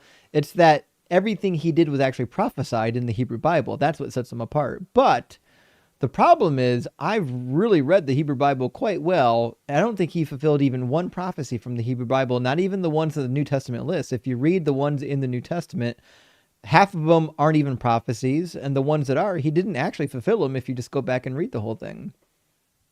It might be up to interpretation. Well, I agree. We'll give you an example of a super famous one. So famous that I bet our audience is tired of hearing it, but it's a really good example of the problem that we're illustrating. So, in Matthew 2:23, remember, we have the prophecy of the virgin birth. And then 123.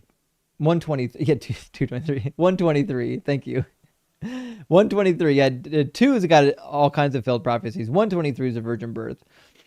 So, but if you read chapter 7 of Isaiah, where this comes from, it's actually quite clear that this is not about a virgin birth, and it's definitely not even about a Messiah.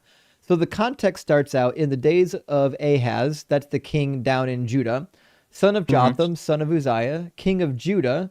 King Rezin of Aram and King Pekah, son of Remaliah of Israel, went up to attack Jerusalem but could not conquer it. So the setting is clear. It's about 730 or so BCE, and the northern tribes of Israel have made an alliance with the Arameans up in the northeast. They want to depose the king down in Judah to put somebody else on the throne that would be more favorable to their alliance. Judah doesn't like this. God doesn't like this. Isaiah is sent to give a prophecy of hope. that it's going to be okay. That first prophecy ends with, if you do not stand firm in faith, you shall not stand at all. So it's pretty clear. The setting here is war is afoot. It's okay. God's got you. Have faith. So then the next prophecy comes starting in verse 10, and this is the part that's supposedly about Jesus. But it says, again, the Lord spoke to Ahaz, saying, ask a sign of the Lord your God, and let it be as deep as Sheol or as high as heaven. But Ahaz said, I will not ask, and I will not put the Lord to the test. Then Isaiah said, hear then, O house of David, is it too little for you to weary mortals, that you weary my God also? Therefore the Lord himself will give you a sign. Look, the young woman is with child, and shall bear a son, and shall name him Emmanuel. He shall eat curds and honey.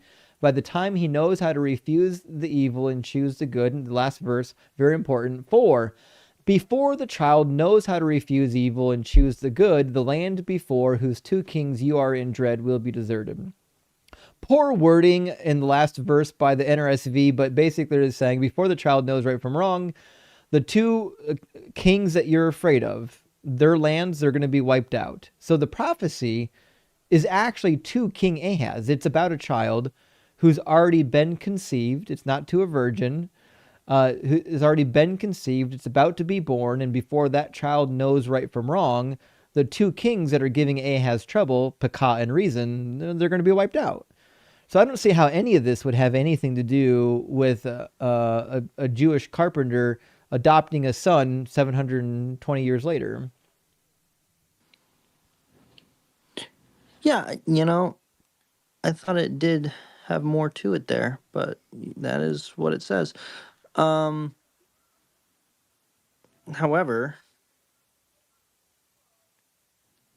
it could be prophesying that those kingdoms will fall before he is born. So Well, no. They're going to fall imminently. There's actually 3 prophecies in chapter 7 and chapter 8 that give you how quickly this prophecy will come true, the fall of the kingdoms. We see a follow-up of it in the next chapter, and not only is there a follow-up in the next chapter, we see it come true. It says, then the Lord said to me, take a large tablet and write on it in common characters belonging to Maher-shalal-Hash-Baz, and have it attested for me by reliable witnesses, the priests Uriah and Zechariah, son of Jeberechiah. And I went to the prophetess, and she conceived and bore a son. Then the Lord said to me, name him Maher-shalal-Hash-Baz, for before the child knows how to call my father or my mother, the wealth of Damascus and the spoil of Samaria will be carried away by the king of Assyria. That's the same prophecy. He's saying, here's a son, another one born right now. Before they're old enough to say mommy and daddy, these two kings are going to be wiped out. And then it comes to pass when you keep reading in the chapter. It says, referring to the Assyrian king coming in to attack, it says, it will sweep on into Judah as a flood, and pouring over will reach up to the neck, and its outspread wings will fill the breadth of your land. And this is where the prophet, as it's coming true, cries out twice, O Emmanuel. It says, O Emmanuel, take notice, you people, and be dismayed. Listen, all you far-off countries, gird yourselves and be dismayed. Take counsel together, but it shall be brought to naught. Speak a word, but it will not stand, because God is with us. So the whole prophecy of the Emmanuel is not that there's a child who is God. It's that God is with his people in this time of war. God is with us.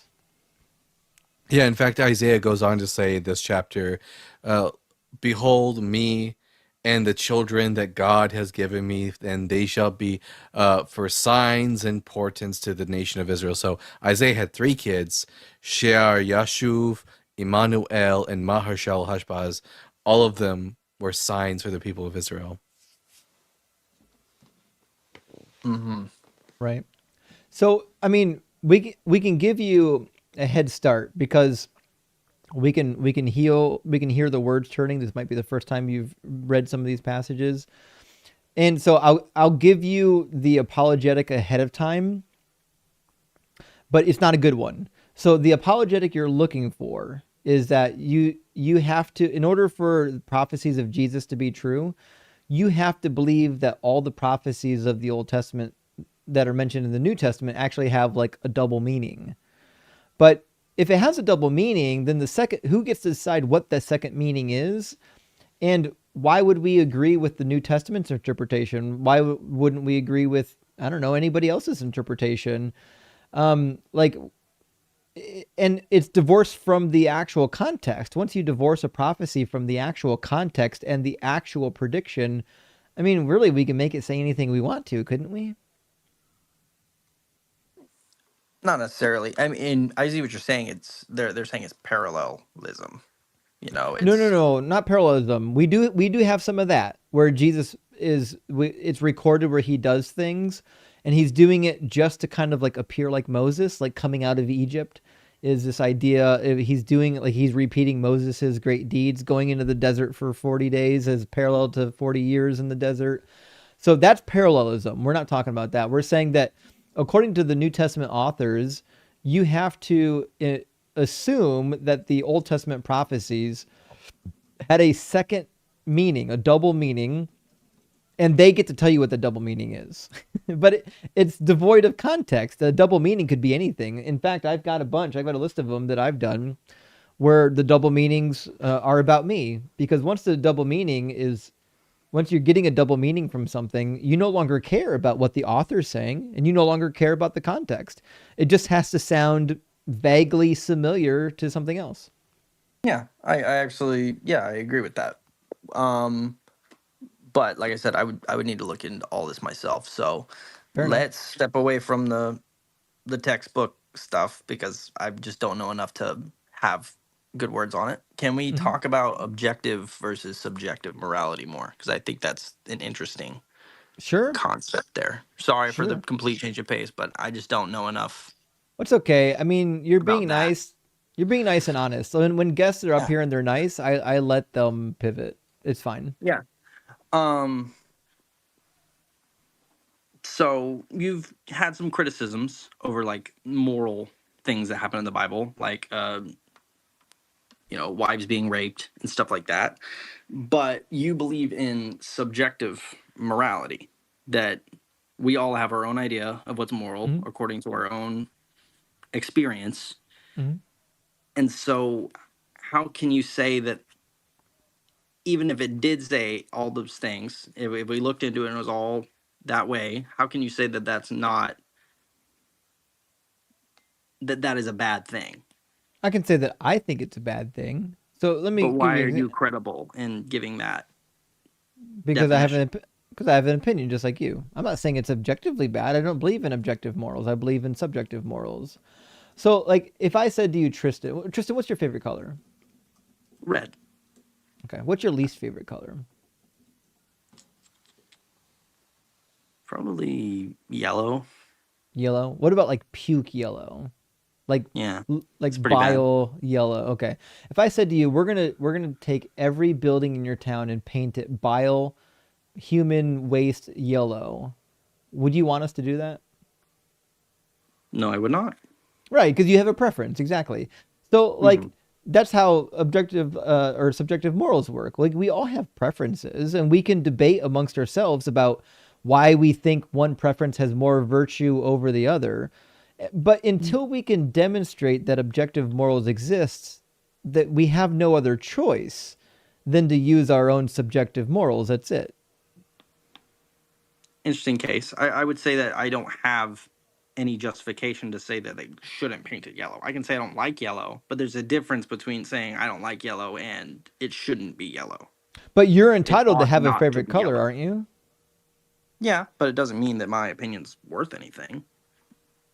Well, again, like if you believe in subjective morals, like the ought is tied to your framework. So like if you have a framework, like if your framework there is no ought. No, there is. If you have a framework that is based on well-being, then you ought to act in a way that promotes well-being. That doesn't mean that I force it on everybody else. Now, it does mean that as a society, we get to come together and say, listen, let's make some agreements as to what we allow and disallow. And you know what? It turns out there's a lot of things we can agree on. There's some things we can't agree on, but there's some things we do agree on. So on the things that we do agree on, at least for the majority, we put them on the allow or disallow list. right? It's not to say that, like, I'm never gonna watch somebody do something and say that's objectively morally wrong, because I don't believe in objective morals. You know what I mean? Yeah. I would argue that I understand that people like to behave as though morals are objective. I get that. But those are only people who haven't really thought out the topic. Like anyone who has been an atheist for some time and have thought about the moral topic, they're going to tell you outright the same thing I told you. We don't have objective morals, so I won't appeal to them. But I get it. Like if you're not in philosophy and you're not in debates and you're not into religion, then you're going to walk around like a normal human being and say, that's wrong. If you disagree with me, you're wrong. That's just because there's a lot of people who haven't really spent the time digging into this topic. Like you've dug into this topic a little bit, Tristan. That's why it's important to you.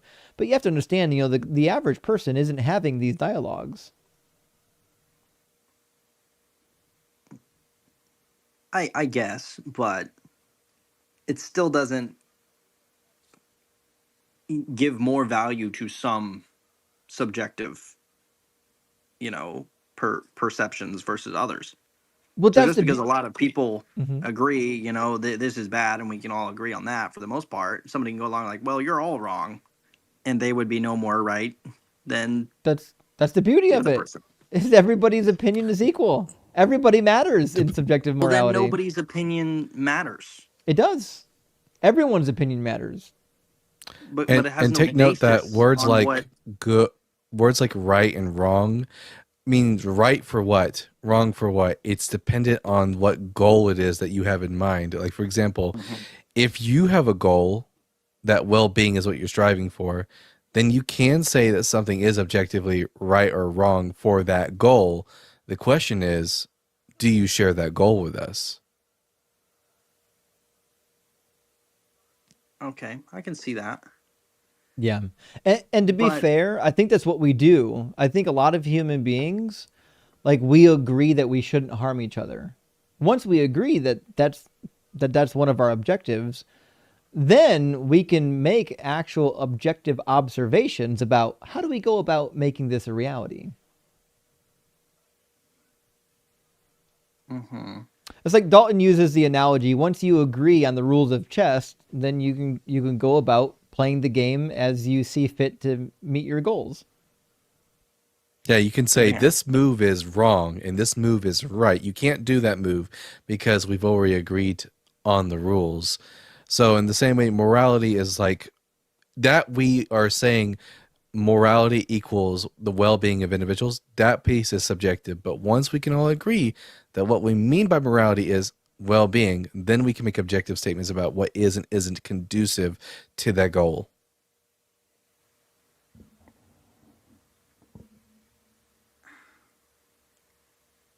I see the logic. I do. Right. But Tristan, But if there is objective morality, then it's all well, that's your meaningless. task. You can't demonstrate that we have objective morals, which means until someone can demonstrate that we have objective morals, this is kind of a useless complaint. It doesn't matter if you don't like subjective morals, it's all you have. It's like I would love to drive like a Cadillac SUV to work every day. I used to work every day at an office. Now I just walk upstairs to my room. But I mean, I would love to drive a Cadillac. The reality is, I'm going to walk downstairs and there's going to be a cheap little used Chevy. Like it doesn't matter how much I want that Cadillac. There's a Chevy in my driveway right now. So like I get it. You want morals to be objective because it makes things so much easier, but you can't demonstrate there to be objective morals. And even if there were, you could never demonstrate them to be tied to the Christian God. Yeah, and I went through the Bible, like and I wrote down every sin, everything that it described as sin, and I'm like, okay, so if these are all things that are bad according to God, then they're going to be things that are bad for us because God But that's loves not us. that's not objective. I know. That's still And subjective. yeah, and then I continued on, and I realized that I can't justify anything as good or bad for humanity because the only thing that defines good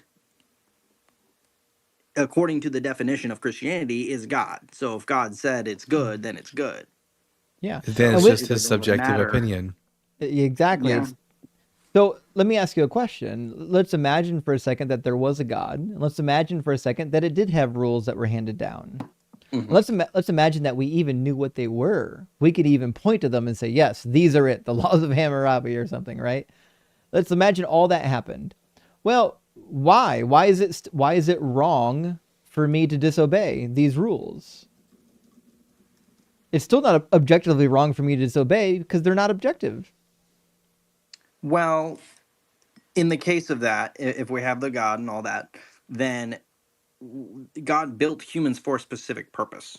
You know, So, if you built a printer and it's not printing, then it's wrong. Something's not working right. So if humans are going around and they're not following the law, then in that way it is wrong but because they're not working in accordance to their purpose.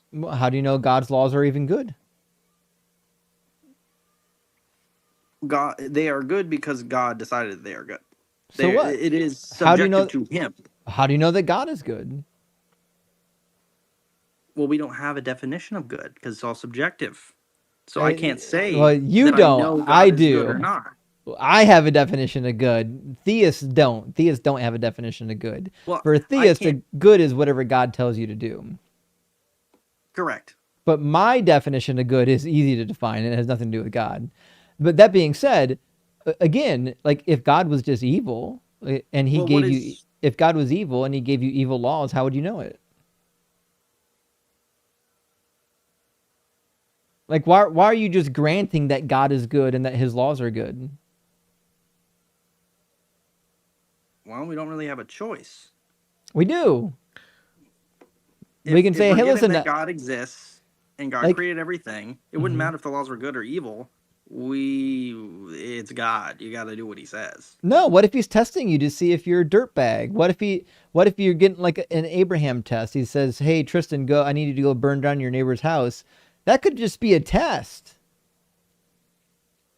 Yeah, and that's why it's not the most important commandment is love God with all your heart and mind. It's Well, not no, no, about no. What if God's whole test is the people who get to go to heaven are the ones who would not bend the knee to a God who would command the most atrocious acts in the Hebrew Bible? What if the only one who gets to go to heaven are the atheists and the Muslims and the Christians and the Jews? Everyone who bent the knee to a sycophant are the ones who aren't worthy of the paradise. yeah. Right? So that's kind of the thing is what we're trying to get at, Tristan, is you're assuming properties of God, and I don't know if that's a necessary thing. Like even in the Greco-Roman world, some of the gods were assholes. Well, I was trying to see if there was a consistency between sin negatively impacting humans and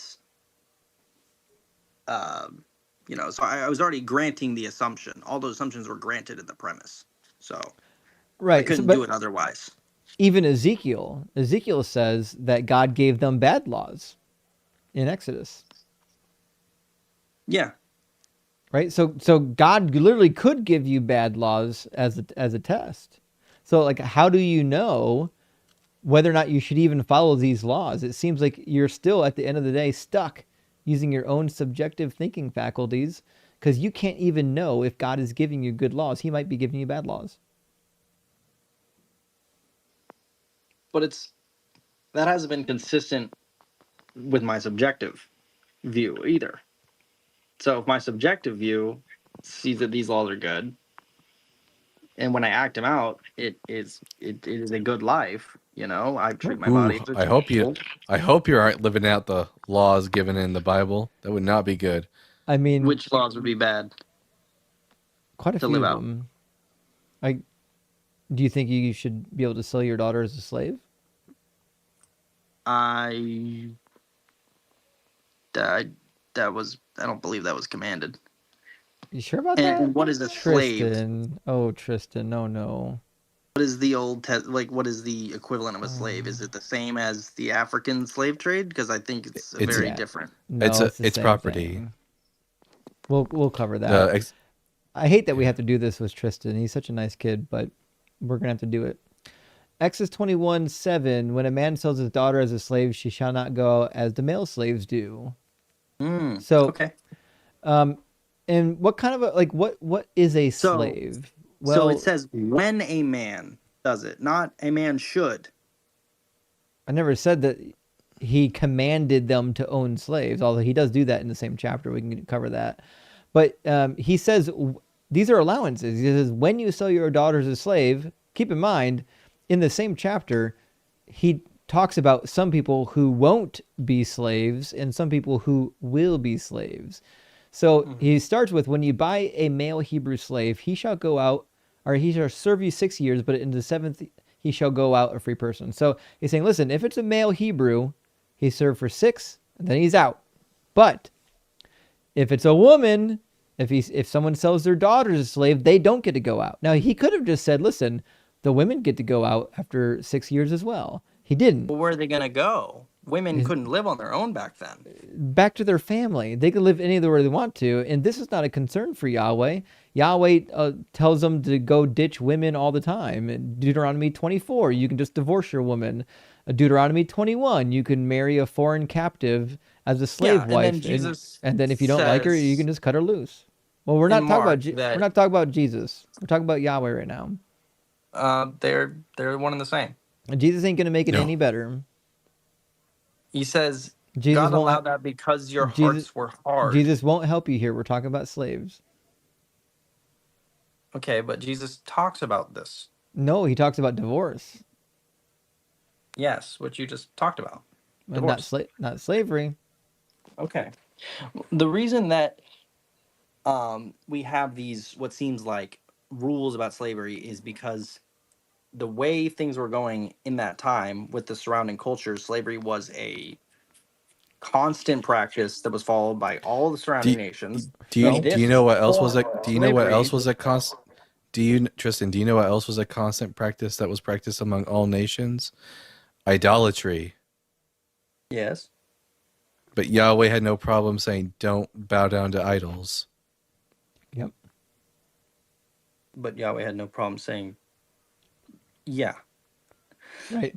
Yahweh's not beholden to the culture. He doesn't have to give you laws that are in line with the culture. Correct. But the people weren't going to listen. So he's like, look, if you're not going to not own slaves, Tristan, they didn't listen anyways. Can you let them go the 7th year? They didn't listen to any of the other laws anyways, Tristan. They didn't obey any of those laws. God knew they weren't going to obey any of those dang laws. Slavery wasn't like the one law they weren't going to obey. And also remember, when they left Egypt, they were slaves. They didn't have any slaves.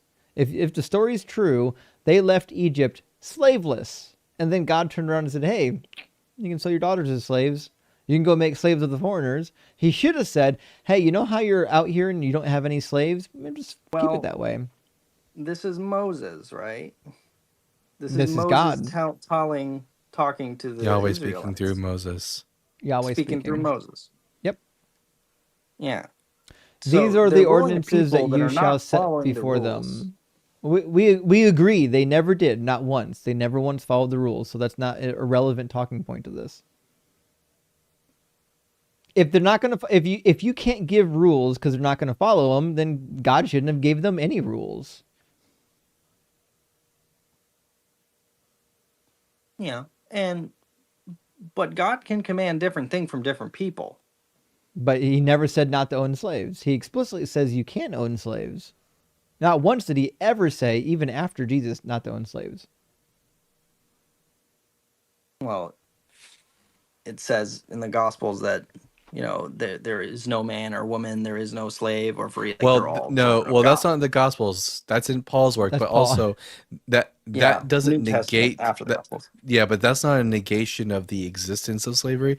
That's just what's called I think it's called Neapolitanism, or it could be cosmopolitanism. Either way, it's the idea that within the mystery cults of the ancient world, that doesn't matter if you're a man or a woman, Doesn't matter if you're Jewish or Gentile or slave or free. Everyone gets equal access to salvation, but it doesn't say that these roles or distinctions no longer exist.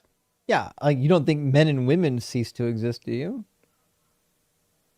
No. Oh, Yeah, that's a really good point. right. And it says, I'm so sorry. I believe it was. He said to accept him back into his house, not as a slave, but as a That's the brother in letter of Christ. Philemon. And Yeah. Paul was making a plea for that one specific slave so that he can go serve with Paul. He didn't say free all your other slaves. He didn't say slavery was wrong or anything like that. He just said, hey, this guy, now that he's a Christian, he'd be more useful with me. Okay. So you argue that was one specific case. Yeah, one specific case because Paul obviously had pity on the guy. Maybe Paul believed that he was being abused and wanted to make a case for getting the guy out of there because he just had a little bit of human empathy. But he never said to anyone, free your slaves. In fact, in Ephesians chapter 5:9, he addresses the Ephesian church on slaves. And he says, slave owners, treat your slaves likewise, meaning treat them with respect, according to what was previously in the passage. What he should have said if he was against slavery was don't own slaves. But that's not what he said. In fact, let me grab the verse. It was 6:9, not 5:9. I apologize. Let me grab 6 verse 9. Yeah, 6:1-9. Says, and slave masters, do the same to them. Stop threatening them, for you know that both of you have the same Lord in heaven, so on and so forth. So if Paul was against slavery, every time he addressed slaves, he should have just said, hey, don't own slaves, guys. But like, I think a big difference is that I don't view the slaves as slaves, but more as servants. It's well, not like they're there. They weren't paid.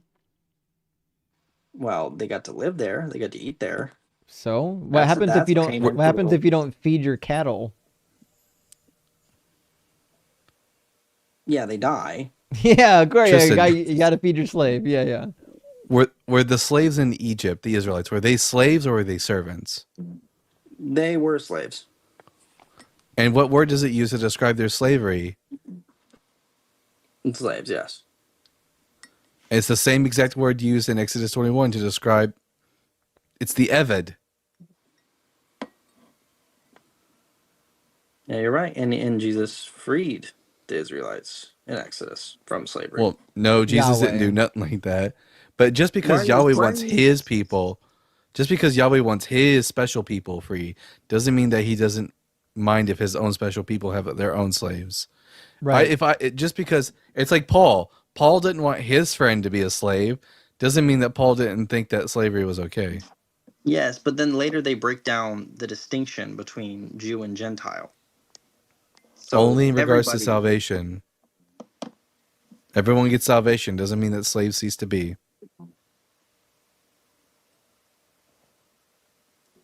I mean, the final vision of that God gives in the Bible for Israel includes slaves.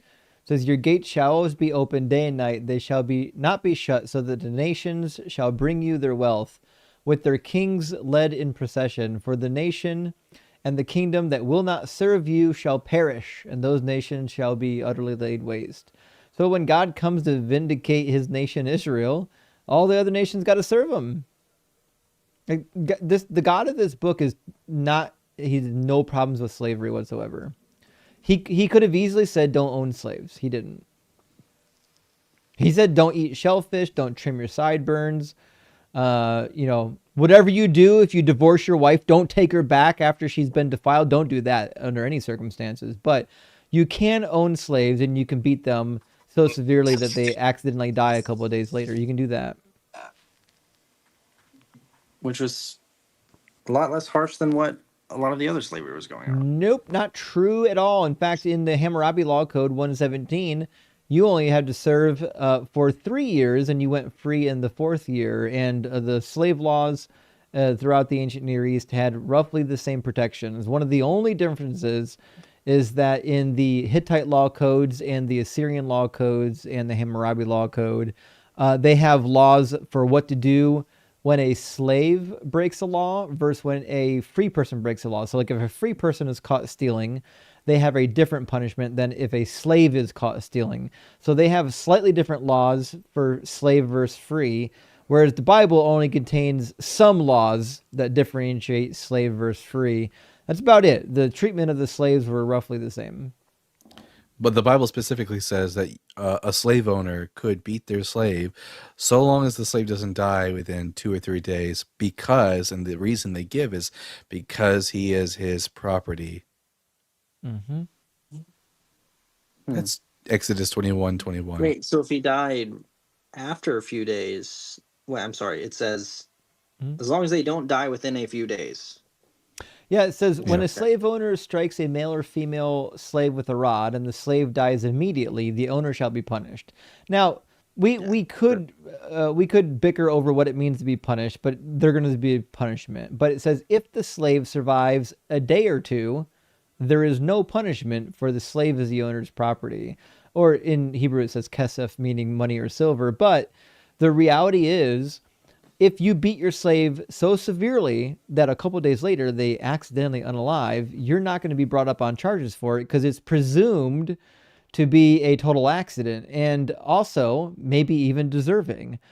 The other Or it's presumed that they could have died from another cause that wasn't the beating. You got it. It could have been another cause. Also, keep in mind that this chapter addresses Hebrew slaves. We don't know if they were treating the foreign slaves with the same amount of respect. In fact, Leviticus 25 would indicate that they were not, that the foreign slaves had entirely different treatment. And Deuteronomy and Leviticus spell this out. If you lend money to foreigners, you can charge interest. If you lend money to foreigners and you want to go collect it, you can just go collect it. You lend money to your own people, you have to treat them differently. You take a slave of your own people, you have to treat them differently.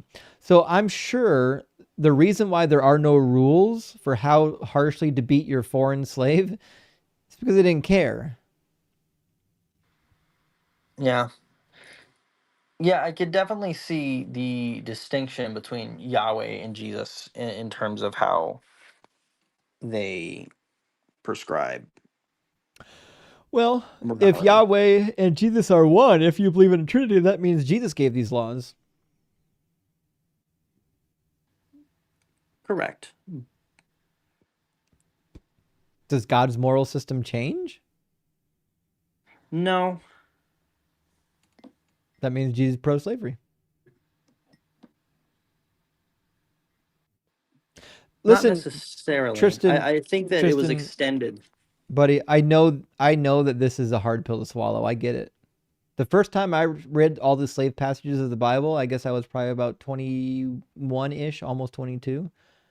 It sucked. I get it. Like you're racking your Christian back then? I was a Christian. And I know right now you're racking your brain and you're trying to figure out how this can be not as bad as what it sounds, but the reality is you're going to go back and read this one day. Maybe even this week, who knows? It's as bad as it sounds. It's horrific. Yeah, it's God's judgment. It's God's wrath. Yahweh's wrath on these people. On why? Why is God's wrath okay with slavery? Why is it that a child can be born into slavery and God's okay with it? Well, I don't think God is okay with it. I think that children need God's wrath? I think there's a difference between God's wrath and consequences from our own actions. No. This is God's and wrath. Wrath can be consequences and wrath are different. Like a consequence of me jumping off my roof is I'm going to probably break both my legs. That's just how gravity works. Wrath is different. Wrath says, I'm mad at a thing you did, and because I'm mad at it, here's what I'm going to do about it. You can control wrath. You can't control your consequences. But the wrath is important to a certain extent. Why? If you have, if you're in a courtroom and the defendant is guilty and they raped, they've killed your whole family, and then the judge is like, it's all good. You're fine. It's free to go. Well, then that's unjust to the person who was wronged. I think And you're so that missing the wrath point is though. necessary. Why do babies need God's wrath? Why does God say that you can own children as slaves? Well, I don't think that the wrath is directed towards the babies. It is. It's directed towards the parents, and it's the Well babies then, get swept along in it. well, how come the babies can't go free later? Why didn't God say when the babies are 18 they can go free? The sins of the father, shit rolls downhill. Why? If your parents said that, if your parents said shit rolls downhill when you act up, your child's gonna pay for it. Would you be okay with that? I mean, it's true. If I It's not. smoke, well, It I'm not does. a girl, Nope. but if I was Nope. pregnant and I Nope. smoked a bunch, my Nope. baby's gonna come out Nope. deformed. Nope. Wrong again, Tristan. You keep reverting to consequences. We're talking about punishments. The punishment Punishments. can be the Punish. consequence. No, it can't. Punishments you have control over. Consequences you don't. The consequence of smoking is that you get cancer. The consequence of getting cancer is you might not live to see your children grow up. Those are consequences. Those are not punishments. A punishment is when somebody does something and you say, because you did this, I'm doing this. You get to control what punishments are. They're not like, God's not like, oh golly gee, my hands are tied. I can't tell them not to make children slaves. Their parents acted up. He's what? How weak do you have to make your God to justify these horrors? The God could have just said, "Don't own child slaves. Once they're adults, let them go free." He didn't do that. He says, "I will visit the iniquity of the fathers upon the children and the children's children into the third and fourth generations." That's Exodus 34:7. He doesn't have to do that. He doesn't have to punish innocent people for the crimes of the guilty, but he does because he's a wrathful, vindictive prick of a God. Yeah, he's a jealous God. No, he's a prick. In your view, yeah.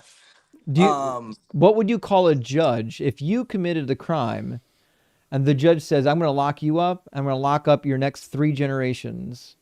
You think that'd be fair? I think God's judgment is allowing your Tristan, consequences. you're not answering my question. No, If a it judge, would be fair. It wouldn't be okay. It wouldn't be fair, and why? Why wouldn't it be fair? Because they are innocent. Because they're innocent. Okay, and innocent parties shouldn't pay the crime for the guilty party, should they? Correct. Okay, and what do we However, call it? What do we call it in English when innocent people are given punishments for crimes they didn't commit, or when guilty people aren't given punishments? What do we call that? Injustice. Injustice. You got it. Which means when God is punishing non-guilty parties and then vice versa, letting guilty parties go, that is God doing things that are unjust. No, because that presumes that everybody is innocent. No, it doesn't at all. Try this again. I've committed crimes. Does that mean I should go to jail for unaliving somebody? Like if you committed a speeding ticket, if you get a speeding ticket, should you not be held liable for a murder? No, but we're not talking about You got it. tickets. Okay. We're Yeah. talking about original sin. Well, we're talking about how every single we person, didn't do original sin. But that is the justification for it. Well, is it not a good justification? It's called injustice then. If I didn't commit the original sin, I shouldn't be punished for it. But we've all committed. You're making it worse, not better. I didn't eat that fruit. Yes, but you have sinned. So outside of eating have fruit. Have I murdered someone? No, but you've sinned in other ways. Should I be punished as somebody who did murder somebody? Well, the wages of sin are death. Should I be punished as though someone who did? Should I be punished as someone who did murder? You should be punished as a sinner, and the wages of sin is death. It's crazy how all of a sudden you can't answer questions. Should I be punished as someone who committed a crime like murder? God doesn't do. It's crazy, Tristan. You started so honest in this dialogue, and now it's getting painful. Should I, as a human being who has never murdered somebody, be punished as a murderer? No. Okay, if you did not commit murder, fantastic. You shouldn't be punished for and should children be punished Should a 5-year-old be punished the same way an adult would be punished?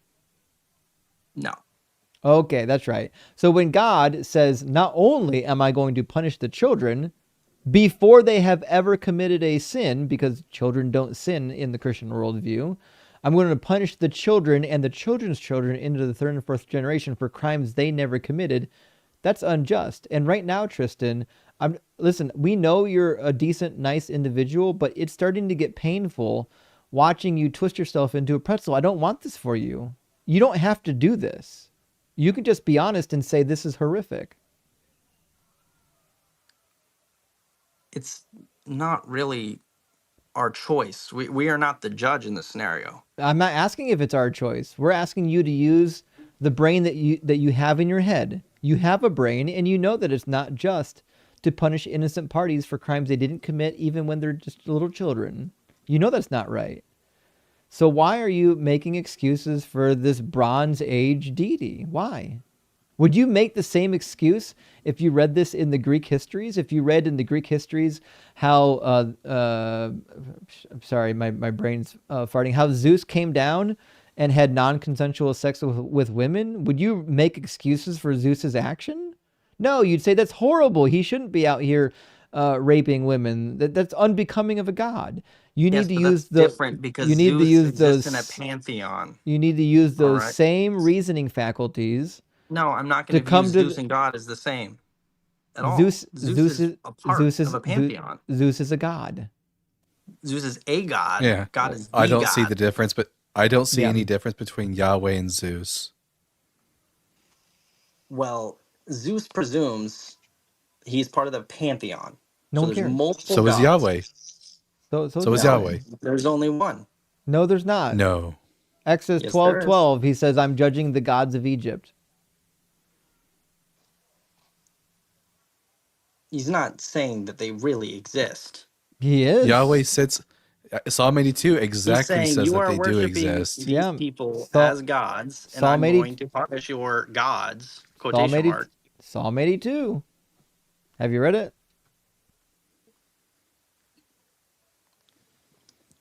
Just because you say something is a god doesn't mean it's an actual god. No, God has Yahweh ta- says it's a god. Yeah. Yahweh says, God has taken his place in the divine council. In the midst of the gods, he holds judgment. How long will you judge unjustly and show partiality to the wicked? Give justice to the weak and to the orphan. He's addressing the other gods. Rescue the weak, so on and so forth. Then he ends with a proclamation of judgment. I say, you are gods, children of the Most High, all of you. Nevertheless, you shall die like mortals. So he's literally saying these are non-mortals, divine entities, and they're going to die like mortals because God's upset with them. There's many they're gods in the non-mortal Hebrew Bible. idea that they're concepts. They're not concepts, they're entities. They're ruling over the nations. There are 70 of them. Yeah, just like how greed rules over America. We worship the god of greed, No, materialism. they're certainly not. No, not even close. They're not personified traits. Yeah, because these personified traits come down and have sex with mortal women and produce offspring. Personified traits don't do that, but deities do. Yep. Sirach 17:17, he appointed a ruler for every nation, but Israel's is the Lord's own portion, or Yahweh's own portion. This is the tradition. Like, I don't know if you know He much appointed about a your own. ruler, a king for every nation. But in Israel, we don't have a king. We worship the Lord. The Lord is our. You got it. Yeah, so there are multiple gods. No. Gods, yes. And every nation has their own ruler. Every nation has their own deity. This goes back way in the ancient Near East under the guise of a pantheon, where El was at the top of the pantheon. They had 70 sons. They're well attested to in ancient Ugaritic and other Near Eastern documents that find its way into the Bible. A lot of those children in that pantheon are in your Hebrew Bible. This is where this comes from. There was once 70 sons and a couple daughters. Anath was one of them, of the god El, and his wife Asherah, or Athirot in Ugaritic.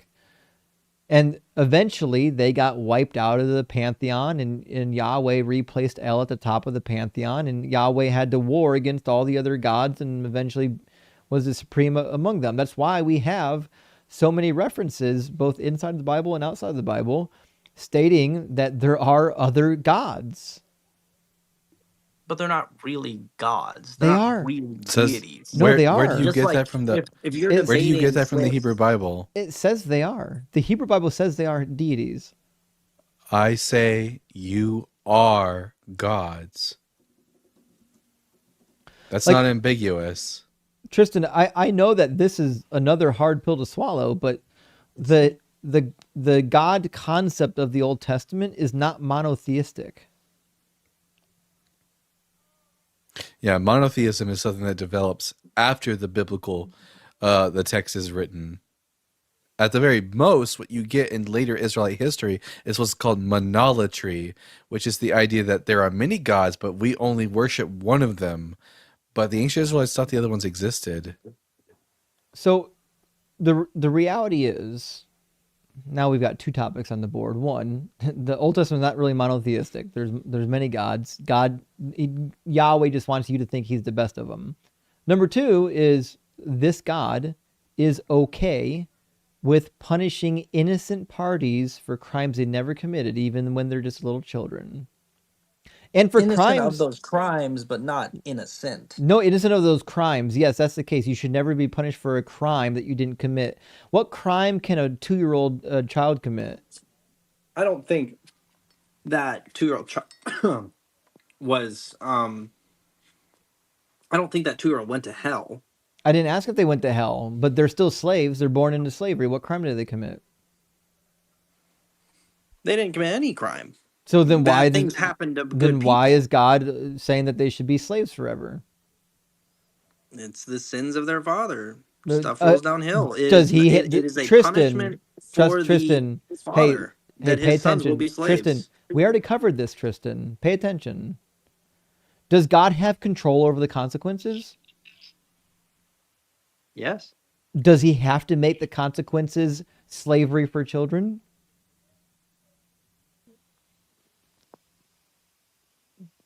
No, he doesn't have to. Then the only reason why shit rolls downhill is because the shithead pushed it down. That's it. It's a decision that he made. He didn't have to do that. What would you have had him do? I would tell them not to own slaves. Okay. I don't think we can escape that. I think that Escape what? not everything is a direct punishment. Part It of it is. is this is the consequence of your action. No, So this Tristan, is the no. punishment No, I'm you're doing. wrong. Punishments aren't consequences. I mean, they are. I know you feel like they are, but they're not. Yeah, like for example, Adam and Eve eat a fruit. It gives them the knowledge of good and evil. Punishment is now Eve has to like have horrible pains in childbirth. That's not something that just as a result of eating the fruit happens. That's something that Yahweh imposes upon her. Again, Tristan, there is a difference between a punishment and the consequence. I already gave you the example. You already agreed with it. If I jump off my roof, the consequence is I get injured. That's altogether different than if my mother is going to punish me after I break my legs. The punishment is separate from the consequence. I So think again, the confusion if is God dictated that children would become slaves because their parents were bad, those are decisions. Those are punishments. Those are not consequences. the punishment is he's allowing them to become slaves. No, he commanded it.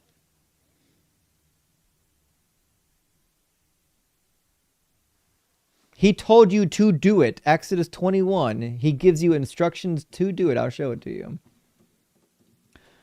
Of the male Hebrew slave, he shall go out after he serves you for 6 years without debt, blah, blah, blah. If he comes in single, he shall go out single. If he comes in married, then his wife shall go out with him.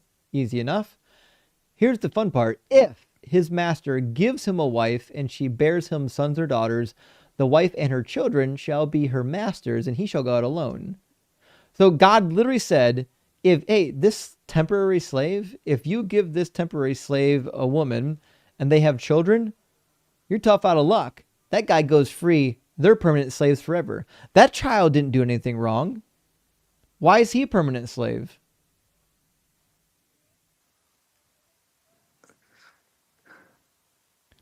Tristan, now's the But time. he gives him a wife. Now's the time, Tristan. We're hoping you're actually honest. Are you going to be honest with this? What did that child do to become a slave? I don't know enough about what being a slave was actually like to see it in the same light as you say it You as a slave. you do work, you don't get paid, you don't get treated well, and you get beaten. Would you want to be my slave? It depends on how good of a master you were. If You you don't only get to recommended the Tristan, you don't get to choose if you get a good master. You get whoever buys you. That's it. So again, do you want to be my slave? You don't know anything about me. No, I don't want to be your slave, no. Oh, okay, there you go. Do you think that the child in Exodus 21 wants to be a slave? It depends on how good the master is. No, they don't. No child wants to be a slave. There's not a single And child also, it ever doesn't that said, matter. I'd like to grow up to be a slave. That's preposterous. Yeah, and also it doesn't matter how good the master is. The child doesn't get to go free either way. I mean, we don't let children go free until they're 18 for a good reason. Agreed, but they're permanent slaves. They're born into it. How come God didn't say you can go free when you turn a certain age? And also, your children aren't property to you. The slave child is a piece of property.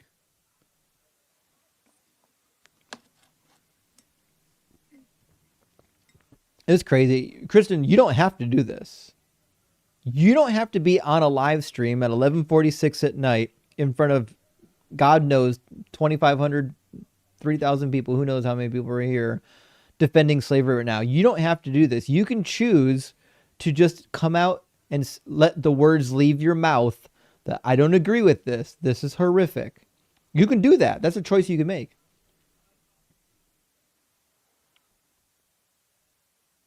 I don't know enough, and I'm not going to question. You don't know enough to know if slavery is judgment. bad. Okay. Well, Tristan, if Abraham can doubt God, then so can you. Yep.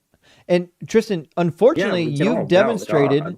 that it takes a religion to make a normal, decent human being adhere to absolute fucking atrocities. I can tell by your voice that you are a normal, rational, typically rational human being that probably is kind to others. But because of this religion, you're willing to affirm that God is just for punishing people who didn't commit a single crime with slavery for their entire life. Not because you know it's just, but because you're so wrapped up in this religion, you can't think for yourself anymore. You're demonstrating how toxic these religions are, and I hate it for you. You're better than this, Tristan. Well, yeah, you're not supposed to. You are supposed to question God. You are supposed to doubt God, but Then you are supposed to do trust it. Him. No, do it now. Now's the time to use your own critical thinking and say, yeah, slavery for children who didn't commit a crime is bullshit. Tristan, you're better than this. I cannot judge God. That's a shame. I can't. Well, we can. He's a vindictive, bloodthirsty asshole. And that's why this God is fiction. Also, he's a liar. All right. Tristan, it was good talking to you. I hate that it had to end this way, but best of luck on your journey, man. Thank you. It was nice talking to you as well. Cheers. Cheers. It's fucking painful. Tristan be twistin'. It drives me insane because I know deep down that kid there is probably a decent kid. He's a decent kid, and religion has poisoned his mind. If you would have talked to me when I was 17 years old, I would have sounded just like that. So there's still time for him to wake up. I get it. Like, I know, Dalton, you've talked to him as well. We've met people, grown-ass adults, that will double down and be like, well, if God wants to do slavery, he can do slavery. Fucking what's wrong with slavery, right? Those people are just pricks. Tristan wasn't a prick. He was just captive. He was held captive mentally and emotionally by this damn religion. Yeah, he's a victim. The others are just sycophants. That's the right word for it. Yeah, he's a victim of religion, man. I mean, what else can we say? All right, let me grab a couple super chats, friends. We'll get our last guest up in here. 12 Shepherd, thank you for the super chat. Says, I'm learning so much from your channel. Thank you. You are insanely intelligent and dedicated to your craft. Well, thank you, 12 Shepherd. I'm saying the same obviously goes for Dalton. Dalton is phenomenal at what he does. I can't wait for him to start streaming as well in all the places that people stream. And Stop This Stupidity, thank you for sending out 5 DZ Debate gifted memberships. I really appreciate that. But Randy Wilson coming in with 20 Deconstruction Zone memberships. I think that puts Deconstruction Zone up now. Holy shit. Thank you, Randy. I appreciate that. And our friend Dr. Joe is with us. Says, here's another $5 because you're going to need more stress toys. I know. I don't know how long this little stress ball is going to last, but we're doing what we can. Thank you, Dr. Joe. Also, Dr. Joe, please DM me on Discord or send me a text message. I have to talk to something. I have to talk to you about something very, very important when you get a free moment. Simple Programmer, thank you for the super chat, says pi is a transcendental number and so is non-repeating, so there can only be one pi. Again, Simple Programmer, I don't believe in transcendentals. You'll have to prove that, but thank you for the super chat. This super chat is transcendental, possibly. And TMJ, thank you for the super chat. Says Christians are so delusional that they worship two so-called divine beings, Yahweh and Jesus. Then they follow the words of a human being, Paul, the Roman, who bumped his head. Make it make sense. This is fair. The Trinity doesn't make any sense, and not only do they believe in the Trinity, but they won't even follow the teachings of the so-called Trinity because they follow the teachings of Paul. And Danny, thank you for the super chat, says, praise Doug, hail the Rock of Ages, indeed, his stony hardness. And Bruce, thank you for the super chat, says, hey Justin, your YouTube channel is the shiznit. Well, thank you. If you have time, can you steel man the argument that Jesus replaced the Mosaic Law, then diverse or Dalton's rebuttal? I mean, so the argument that Jesus replaced the law is that you have to ignore Jesus's words. Or you do one of two things. You ignore everything Jesus said and you say, well, he didn't come to abolish the law, but he fulfilled the law. And somehow fulfill means abolish, even though those words are diametrically opposed. Then you would go to Paul and read all the parts of Paul in the book of Acts, like chapter 10 and chapter 15, where it talks about the law being done away with. Galatians 3:23, Ephesians 2:14 and 15, so on and so forth.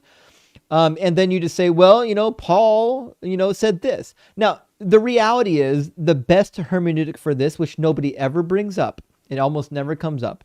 Origen did it almost 2,000 years ago, and Origen's answer was, Jesus told all of his followers to follow the law because they were all Jewish. He wasn't talking to Gentiles. And number two, because they weren't ready for the abrogation of the law yet. They needed time after his death to be ready for it, which is why the Holy Spirit revealed it progressively afterwards. That's the strongest position you can have as a believer. It's a terrible position to hold.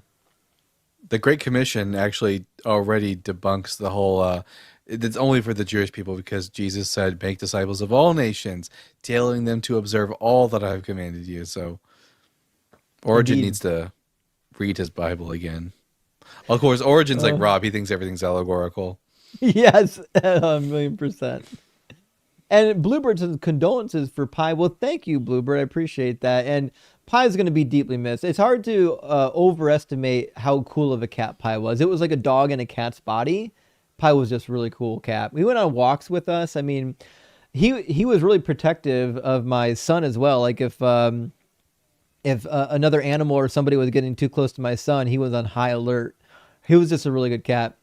Wiznilip, thank you for the super chat, says Ramsey Yusuf 93 WTC B member is now a Christian. I have no idea who any of that is. He was supposedly converted by Eric Rudolph, don't know who that is, 94 Olympics B member in federal prison. Now he's going to permanent paradise while you and I are not. Cool. I mean, I don't know what WTC is. World Trade Center? Oh, World Trade Center. There There you you go. go. Is now Christian. Yeah, yeah. Okay, yeah. People who do horrible things get to go to heaven as long as they repent. Well, that's what Christianity is all about. Whereas us dirty, rotten atheists who didn't do any of those things have to burn forever in hell. I mean, what are you gonna do? It's the price we have to pay for having morals and like actually holding to our beliefs properly. Good question. Says human, dog, and squirrel get morally outraged for a face slap. Same reaction for any brain size, species, or mind complexity. Is that still subjective? I would think so. Yeah, there are a lot of animals that have an intellect that allows them to not give a damn what's happening to others. I mean, think about lions. Lions will literally eat the young of other pride members just so they can gain an advantage in the pride.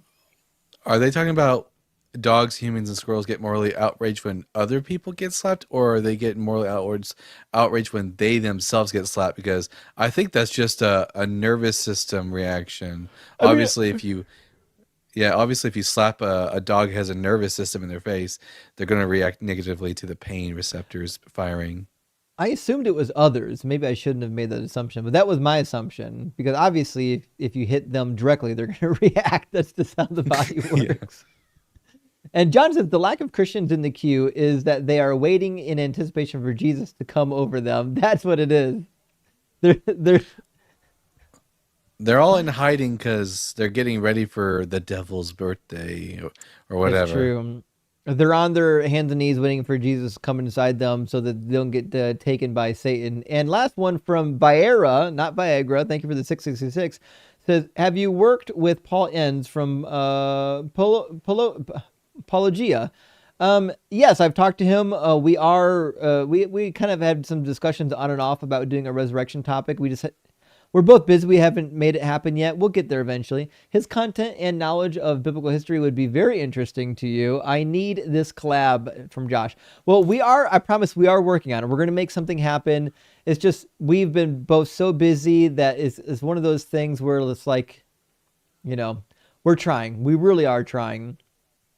All right, let me grab. I know there's a bunch of super chats, friends, still left. I'm going to read all the rest of them after this guest, and we'll close out with the rest of the super chats. I'm sorry, we had a lot of them come in, and we had some longer conversations towards the end, so some of them haven't been read yet. But we're going to get Biscotti up from the queue.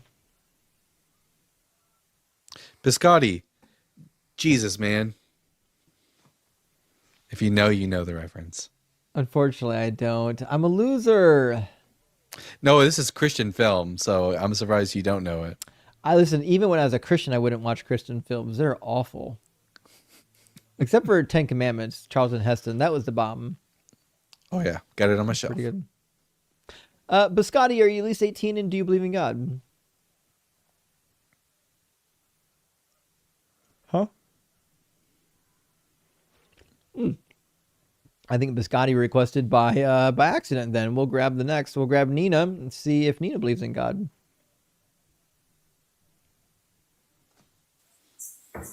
How you doing, Nina? Are you at least 18 and do you believe in God?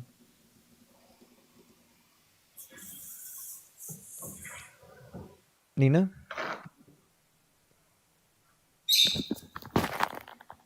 No? Okay. All right. Well, apparently Nina was up here by accident. We're going to grab another one from the queue. We actually have someone with their camera on and is already ready. So let me grab our nameless guest from the YouTube queue. How you doing, Nameless?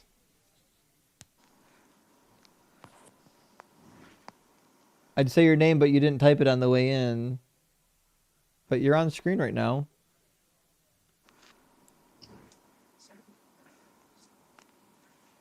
Can you see the screen or are you looking at it? It looks like you're looking at it. Can you hear me? I can hear you. Oh, I'm Nina, actually. I How did you it doing, multiple Nina? times. No worries. Let me Okay. type your name in. It's Nina Barron. Well, I mean, I'm kind of embarrassed that I really have my name on here, but Don't worry, it's Nina. We gotcha. We could make it a different name if you want. It's okay. it doesn't matter. I don't care, really. Well, Nina, are But you at I least am 39 and I Mhm. believe in God. Dope. Is it a specific god or a generic god? I believe in Yahweh, the Tetragrammaton. I believe in from what Jesus came from, the religion that, well, Jesus wasn't for a religion, but I'm from that line. So you believe in Yahweh. I believe in Yahweh. Yeah. I actually, before I even have a memory, my first prayers when I ate was Barukatah Yahweh Eloheinu Melech Olam Shekoneh V'Devario. Because my dad's name is Ovadihu Ben Zavulun, but he's a black man. And my mom is a white woman, and I live in the Midwest. And it's very weird upbringing. Very strange. Sure Who created all is. things by his word? Was that the prayer? You said what? Nihaya Bidvaro. No, I actually don't. I was taught that when I was very young, and I know very little things like Elohim or like titles, but that was just what we said before we prayed. That makes sense. Okay. Ah. So you Yeah. memorized the prayer, but you don't know the language. That's fine. That happens. Well, no, it means blessed be God, King of the universe, and his will all things consist, because we had to say it and also say the translation. Right. That's what I'm saying. Is you don't actually know Hebrew. You just know that prayer. Yeah, and I know certain words like agape, or, like I know certain like church words, but yeah, I Fair enough. haven't actually formally studied. Do you believe in the Trinity as well? I believe not necessarily how people necessarily believe it. I believe that Jesus was a powerful person, but I don't necessarily believe that he is what he's represented as. Yeah. So you don't believe that he's God. Do you believe that he's like the son of God? I struggle with that because that was very young that they did that, and then we went into Christianity real quick. And so I've been saying he's God for the majority of my life, and I think in this my older years I'm starting to kind of reint- reinterpret what that means. Fair enough. So what would be the most favorable evidence or argument for this God existing? Well, I would say because he's even in the Quran. I Oh mean, boy. he was a person of that time. I would believe that he was a person of that time. And Jesus? that Jesus was a person of that time. Yes. We And, agree that and Jesus not was a real necessarily. person. You said what? So you and I agree that Jesus was a real person. I'm trying to figure out why we would think that he was a god. Well, I would say that he lived with an authority unlike other people. And people interpreting that could interpret that as he was a god in that sense. But because I really wanted to ask you guys this, because you guys seem to know a lot about the Bible and testaments, and maybe you only focus on the Son of Man. Have you ever focused on, and I know what a lot of people say about the daughter of Zion? Jerusalem? Jerusalem is the Yeah, daughter of Zion. Jerusalem. Yeah, no, but she's actually, and wisdom, let's, if we go Oh to like no. Proverbs or whatever, the feminine aspect of all of this. I'm sorry, I can actually see your face. I don't mean It's to, not and you. this It's is, not you. You're I'm delightful. It's just that sorry. sometimes in poetic literature or cities are sometimes referred to as if they were women, but and Jerusalem just sometimes get referred to as a woman because it's merely just poetic. Okay, and the bride that is talked about. So Jerusalem represents the bride and represents daughter of Zion. So what I'm saying is, son of man is poetic. There's sons of men. That's poetic. Oh, That Well, son of man goes just means in Hebrew ben Adam humanity. Yeah, means a human humanity. being. And yeah, daughter of Zion is Bat Zion. And so I'm saying that over time, people believed there was a man who could fulfill these things. And for whatever reason, so many people believe that, and I believe there's a very good reason, is that he did fulfill certain aspects, because like he was supposed to, the Romans were supposed to be destroyed. He really believed that, like, or I'm not going to say what he really believed, but that was what was prophesied about, is that it would become the destruction of that. And what I'm saying is that the daughter of Zion, it in this, what I believe is because of how men kind of take things, it it is poetry, but Son of Man is poetry. And yet people really will die on a hill that the Son of Man happened. And I'm sorry, I see your eyes, and why I am don't I being know. weird? I have no idea what you're saying right now. Okay. So do you know anything about the daughter? Do you know about the prophecies in Ezekiel and I Jeremiah know and I'm about very familiar with the prophecies. Yeah, that's okay. one of the reasons why Dalton and I do so many live streams together is because it's our favorite topic because we've Okay. read all of the prophecies and Jesus didn't fulfill any of them. Okay, so this is my crazy twist on this, and this is going to make me sound absolutely insane, and I get it, and your eyes will probably go crazy. I was brought up reading the Bible. That was the first book that I ever read.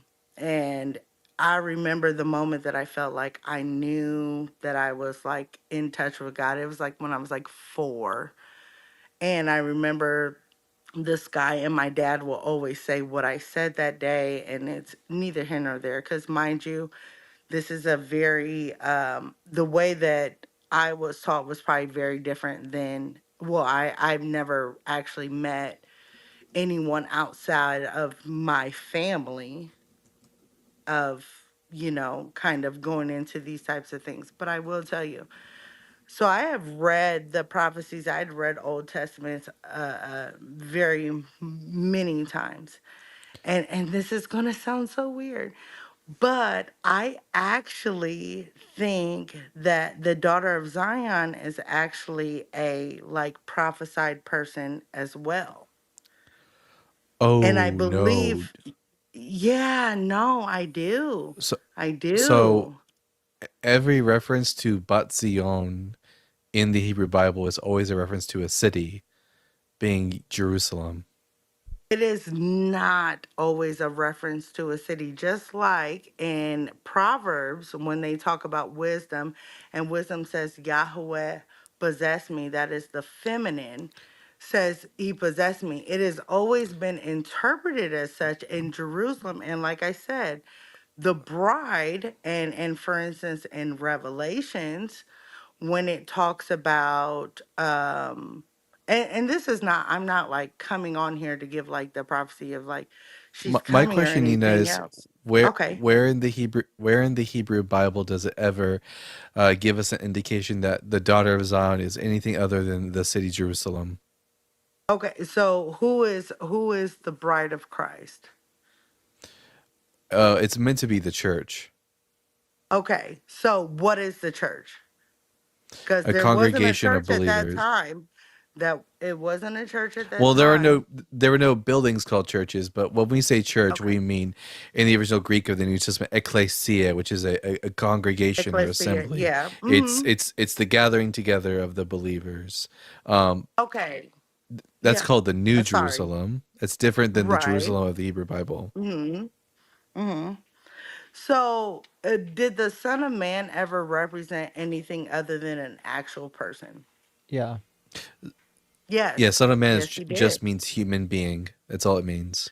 No, no, Well, no. in But the when New they talk Testament, about the Son of Man, that's different because there's daughters of Zion well, there, hold and on, then hold on. okay, The New I Testament will. and the Old Testament don't agree on what Son of Man means.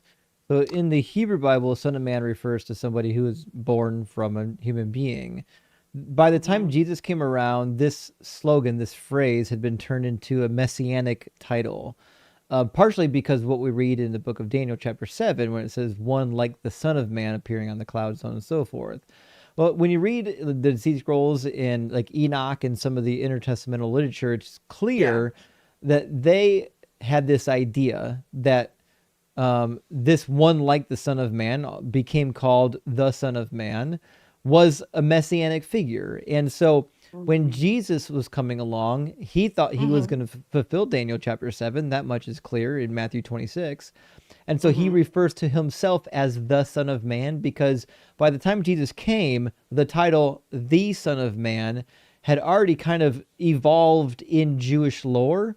But to be sure, this messianic title doesn't really exist in the Hebrew Bible. It's something that developed outside of the Bible.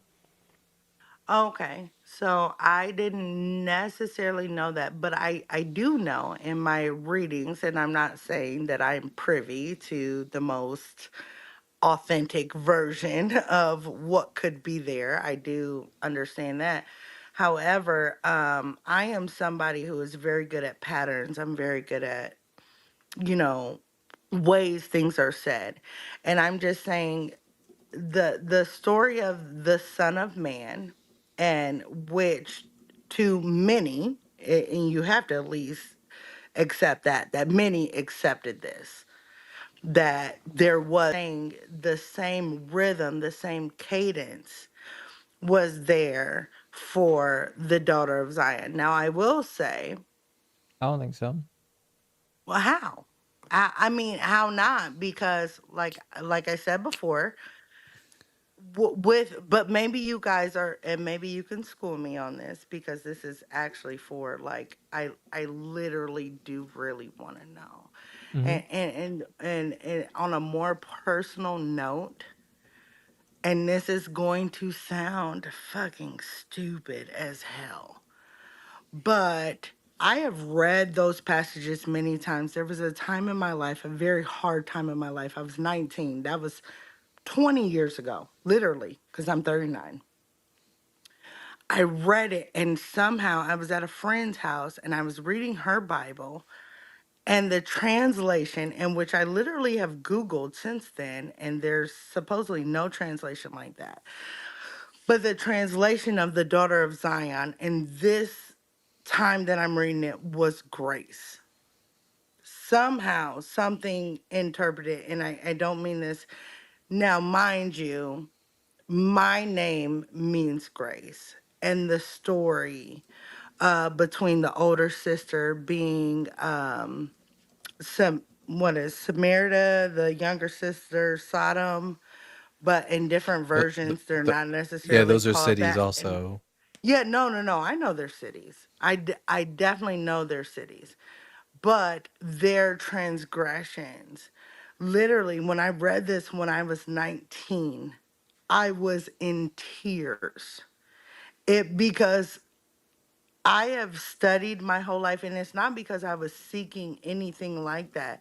And I like literature and stuff like that, but I understand metaphors. I understand these different things of when I say the similarities, to the point where my little sister died 3 years ago, and I felt like I knew she was going to die because Sodom got cut off.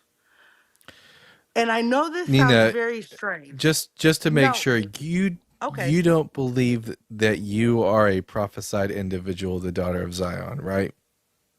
Well, if I know that in saying that that would make me sound insane, but I am saying that for some reason my life has, there are very many implications.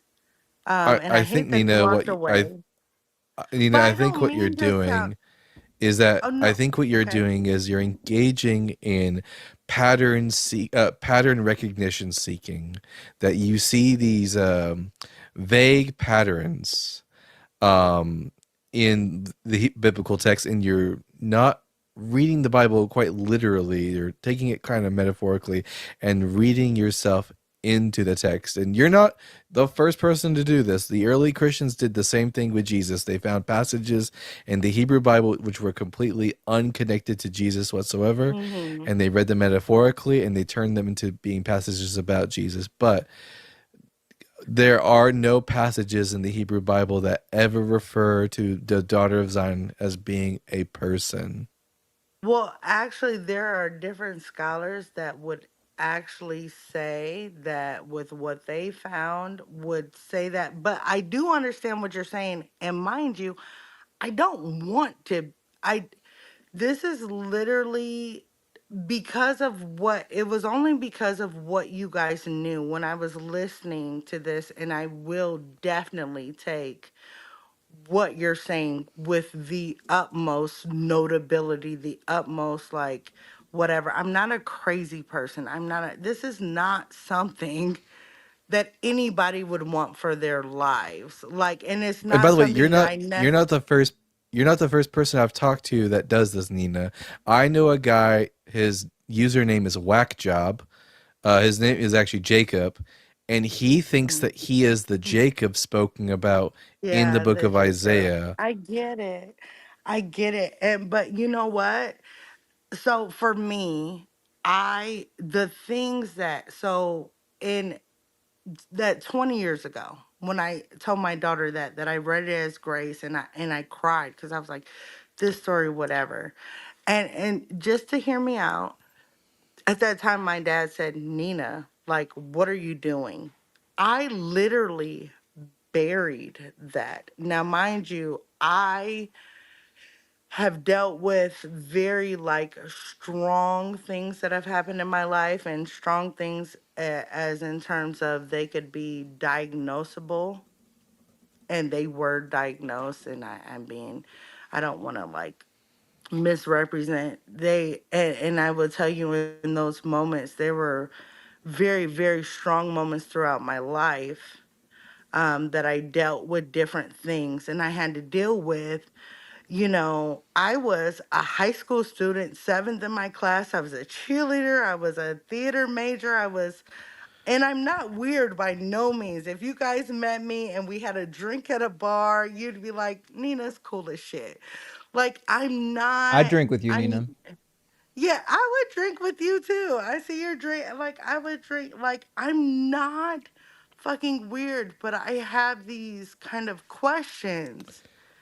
And nobody really around me can really like it, and so the last thing that I say, so all these years later, the up and down tumultuous, the different things, and I can't even describe all the things that happened, but this year was like the first year where it was like, oh shit, maybe I could be. And it was because I went to my pastor and I was talking to him about how I thought it was important that Jesus's name, it wasn't just that he was Jesus, like, off of Joshua and the Greek term and da da da da da da. It was like, if there's power in that name, then there's power in the actual what the name meant. Jesus's name didn't mean God saved, which is just, as if it would say Elohim saved, or like Gavriel, that ends in L, that's God, but Jesus would have been more like Yahushua or something like that. Like and if there's, Yeshua. In well, Hebrew would be pronounced Yehoshua, Yeshua. because the prefix in English, Yahoo would be at the end, like Avad Yahoo or Netanyahu. That would be at the end, So but the I think prefix here, would Nina, be we really need Yahoo. to rein that. Really need to rein this in. You're making like so. Your claim Oh, is that there is I'm a daughter of Zion in the scripture that is a actual person as opposed to a city. In order for me and Justin to accept this proposition, we're going to need to see textual evidence from the Bible that states that the daughter of Zion is anything other than the city of Jerusalem. okay. So, my maiden name is Nina Benzavula. Nina in Hebrew means grace. My mom's name is Anna, her name Chet, means chet. grace as The well. word for grace in Hebrew is chet. Okay, well, Nina, the spelling of Nina, Nina translated does mean grace in Hebrew. Or does everything lie to me? Because if everything lies to me, then I'm okay with that as well. So Because you can get words like chet. Oh, so not chet. Chet is sin. Sorry. Chen. Chen means grace. Chesed is like loving kindness, and rachum is mercy. But their Nina is not Not a a word. Hebrew word. Yeah, it's not a Hebrew word. okay, so Nina, and it's well. Let me go. I didn't lose you guys doing this, so let me go into Nina Hebrew meaning, and then I can screen share. I don't know. There were lots of options. I was wondering, I was like, am I Favor crazy? or Like, I grace don't is in remember Hebrew. Nina Nina can meaning. be linked to grace, favor, or God was gracious. Shin. I'm Oh saying here is that no. Nina is the Meaning grace diminutive or favor. form of the name Giannina, which is a what does Giannina mean though? Which means little girl. Little girl is what it means in Spanish. And I do know.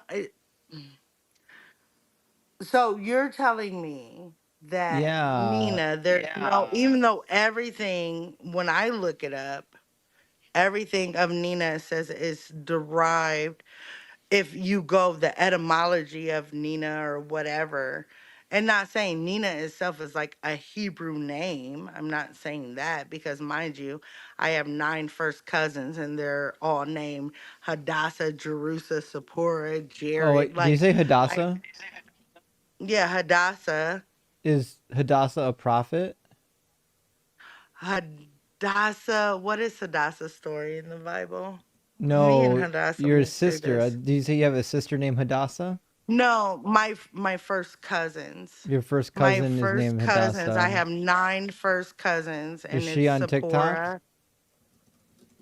I don't believe so, and she's super conservative, so she definitely wouldn't that. But mind you, when I told her about my story of like when I knew that I would say, she had a story of when she was 7 years old, she was in a room and when she felt like she was saved, she said that she heard a choir singing or whatever. That was something that came out this year. Mind you, I've known her my whole life. But yeah, Is this the person? Hold on.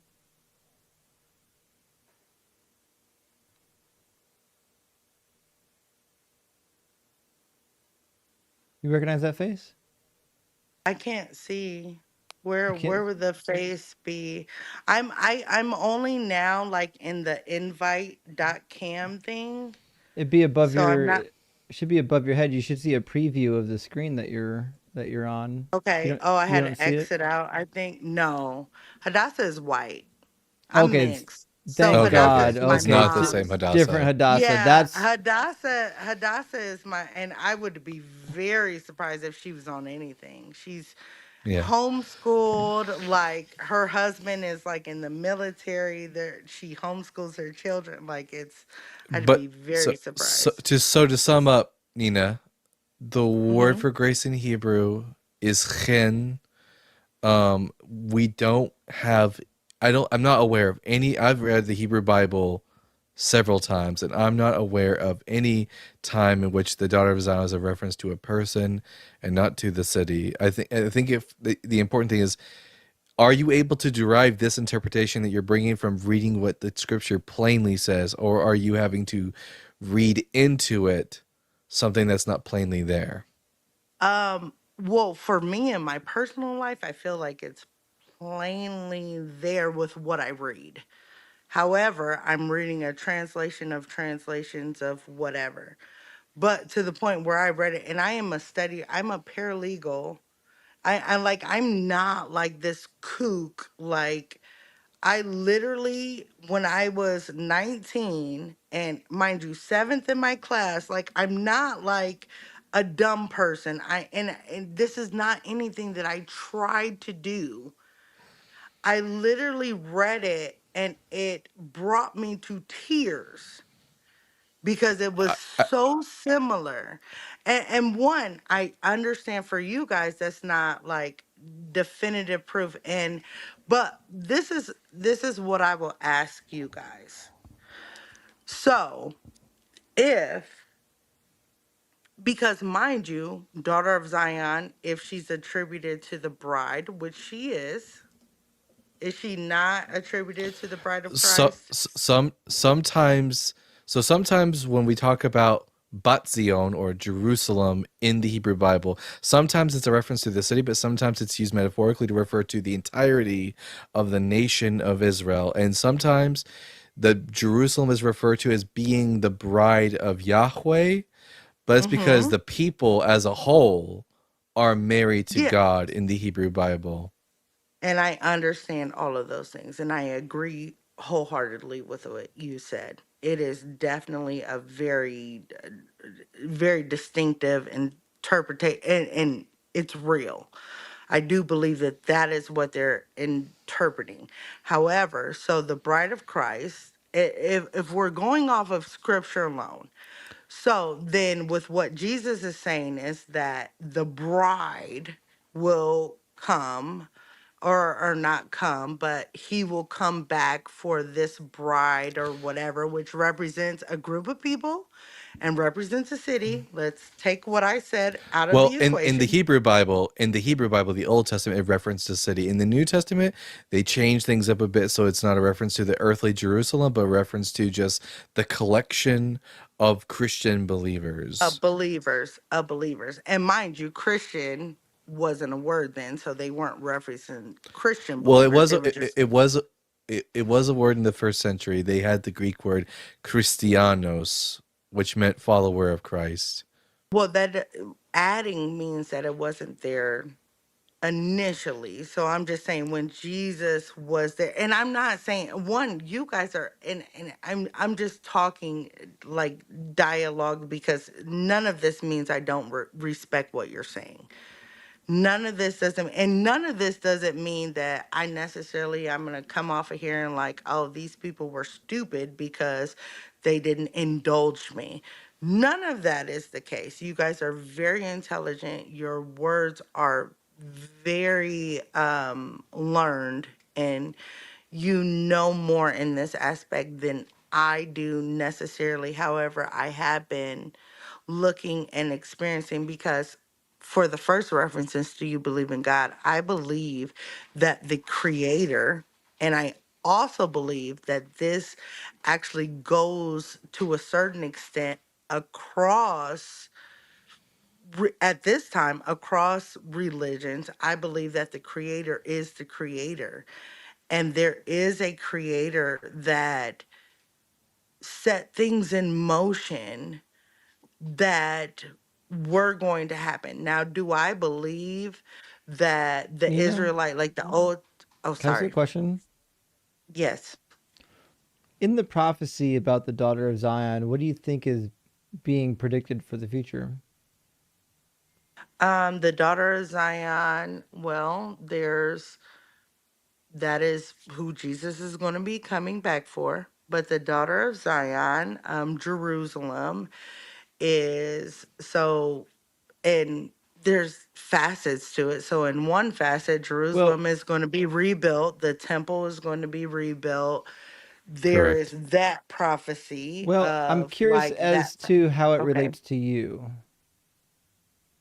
And I know, and it's a curiosity. So okay, so for instance, when you guys talk about Jesus, how could Jesus ever think? Now, mind you, I do think that Jesus's experience, because you guys both said that you believe Jesus was a real person.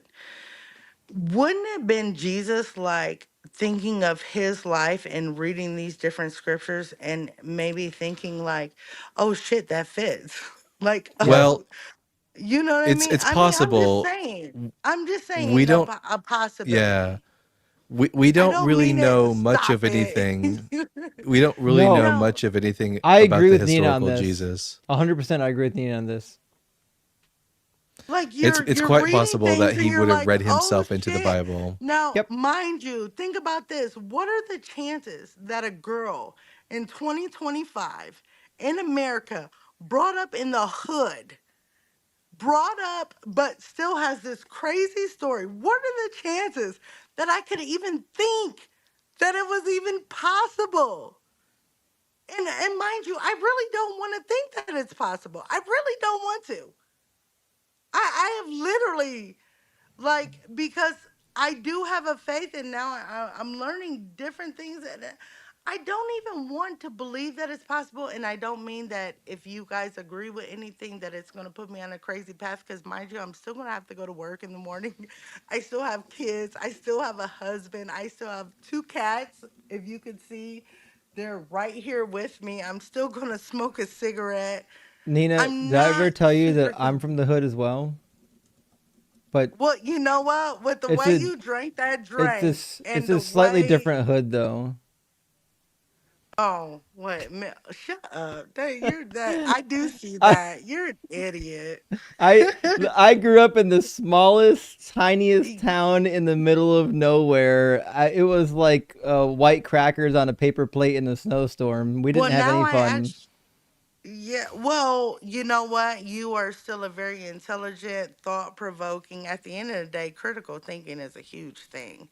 And I don't want anybody to think, and for instance, with my parents, because I have had very strange conversations with this about this or with them, not just about this, but just about different things in general of, like, come on, guys, like you can't. So Yeah. I'm third. here's Sorry. here's my Okay. suggestion for you, Nina, Yeah. for the next time if you want to end up. Also, you can't do that on camera. Oh, I Yeah, make Sorry. can't sure that we smoke. can't see that on I'm camera. sorry. Oh, Um, sorry. Next time you want to come up and talk to either me or Justin, I suggest that in the meantime, you look at all the references to the daughter of Zion in the Hebrew Bible, and you bring to us what it is that you think it is about you that the text is pertaining to, and whether or not what verses you think point out that the daughter of Zion is a person as opposed to a city, and then we can go through those and talk about those passages in specific. And I do greatly appreciate that, but in general, so for the and in general, off the top of my head, I'm not looking at anything, I'm not doing anything, but in general, the when it goes through her distinctions, her personality, her formation, her being in the middle. Israel is in the middle, and then you have Samaria and you have Sodom. The characteristics of those things, when it goes in and it says different things of like, she'll despise her children like her Mm. mother and her husband and things like that, things that maybe somebody wouldn't necessarily say out Yeah. loud, which are all symbolic. If you Well, go so into, Nina, you are a yes, delightful human being, but it's 11:30 and I was supposed to end the oh, I stream get it. 30 minutes ago, but Oh, sorry. make me a deal. If you're ever in the state of Ohio, please tell me you'll hit me up so we can have a beer together or something, okay? Well, how do we do? Because I live in Indiana, baby. Shit. Sounds like it's already gonna happen. Discord me. I don't know what that means. I'm 39 and not like my dad's name is Ovadihu. I'm I'm 41. very I'm very smart, but I'm not. Oh, okay. So Discord, my stepson knows about Discord. I think I had it on my phone. How would I find you? Is there a name that I look up for you on Discord? You'll find me. Search Deconstruction Zone, deconstruction.zone on Oh, that Discord. these constructions. Okay, Yeah. I can do that, and But I it's would big. appreciate that. There's 5,000 people on there. It's a big community. You'll find me eventually, though. I don't. I'm not actually a shy person by nature. All right, very I'm good. just a transparent person. Like I don't. If you see me, I mean, God sees all of this stuff. I I don't give a believe damn. that. Like, I believe you're yeah, like transparent. if He sees everything, like who gives a fuck? But Well, I appreciate you guys, and you guys are both like, this is really cool. This probably went better than any conversation I would ever have with my parents, to a you're certain good. extent. You're a good person, Nina. We like you. Okay. Well, I will hit you up sometime or another. All right. Have a good one. Take care, All friend. right, you too. Thank you. Bye. Today was a unique day. That was, yeah, interesting. Well, listen, friends, it's 11:30. We were supposed to be done a half hour ago, but we had a little extra fun. I'm gonna read all the super chats that we have now. I don't know how many we have left, but we don't have as many tonight left as we had on Monday night. So we're not gonna be here till like 2 in the morning reading supers. But thank you so much for being here, friends. I really appreciate everyone being here, and I really appreciate all the support. And guys, make sure while I'm reading super chats, make sure you've already followed Dalton on YouTube and TikTok if you haven't already.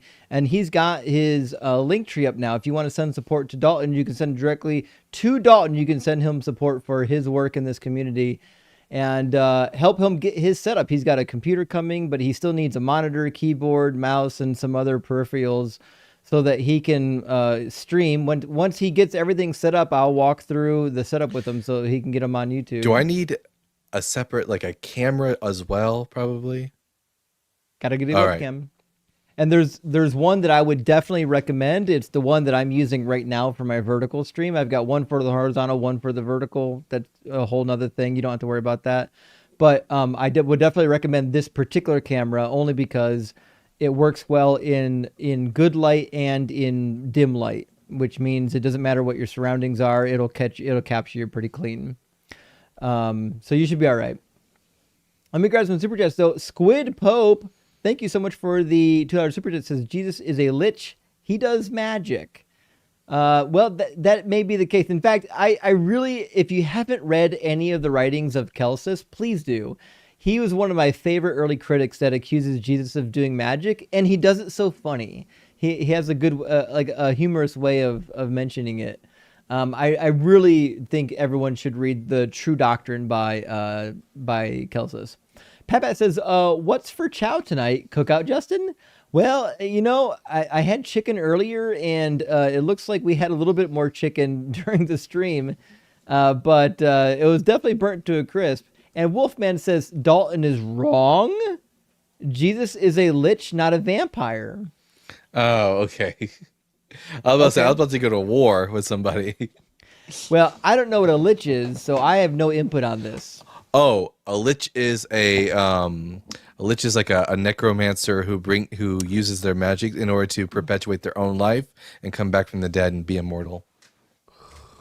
Yeah, it could be both. He was really into blood, also into necromancy. What if he was a vampire lich? Is that a possibility? Because I don't see why not. That effing fox again says Jesus isn't a lich, he's a zombie. A zompire. Oh, zompire. I see what happened now. I thought it was a misspelling. You're right. It's a zombie vampire, zompire. That's pretty good. Well, he could be a lich zompire. Zomper lich. Robin, he's dipping his toes in all the pools. Dip the toes, friends. It's fine. Just make sure you get some cracking in you. Robin sent one DZ Debate membership. I appreciate that. And Adam, thank you for the super chat. Says the Trinity is siliqui. I think you're using a play on word with silly, and I do appreciate that. That was pretty good. I like that. Lord Illuminous Pooh says, as leader of the Illuminati, we are not lizard people. We are not responsible for that. Trump was totally Hydra. Wait, what? Responsible for what? Wait, what does Hydra have to do with the lizard people? Yeah, they're saying that they're part of the lizard people and they're not responsible for Donald Trump. That was the Hydra people. Oh, guys, listen, commas are important. I'm not good at reading things without punctuation. You have to understand here, I spent like half of my adult life learning punctuation for Greek and English and Hebrew Punctuation, although punctuation in Greek is not really existent. Punctuation Hebrew, in Hebrew is hard as fuck. yeah, that's a whole different story. The Masoretes gave you a little bit of punctuation, but prior to the Masoretes, it was pain. But listen, friends, please, punctuation really does matter. I don't know where to place the comma mentally in that sentence. You have to help me out a little bit. I've been live for 6 hours. A comma goes a long way. I love you, friends, though. I appreciate it. And JJ, thank you for sending out 1 DZ Debate membership. I appreciate that. And Lord Illuminous Pooh says UFO, unidentified flying object, but if you identify it, it's just a FO. Then if it lands, it's just an O. Fair enough. That's what you're going to say if it lands, too. I mean, it checks out. Ooh. That reminds me, I was good at clocking in the ancient alien guy. I was really good at clocking in what Nina was on about. You really are. You're good at reading people. You've had a skill for it. Darth Smidius says circular logic argumentatives prove there isn't one. Christ is king. Well, unfortunately for you, Darth, you didn't actually provide an argument. What you've provided is a claim that you have zero evidence for, and literally everybody that has come before you has failed to prove the validity of such claim. And I assume you super chatted this because you couldn't prove the validity of that claim either. Christ wasn't king for even 1 millisecond. In fact, the only crown he ever had on his head was a crown of thorns because they were mocking him because he wasn't a king. In fact, I'm now more king than Jesus. I have a real crown, and nobody put it on my head to mock me. So, I don't have to tell you, put that in your Christian pipe and smoke it. I'm king. I'll take your tithes and worships now. Chick Magnet, thank you for the super chat, says The Preacher and the Slave, Pie in the Sky, is a labor song by Joe Hill. The tune is In the Sweet By and By. Find the Utah Phillips version. Well, I guess we got another one to add to the list. I gotta be honest, I thought we would run out of songs at this point. And apparently there's no end to there's no end to the list of atheist music. Thank you for that. And Johannes Brahm says, I love it when believers say God is beyond understanding because it's an admission that they literally don't know what they're talking about. And this is so true, Johannes, because if you're telling me that God is beyond your understanding, you're saying I can't understand God. Well, fucking neither can you. You can't understand God. You don't know anything about that sky fairy. Honestly, screw the author of 2nd Isaiah for putting in that one line of his ways are higher than your ways, your thoughts. That line has done so much damage to the Christian mind. It really has. It really has. Z Corp says you're going to find out eventually. Laugh. Z Corp, listen, you got to understand, like, nobody's afraid of your threats of hell. Like, if we were afraid of hell, we wouldn't be atheists. Like, we're no more afraid of the Christian hell than you are of the Islamic hell. This is such a silly thing. But at least thanks for demonstrating to, the 2,000 people watching, like, how toxic and stupid your religion is. That rather than actually caring about people going to hell, you're literally making fun of people who, in your worldview, you believe will be tortured for all of eternity in hellfire. If I literally believe that, I would do everything I could to save those people rather than making fun of them. Like, imagine watching somebody getting tortured and making fun of them in the act. What a heartless, POS. The only downside to being an atheist is that if I'm right, it means I won't have the opportunity to point at you and laugh and tell you, told you so, because we'll cease to exist. Indeed. And you know who's going to care? Not fucking me. I'm not going to care about a thing once I'm gone. There was a famous gravestone. I forget who it was, but it was like, I was, and then I was not, and I care not. I was not, I am. Yeah, I was not, I am.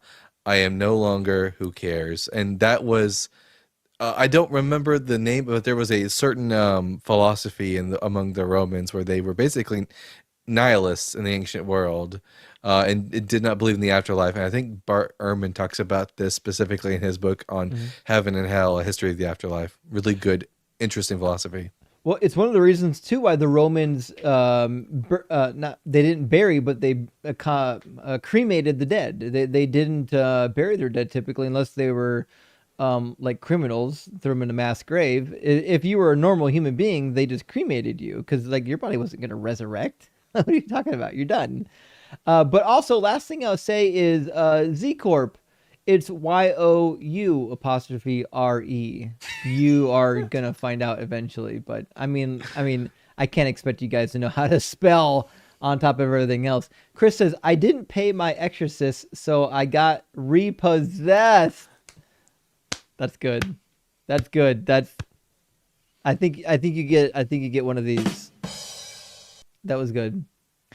Dan, thank you for the super chat. Dan says, rumor has it the Phil Bros are out in force tonight, 3 in a row now. That's true. We had some goofy Phil Bros, but they were weak Phil Bros tonight. They weren't even like good. I was a little Oh disappointed yeah, to be fair.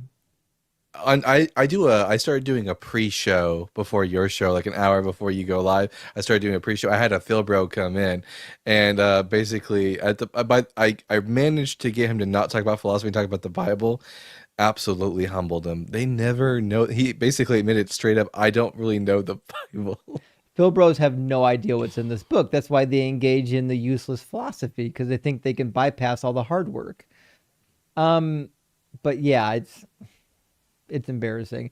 When I was just started streaming, I was doing what you were doing, where I'm like live 12 hours a day, and I remember like pounding the pavement. That was a tough time, and a year or two from now, you're going to be going from 12-hour streams to 6-hour streams. Yeah, well, I Hopefully. go to work. I wake up and I go to work, and then Fuck literally that. as soon as I get home, I do this most days of the week. So I am working myself. It's exciting to have somebody else hot on the trail. The more people we can deconvert from this religion, the better. Let's get them all out of here. Lynn, thank you for the $5 super chat. Says, I missed the beginning of the stream. Did I miss something? What happened to Pi? Oh, well, I'm sorry you probably didn't hear yet. Pi, unfortunately, you guys might have heard previously that he was sick. He was in the ER, and I thought that he was going to make a full recovery. And then I didn't mention him for a while because eventually it became clear that he wasn't going to make a full recovery, and he didn't make it. Rest in peace, Pi. We love him and miss him. He was the best cat ever. And unfortunately, he is now under the care of Doug and Sharon Stone. Pi is no longer with us. But Pi he left all kinds of memories for us. And Jeff says, sorry about Pi. I hope your son is handling it okay. Thank goodness, actually. My son doesn't really have an interest in pets yet. He's not attached to any pets. But could you imagine if he had, if he had grown up with Pi and he was a little bit older, losing. I remember the first time we lost a pet when I was younger and I was old enough to comprehend it. I didn't like it at all. But thank goodness he's not at that stage. But yeah, unfortunately, Pi did go to to Sheol. And Eggnog says, thinking of deconstructing from vertical to horizontal tips. You don't have to deconstruct from vertical stream to horizontal stream. You're on the same team. You're in the same church building, friend. And Gretchen, thank you for the 666, my friend. Says, what's up with the Philbro assault today? I know. There was, because we mentioned morality and they just assumed, oh, somebody's talking about morality. Atheists don't have any morals. And they thought that they found something to talk about when they don't. They have nothing to add to the morality debate. For fuck's sake, also, have we had any updates on Creed lately? Never thought he'd come around. Hope Creed is still okay. He's doing okay, actually. He messaged me on Discord like once or twice a week. I apologize now, Creed, if you're watching this, that I don't get back to you sooner, but I answer like 100 messages a week, and I got to be honest, it's just hard to get to everybody, especially when they message me multiple times a week. I love you, Creed, though. I'm glad that you're working through it. I really am. Atlas Die, thank you for the $10 super chat. I really appreciate it. It says, I love it when theists argue for objective morality. Baby paste. I love it. I'll never get over baby paste. I love doing baby paste. The swelling of the wasp sting Putting wasp sting in a sentence for a guy who has a lisp is diabolical to my face. Is doing much better thanks to cold Doug from the freezer. Praise like I told you that, Alice. Put some Doug on your face, some freezer Doug on your face. You'll be fine. Doug always comes through. Atlas, we're glad you're okay. We love and appreciate you in the community. We really do. And Tim says, shirt idea. Playing tag with God. I do kind of like that, actually. That is a good idea. We should have a playing tag. I'm going to put that on my merch list. Hold on. This it. I think we need Saint Pie merch now too. Mm-hmm. We got it. All right, it's on the list. It's on the to-do list. Zedstone, thank you for the $10 super chat. Says, "Let's go Blue Jays." I agree. Let's go Blue Jays. If you're from the north, you're almost compelled to root for our neighbors in the north, the ones that didn't elect a crazy totalitarian dictator for a leader.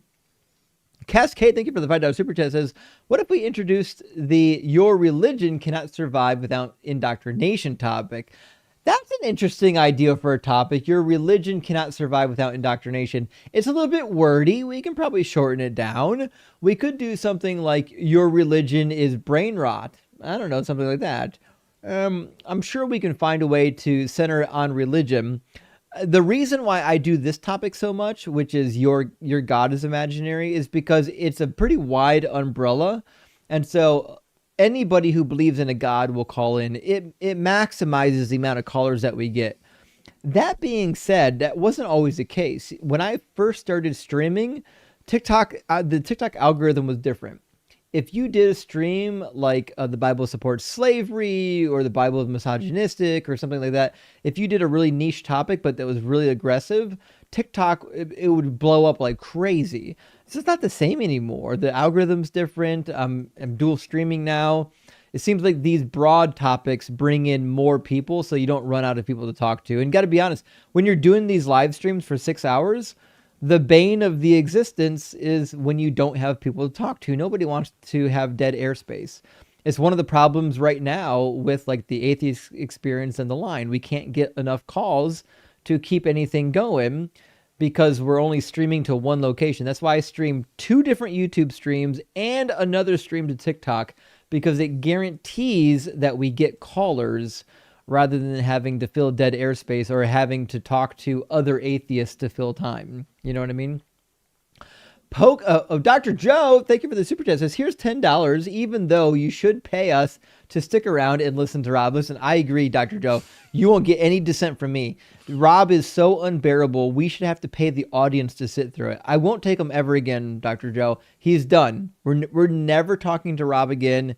If you see Rob in the TikTok queue, ban him. He's no longer allowed here. He's proven himself too many times to be a dishonest POSFF.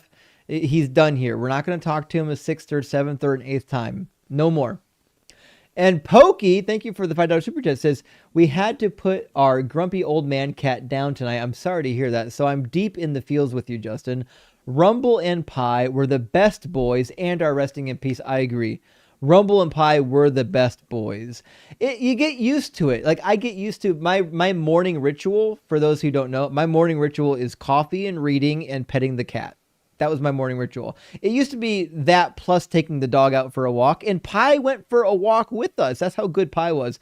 Pie would follow us around the block on our morning walks. He was just like having another dog. He was amazing. But unfortunately, Pie is with Rumble in peace. And Machiavelli says, is Rob a divine command theorist? He is. If so, ask him if God commanded him to kill his closest loved one. Would that command be moral? Yeah, the answer is yes, by the way. I've asked him this already. He committed the baby paste.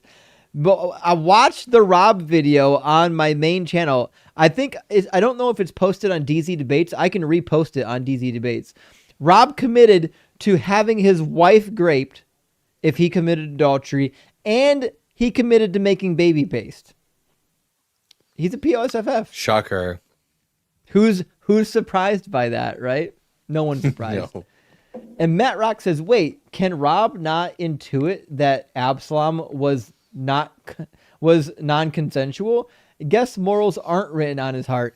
It's crazy that you can read the Absalom story and not realize that it's rape. First of all, there's no word for rape in the Hebrew Bible. It doesn't exist. The only way you'll ever see it is by inferring from the text. You didn't present it in a syllogism, but like you basically gave us like a good syllogism. Like P1, the penalty for adultery is stoning. P2, David's wives were not stoned. Conclusion, they didn't commit adultery. They couldn't have. David surely would have had them stoned. And it's clear that they were aware that the punishment was for adultery was execution, because when David is confronted by Nathan, Nathan has to explicitly say, you won't die. Instead, your son will die, basically. So Nathan is announcing, hey, this is an abrogation of the law. You won't die. Your son's going to die in your place, basically.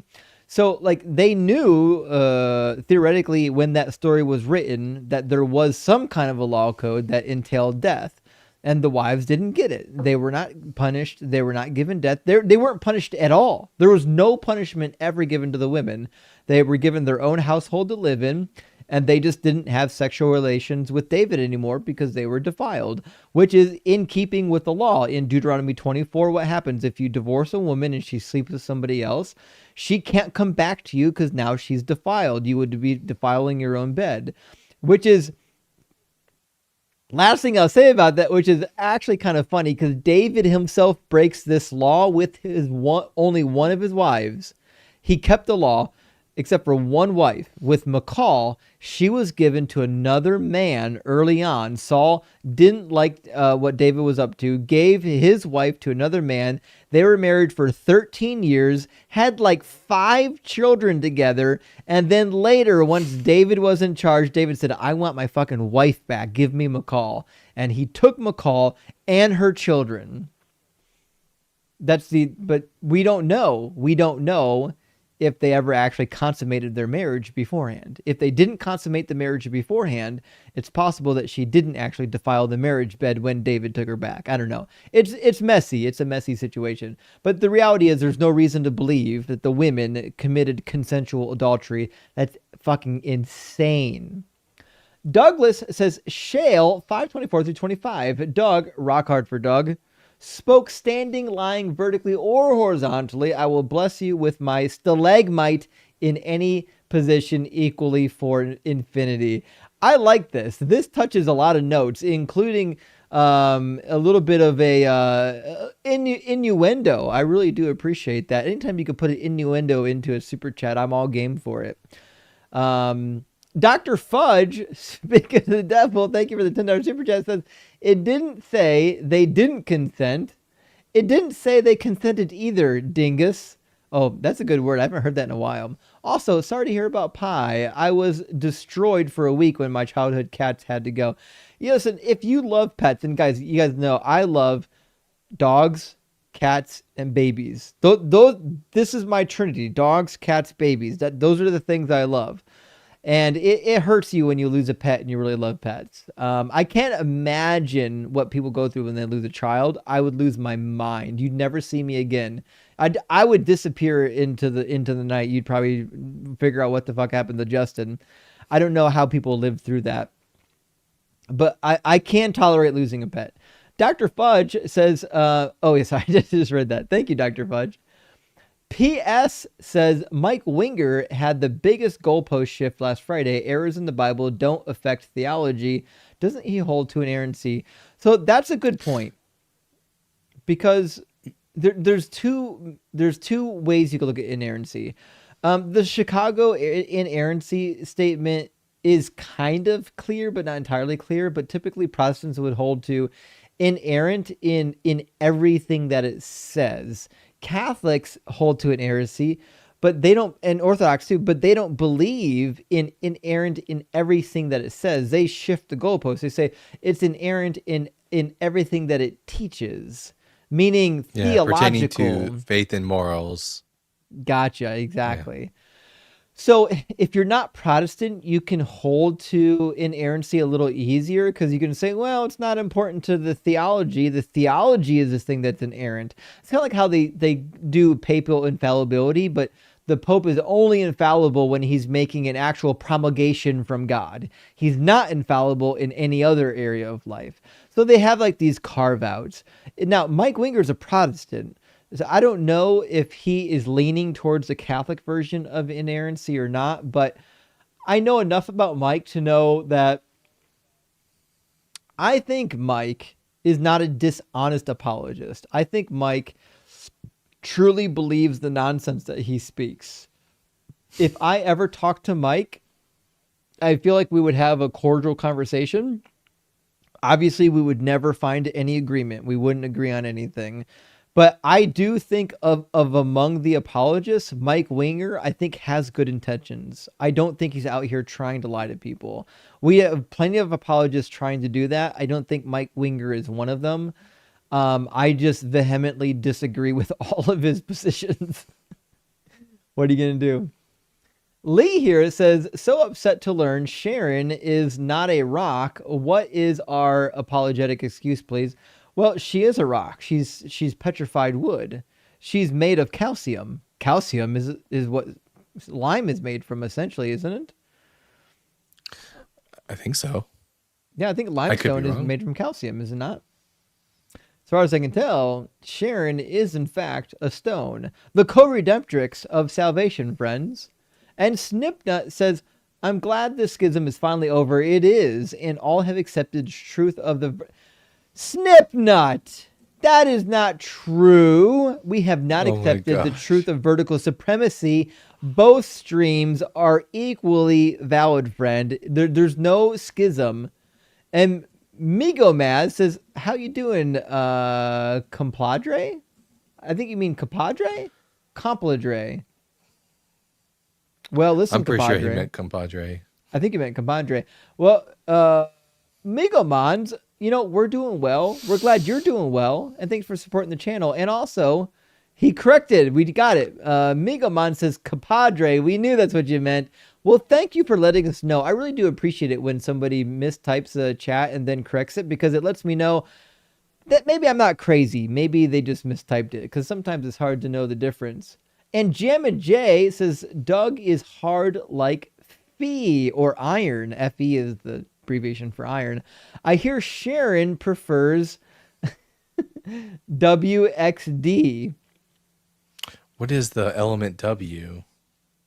I don't know what the element W is, but typically XD is the pre-emoji symbol for laughing. Element W on periodic table. It is tungsten. Tungsten. Shit. Yeah, because she's sinfully wet. She likes tungsten. Oh, that's good. Yeah, Sharon That's a does clever prefer one. tungsten. That is clever. I haven't memorized the table since high school. When you guys were in high school, did you have to memorize this? I had to memorize this crap. I did, but I was such a shite student because I was far too busy in my free time studying the Bible, because I thought, what's the point of getting a good education? I'll just become a preacher. Boy, oh boy, was I wrong. I get that. I was selective in which topics I gave my attention to. We'll say that. Aaron, thank you for the super chat, says, if you dig Hand of the Almighty by John Butler, and I do, which, by the way, John, I don't just love John Butler's music. I actually had the opportunity to meet and know some of the family members of John Butler, and they're just really cool people. But anyways, I love that song. It's my favorite anti-worship song by John Butler. It says, you should give the Ballad of Onan by the Poxy Bogards to listen. A great tune. Okay, well, I'm writing it down right now. I cannot believe how long this list is growing. It's called the Ballad of Onan by Proxy Bogards. Okay. Poxy. Oh, Poxy. Ooh, sorry. Yeah. Poxy. There we go. By epoxy. We got it. All right. Thank you for the suggestion. I appreciate that. And Danomite Poop. Good name. Hey, Justin, I was wondering if you have heard about objective morals. As it turns out, today was the first. I just now heard about them. I was thinking you should try it for a topic of conversation sometime. We could do a narrow topic one day just on morals. But I don't think we need to. I think it comes up so much on this broad open topic that I don't know if we need to narrow it down. But thank you for the super chat. And Space Lord says, you don't have to be God to resurrect. If you are God, you could do it. The Christians have the reasoning exactly backwards. Well, this is addressed in some of the early critiques by Celsus about there are other people that resurrected. It doesn't make them God. So in book 3 of Against Celsus, Celsus lays out an argument for resurrection without being a god, and Origen doesn't deal with it well. He struggles to explain why these other resurrection accounts were mundane, but Jesus' resurrection account is special.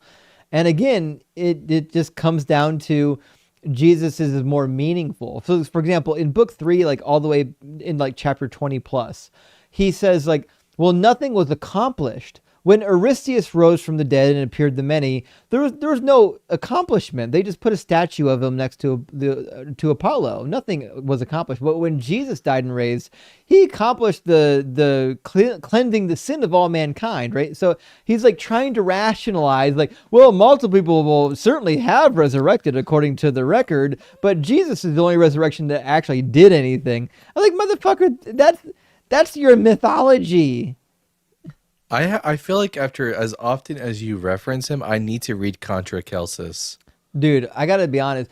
So Julian's good, by the way. If you haven't read Against the Galileans by Julian, it's super good. You can read it in a weekend. If you're reading Contra Celsum or Against Celsus, as is in English, it's long, it's lengthy, hundreds of pages. It takes a long time to get through. Totally worth it. His arguments are amazing. Now, you could just read True Doctrines, which was the works of Celsus that are preserved by Origen that he's refuting. You can read all the arguments of Celsum in one shot. However, I don't recommend it. Read all the arguments from Celsus from Origen and watch Origen literally fight the boogeyman trying to get rid of these accusations and failing miserably. Book idea for you to write. You need to go through Justin Martyr's arguments for the fulfillment of prophecy and refute him as if you're dialoguing with him. Justin on Justin. I would love it. I would absolutely love it. I need to make that a reality. Yeah, I really do. Guys, I can't tell you how excited I am to get working on my book again a little bit this month. I finished Isaiah chapter 9. And it's a fucking doozy. Christians aren't going to know what to do with it. Zedstone. Oh, what was I going to say? I will say a really good book you need to read for research on, especially in regards to the concept of Isaiah 9. There's a lot of good stuff in Dan McClellan's book. Yahweh is Yahweh's divine images. Yeah. The idea of like why the kings of Israel can be called by names like El Gibor and Aviad. He goes into detail about how God can be presenced by kings. It's a really good it's in there. We cover theophoric names. We cover the whole thing. I show examples from ancient Egyptian literature and other extra biblical literature of people getting theophoric names even though they weren't gods. I'm going through the ancient comparative literature for this book. It's going to be full of really good stuff. Zedzone says, I couldn't care less about the resurrection until, well, after someone can explain the divine insemination. This is a good point. The divine insemination, according to the Gospel of Luke, happened like this. The Spirit of God came upon Mary, which means it was basically Bukkake Fest. Gemma J says, they are all watching Chuck Cucks. Tradwife shill for views at Ole Miss. That's why That's why there's no guests tonight. Be safe out there, friends. Nazi paladins are everywhere. Nazi paladins is what you're saying. I mean, listen, I don't know what's happening at Ole Miss, but yes, there certainly are times where it's hard to get callers. And when there's a really big sporting event like the Super Bowl, I would not stream during the Super Bowl. That's a hard time to get callers. And Mike says, does Dalton still need a mouse and a keyboard? I may be able to hook him up. Got some decent hardware I don't need anymore. I don't know. Do you need any hardware for the PC? I actually have like saved. I appreciate Mike, but I've managed to make more money in the past couple of days than I usually make in 2 weeks, and I think I can afford. I'm probably going to be very particular about the keyboard and monitor that I want. I'm going to get myself one of those RGB keyboards that make clickety clackety sounds for my little ADHD brain. Yeah. I did the exact opposite. I have a dead silent keyboard. I tested like 50 keyboards before I found one that was this quiet. No one ever hears me typing. It's amazing. No, we can't. I can't hear it. I never noticed. Yeah. I'm typing during the entire live stream. No one ever hears it. Yeah, well, I like to write a lot in my spare time, and writing is how I remember a lot of these facts that I keep up here. But I would like to clickety clackety. I like the sound. Yeah, I'm with you. Write it down. That's the best way to remember anything is write it down. Take notes. My aunt does that. My aunt, when she reads a book, she writes notes in a notebook while she's reading the book, so that later she doesn't have to read the book again. She can just go through her notes and get the important stuff. It's a really good idea. Yeah, I write once and never go back to it, but writing about it helps me able to systematically break down a topic. And also, in my spare time, I have fake debates with no one to practice the debate points. I love it. First name, last name says, is the cheat sheet a subscription or a one-time buy? Well, I'll tell you a secret. It's a subscription, but technically it's a one-time buy until you lose the link. Once you lose the link, you no longer have access to the cheat sheet. I mean, so it's on an honor system. Like, I update the cheat sheet every week, no matter what. Almost every day I add something to the cheat sheet. Sometimes it's small, sometimes it's major. But the reality is it's basically a living document. So, but I leave it up to the community. Like, if you want to subscribe once and then cancel your subscription and then make sure you never lose the link, that's fine. If you do that, like, I'm still going to sleep at night. It's okay. I'm not worried about it. Are there people that are willing to be continual subscribers and be like on the honor system? Sure, of course. And I love you for it. That being said, I don't want to make it like, I don't want to be the guy that makes it so you have to continually be subscribed to access it, only because like while the deconstruction cheat sheet is a great reason to subscribe, I think it's a really good tool.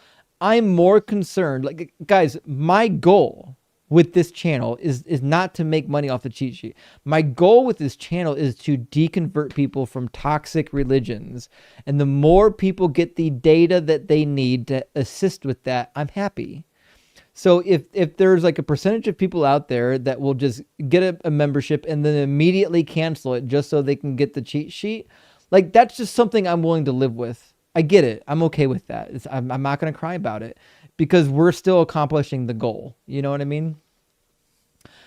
Anyways, Evan, thank you so much for the $5 super chat. It says, what did the cannibal get when he was rudely late for dinner? He got the cold shoulder. That just only makes sense. You're cooking these guests to a crisp tonight. Rock hard production. Really want for sharing. Well, thank you, Evan. And again, I love the name Evan. You're truly a prophet of Doug. And Dalton already knows the Hebrew word for rock is Evan. Your name is Rock, my friend. You are truly a prophet of Doug. And Elvis Presley says, extra biblical sources aren't historical records, just this Jewish sect believes X. Pliny even talks about how flaky early Christian beliefs was. I agree. And if you read the writings of the early critics of Christianity, they depict Christianity very differently. In fact, I'm putting it together a separate document right now to combat the horrible talking point that early Christianity like ballooned and was like took over the Jewish populace, and that's why they were being persecuted. No, no, no, no. All of our early sources say that they were a tiny minority of people, mostly of the uneducated, the widows, and like the sailors, up until, and they weren't even being persecuted up until it became like a state religion. In fact, I've been going through again back through my notes on Origen to talk about when he addresses the persecution. Origen himself said, remember, Origen is writing at the turn of the century, meaning he was born in like 182 or something, and he wrote all the way to like 250 or something of that nature. So he's writing all the way at the end of the 2nd century, beginning of the 3rd century. And he says the persecution of the Christians no longer exists. Those are things from the days of old, which means already by the end of the 1st century, the so-called persecution basically came to an end. It wasn't really a thing anymore. After like Caligula and Nero and some of those, like Domitian, after they were gone, so was the persecution. It wasn't that big of a deal. I actually want to get your opinion on this. The Testimonium Flavianum. Oh, yeah. There are like 3 basic positions. There's the whole thing is authentic, which is some rare Christians make that claim. Obviously none of us hold to that idea. It's a partial interpolation, so there's a bit of it which is true and parts of it added in, versus it's completely fabricated. Which one of those latter 2 do you think is? So I'm a little bit torn because like the version that I like the best is the Arabic version. It wasn't preserved by Christians, and so I don't really have a reason to believe that they modified it. That being said, I don't know what the starting source of the Arabic edition was. You should see Dr. Carrier's take on the Arabic, because he says it's not even actually Arabic. It's Syriac, and it actually comes from Eusebius. Now there's a paper by an A.J. Goldberg, and he makes the claim that the entirety of the Testimonium Flavianum is an interpolation, and he tries to point out that whoever created it used the Emmaus Road narrative in order to create it, and he tries to draw these parallels.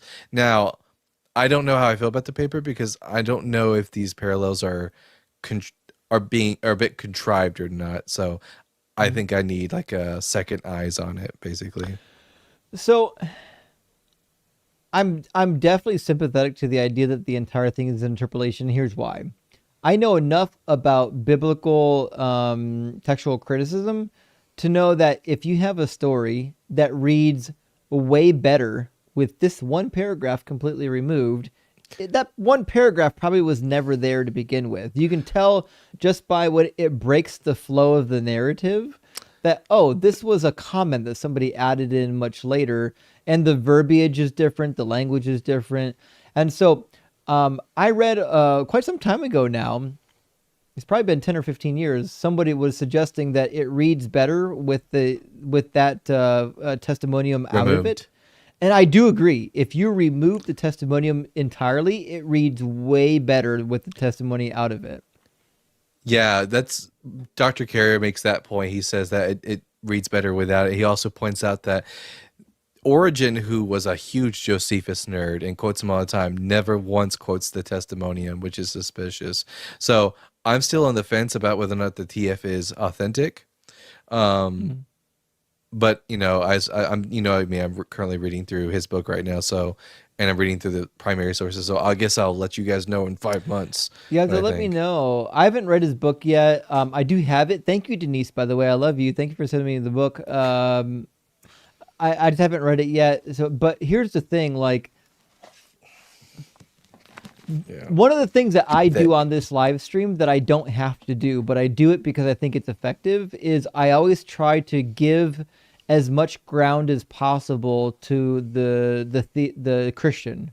So when we're talking about the Bible, we're talking about sources, I want to give as much ground as I can without losing the argument. So I'm always willing to concede that Josephus maybe did mention Jesus. Now, I don't know if he really did. It could be an interpolation. But the reality is, if you can reach out far towards the Christian, you have a much better chance of grabbing hold of them and bringing them to your side. Then starting with like, this is one of the reasons why I like, even if I was a mythicist, I would never use it in a debate, because like if you're going to convince a Christian that Christianity is not true, you have to start with something. If you start with all of it's made up, you lost them. They're not coming to your side.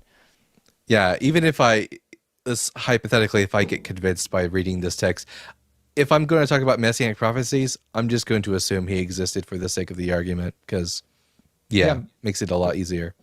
Agreed. And that has been the bread and butter of my live stream since I started, was attacking the prophecies, because those are the most important things. Elvis Presley, it's so much fun and so easy. It's like shooting a fish in a barrel. Extra biblical sources aren't historical records. Just this Jewish sect believes. Pliny even talks about how flaky early Christian belief was. We read that already, but we read it twice again. Thank you, Elvis. I appreciate the super chat. And Jagged to Tiger, thank you for the super chat, my friend. Says, if good is whatever God does, then no action is objectively a sin. So, I mean, I agree. A sin at this point would just be whatever disobedience to God you're committing. So the idea that Jesus was sinless becomes meaningless. No, I don't think we would confer sin as being like an objective. Typically, to be fair, in proper theism, like especially Christianity, sin is missing the mark. You need to know what that mark is. That mark is set by God. So in order to quote unquote sin, you have to have a lawgiver, meaning it's going to be subjective. So I don't think it's fair to say that in Christianity there would be something that is objectively a sin, just people that are confused about it being objective. Yeah, even in the Christian worldview, Jesus is, if you believe in the Trinity, Jesus, sure, is 100% God, but he's also supposed to be 100% man, so he has to observe the law of Moses in order to be a perfect sacrifice. Right. Agreed. And last, he says Jesus could kill a baby, and technically it's not a sin, right? Well, no, this is correct, this part of it, because Jesus or / God or whatever can't actually commit a sin. A sin is an offense against God, and you can't commit an offense against yourself. Ironically enough, I've been working on the story of the adulterous woman. I've been working on this argument where I grant that it's an authentic story. It's not, but I grant it. And I show that if Jesus would have stoned her, that would have actually been sin, because he doesn't meet all the requirements for the law of Moses. And that's what the trick was in the story. I'm actually familiar with that talking point. I don't know how much I like it, but I had an alternative to that at one point that was workable for a while, which was that whoever wrote the story was really smart, and I'll tell you why. It's similar to the workaround that you have, which is basically Jesus did not say don't obey. Like, so they brought the woman and they said the law of Moses says that she should be stoned. They wanted to see if he would have her stoned. Well, Jesus didn't say don't stone her. That would be an abrogation of the law if he had actually said that. What he said was basically, if you stone her, you're next. So what he didn't do was actually abrogate the law. He just says, hey, if you really want to follow the law to a T, guess what? Your head's on the chopping block after her. Are you sure that's what you want to do? And that's actually kind of smart, because you're not saying don't follow the law. You're just saying, hey, maybe we should follow the law. And if we do follow the law, guess who's next? So that's how I read the story. But I know the one you're referring to. You could read it as because as you know, Torah, you have to bring the man and the woman. They need to be brought not to the temple, but to this outside the city gate, and there needs to be 2 or 3 witnesses. And the person who stones the person has to be one of the witnesses. So if Jesus would have stoned her first, he would have been guilty. They were looking for a reason to accuse him, according to the text. So indeed, they certainly were. But either one of those two interpretations, I think, is a workable interpretation. What I don't think is happening is that Jesus is saying don't follow the law. He's not saying that at all. Yeah, because he straight up says, go and sin no more. Sin has a meaning in that culture, so. Yep. Yeah. Shmuel says, can I make a request? Instead of Philbro timer, can we just hang up? You know what? I would like to. Of the people that call in, the Philbros are my least favorite. Don't like them at all. They're so boring. They never come up with any new arguments. They think that they're going to run a script. The script never works. Half of them don't even know their own script properly. Like, I could run their argument better than them.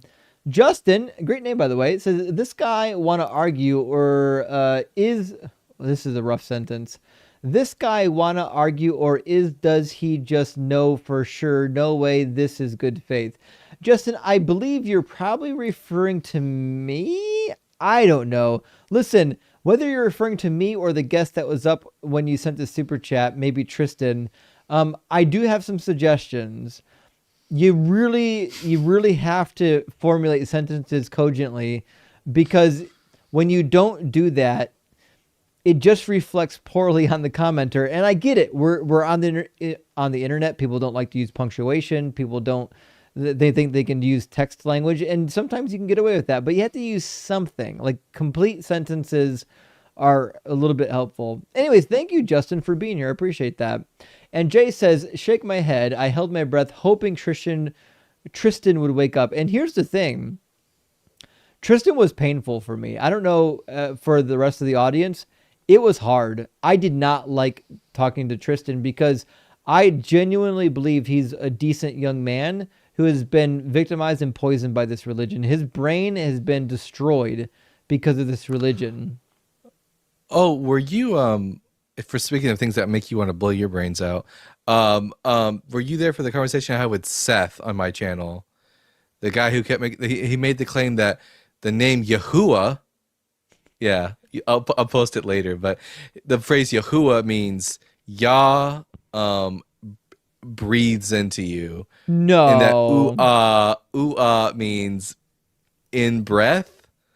Yeah, it was the whole thing. I'm You gonna forgot the repost it resh? soon, but yeah, I was like, it means ruach is breath, not uah. It's Yeah, not even close. different. They're very different. As it turns out, letters matter. Every letter matters.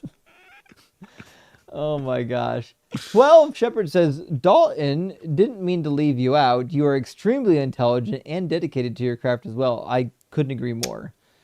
You got to remember, here's the thing about Dalton, is I went to school and I learned a lot of this because like I was forced to read books and like I had lectures and things like that. Dalton's so smart, he just started learning this shit on his own. Like, the guy's really intelligent.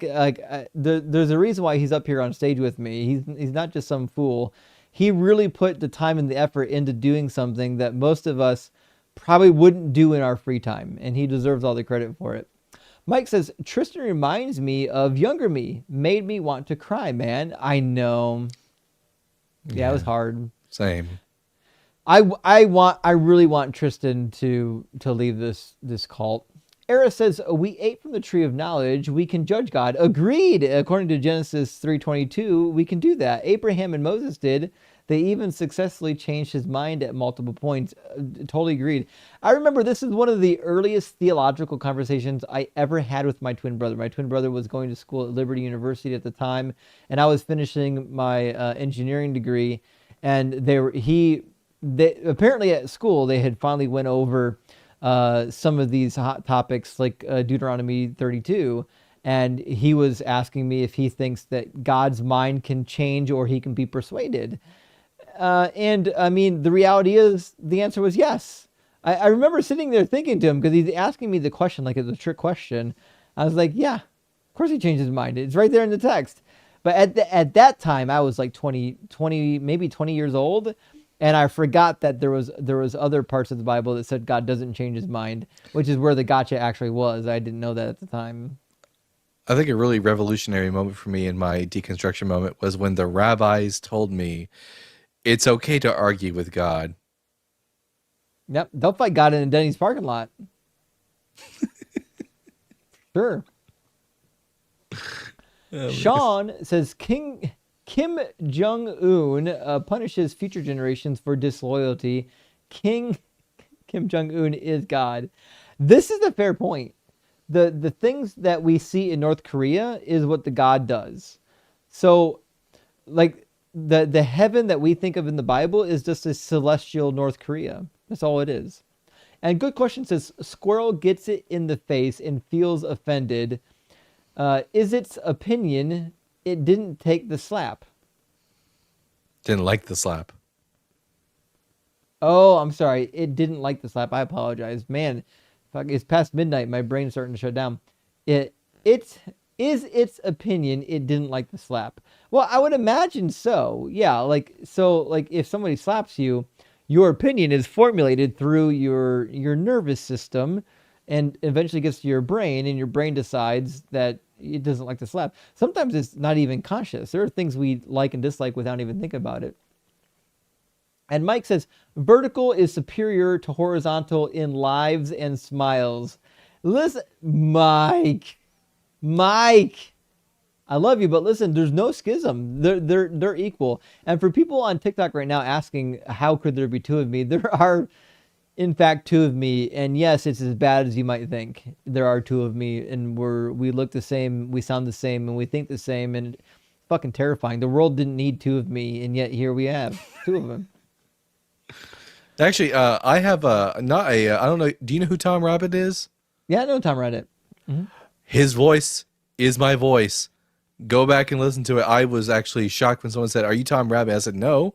Who's that? And I went and watched one of his videos talking about Darth Dawkins. I was like, "Oh, that's my voice." Thief. I've got Discord messages. People messaged me on Discord because I was listening to the stream. Was Tom Rabbit there? I was like, no. Tom Rabbit was not. To be clear, I love Tom Rabbit, but no, he was not there. Game Master Flash says Justin's "oh no" when people bring up certain talking points or prophecies are my favorite.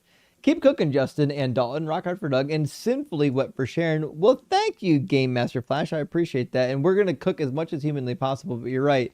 There are some topics that I feel they're so bad. I feel bad when the caller even brings them up.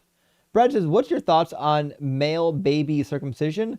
Well, listen, I was circumcised. I gotta be honest. I don't know any different. That being said, here's how I feel about it now. I came into the circumcision situation with my son thinking like what my mother told me. My mother said when my twin brother and I were circumcised, we didn't feel a thing. And to be fair, maybe some babies don't. I don't know. That being said, when I had my son circumcised, he felt something, and I heard it from the other room. And I felt horrible for weeks after it. For weeks after the fact, I felt so horrible thinking that I did something that caused pain to my son, even though he'll never remember it. I'm sure it's not a memory that's ever going to be in his brain. But just listening to him cry when it happened was enough that it fucked me up for weeks. See, if I was your mom, I would have only circumcised one of you. That way it would have been easier to keep track of who was who. Just saying. It's a lot more permanent than a haircut, just saying. Bro, they had to paint our toenails to keep us... They would paint our big toenails to keep track of us. Oh, no. Dude, I don't even know which one I am. When I look at baby pictures, I don't even know which fucking twin I am. I have no idea. It's crazy. Dude, we're identical twins. You can't tell the difference. It's unbelievable. I literally could be the other twin and not even know it. Who knows? Genetics are pretty crazy. Anyways, that's my thing on circumcision. There's no need to be taking a knife to anyone's peen. There's just no need for it. RD says stress ball check. We're good. We did survive. I let loose on Rob, and that was it, right? Rob was the only one that I let loose on. And to be honest, let's be fair. Did Rob deserve it?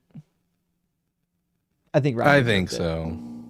Yeah, but I am trying to do better. Like, listen, the last stream, the Monday stream, I was probably needlessly upset with some of the guests. They might have deserved some of it. I gave them a little more than they deserved. I really am trying to get better. And you know what else? That poor kid, I think it was Connor. I made a snide remark that I thought was funny about his sobriety. It wasn't fucking funny.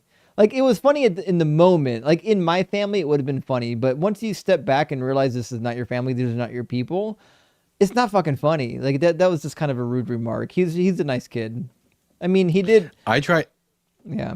I try not to debate whenever I haven't eaten or it gets too late at night, because I debated for like an hour and a half this last weekend, almost midnight, and I was just yelling at everybody. Yeah, it's just one of those things, especially because I stream late at night typically. So I'm already tired by like 10 p.m. and I'm up at like, 1 in the morning debating people. That being said, sometimes after a live stream, you look back on it, you're like, you know what, I was a little bit needlessly upset with some of the people. So the reality is, listen, there are some people who need to be yelled at. This is the reality. Some people just need to be on display for all the world to see. But there's also times where, like, you get done with a caller and you're a little bit hype and you carry it over to the next caller and you're like, maybe I shouldn't have done that. And so, listen, there's always room to grow. And I never want to be the person who can't take lessons, who doesn't learn. And you guys hold me accountable. I read your comments after the stream and I can tell when I was an asshole. There's been streams where I read the comments and I'm like, yeah, I was kind of a dick. That happens sometimes.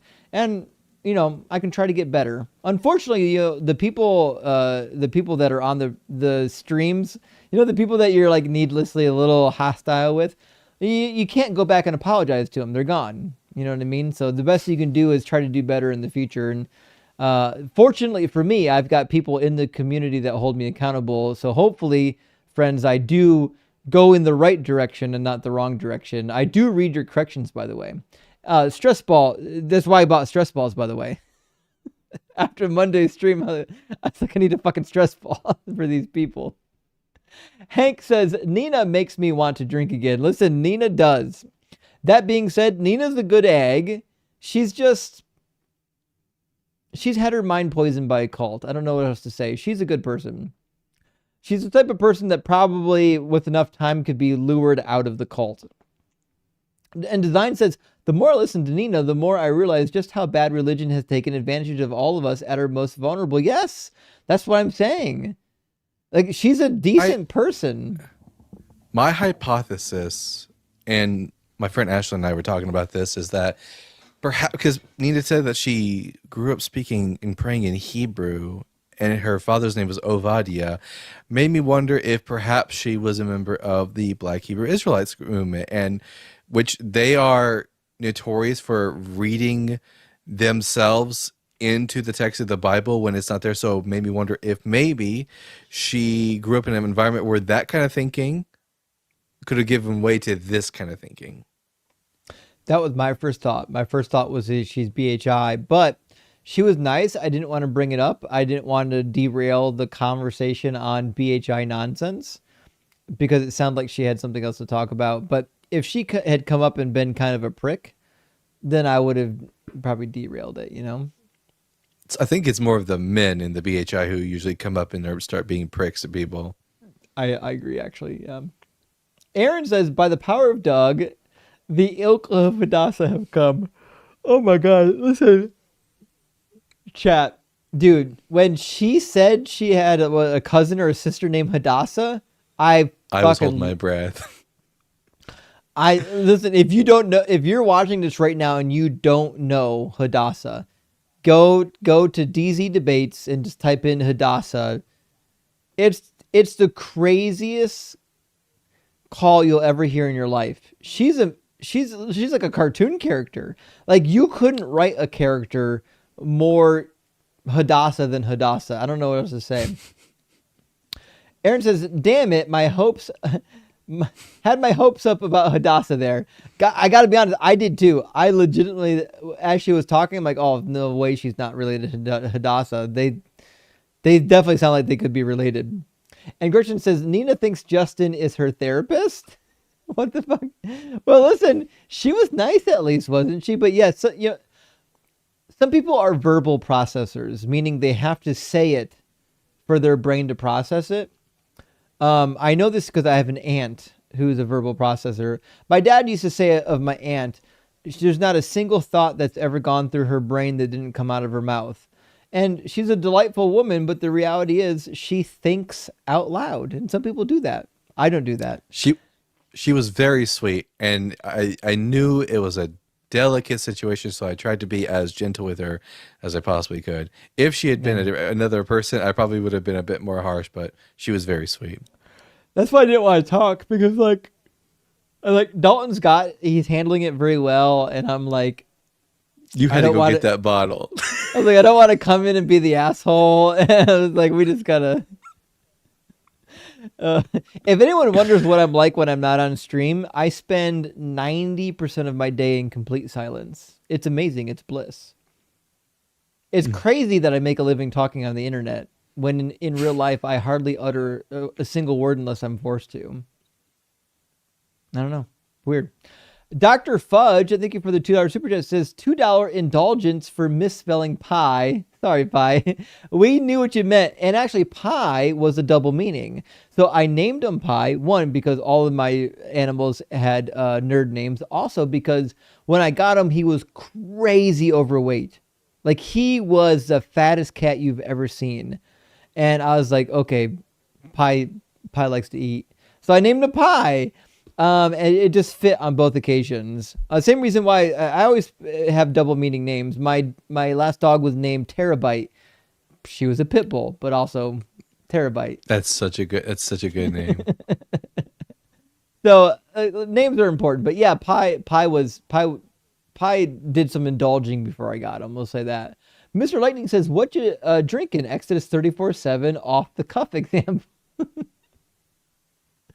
I'm drinking Kraken. It's on the shelf behind me. If you don't know what Kraken is, you're missing out. If you don't drink because you are struggling with addiction, don't try any Kraken. It'll make it worse. I promise you, it won't help you. Don't even try it. Stay on the wagon. Good question says, what about Christianity needs brainwashing? Well, okay. For a topic suggestion, I think is what you're saying. For a topic, Christian requires brainwashing. And I used to do a topic similar to this, and it was Christianity is Stockholm Syndrome. I haven't done it in a while. Maybe it's time to do it. But I agree with you, good question. Christianity needs brainwashing. Christianity is, in fact, Stockholm Syndrome. It's a mental delusion to control you. And Flip says, just an FYI, the soliloquy guy was making a pun on filioque. I don't know what that means. What's filioque mean?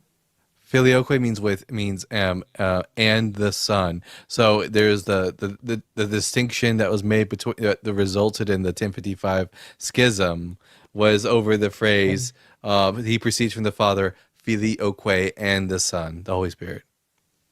I see. Yeah, I was a good catechist. I was a good catechist. Okay, when I was in the Catholic Church, I listened to all the lessons. You know what? I was lucky enough that so I had 12 years of Catholic school, and you know what? We didn't cover that much Catholic history. Isn't that crazy?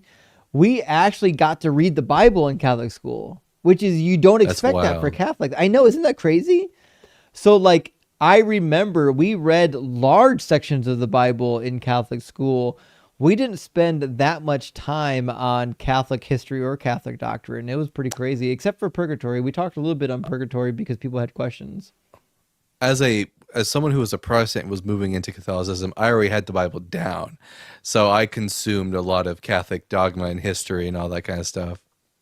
Just something else to add to my holster. Yeah, we appreciate that. Chat says Dalton is a fount of knowledge, and I agree. Dalton is fully a fount of knowledge and sharp. Fry says, a church in my town used to have a sign that said, SPF warning, unprotected, exposure to the sun may cause burning. We agree with that. Yeah, exposure to the SON will definitely cause some burning. Good question coming in again says, you might agree with Matt Winger.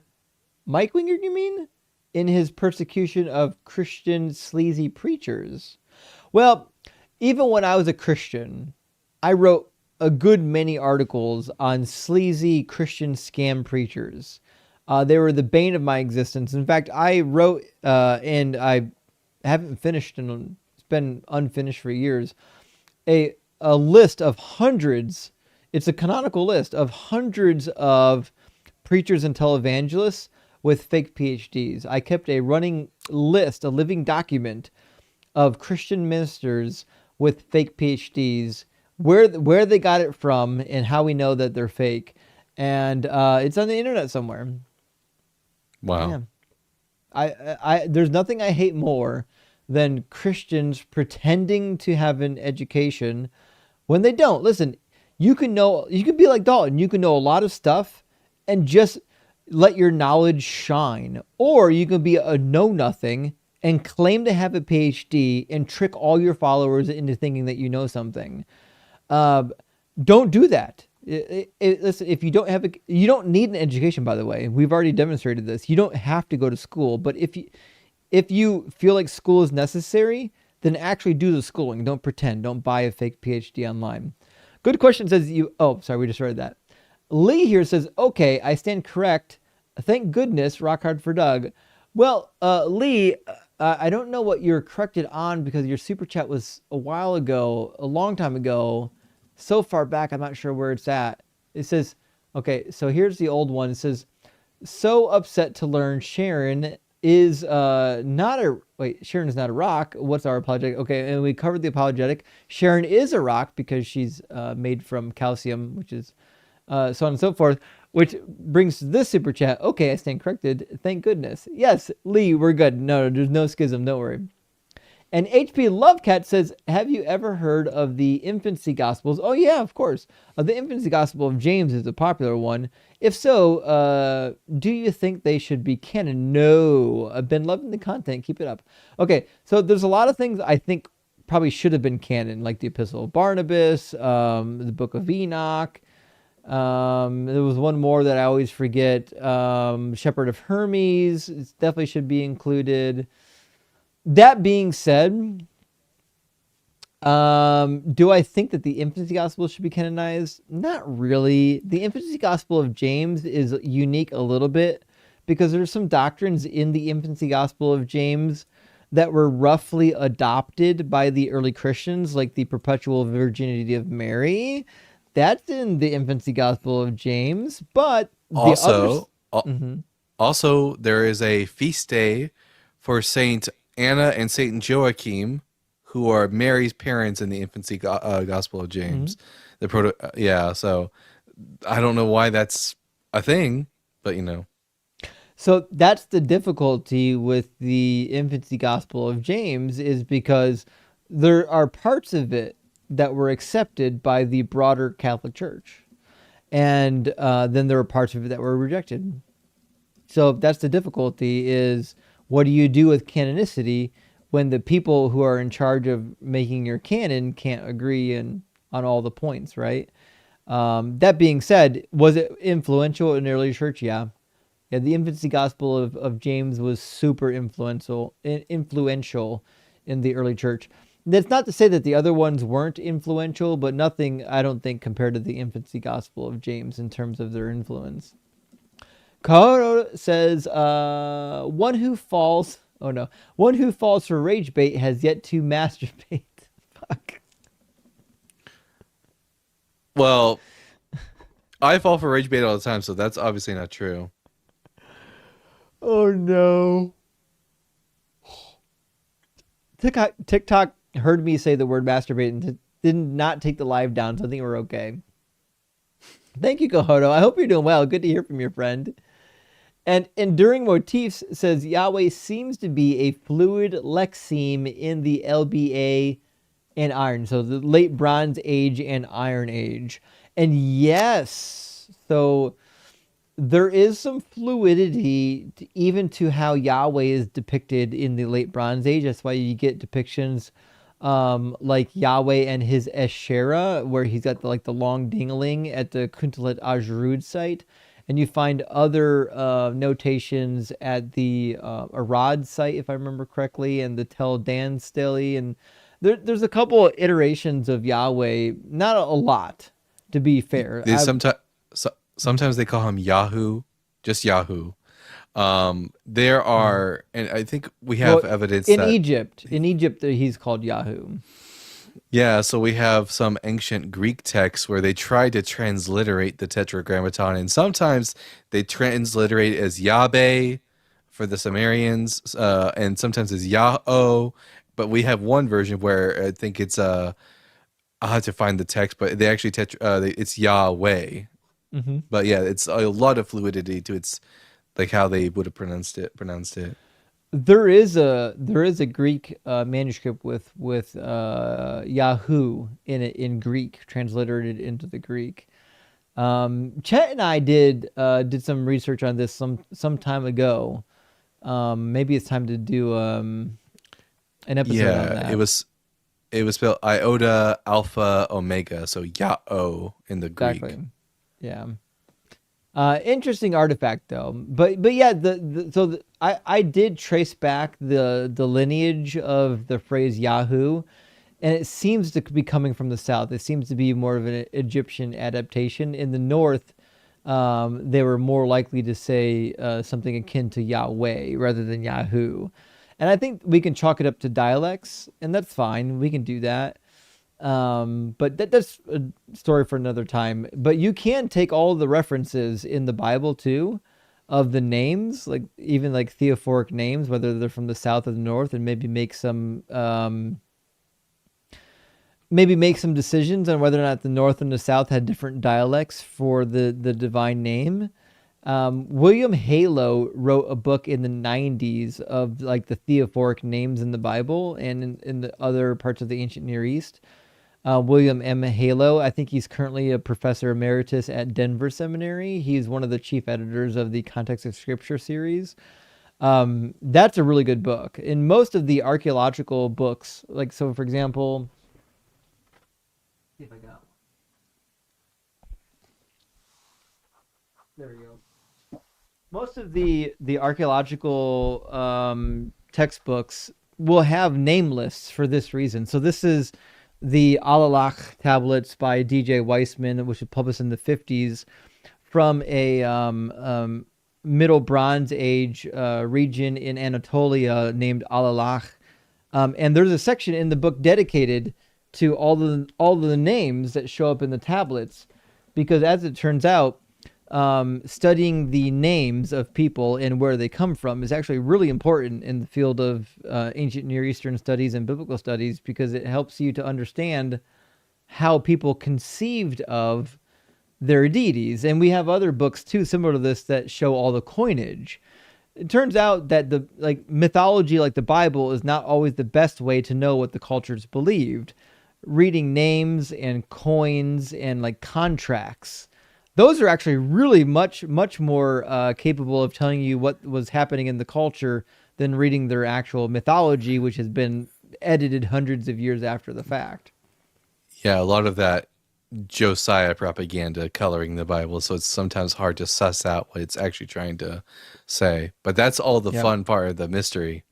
It really is. Jake Knapp, good to see you tonight. Thank you for the 666. Says Yahweh, Nahweh. Doug's holy touch makes me tremble like tectonic plates. I love this. Thank you, Jake. I really appreciate that. And yes, 1,000,000%, Nahweh. Just say Nahweh to Yahweh. He's not worth your time. And Handsome Cat says Christianity works via psychology of the weak mind. I think so, and pre-programming, like childhood programming. If you can catch them while they're young, you can keep them. That's why they try so hard to indoctrinate the children. And 24K all day says, how do you not get stressed out doing this? Sometimes I do, 24. Sometimes I do get stressed out. Yeah. I need to get myself one of those. It does happen because you get crazy guests up here. It says, you do it to study the response thought process or just for entertainment purposes. A little bit of everything. I am always genuinely curious in whatever argument is being had, especially if it's new argument I haven't heard. Do I also study their thought process at the same time? Sometimes. But I think also for entertainment. Listen, one of the reasons why I let some of the conversations get a little bit hype It's because we get a better response. More people tune in when there's a little bit of hype happening. If it bleeds, it leads. That's just the reality of the matter. I could be entirely, completely boring and not have,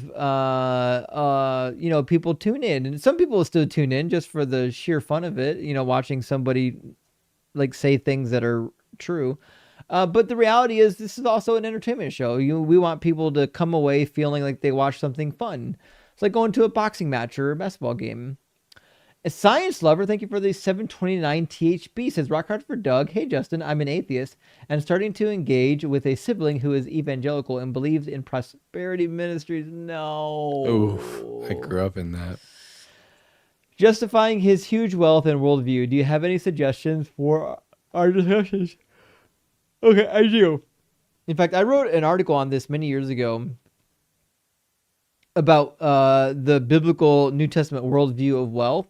Science lover, please DM me. I'm going to send you that article and a bunch of other stuff, because if you are a Christian, like, listen, if you're Jewish, I can understand how you can get to a point where you think wealth is a gift from God.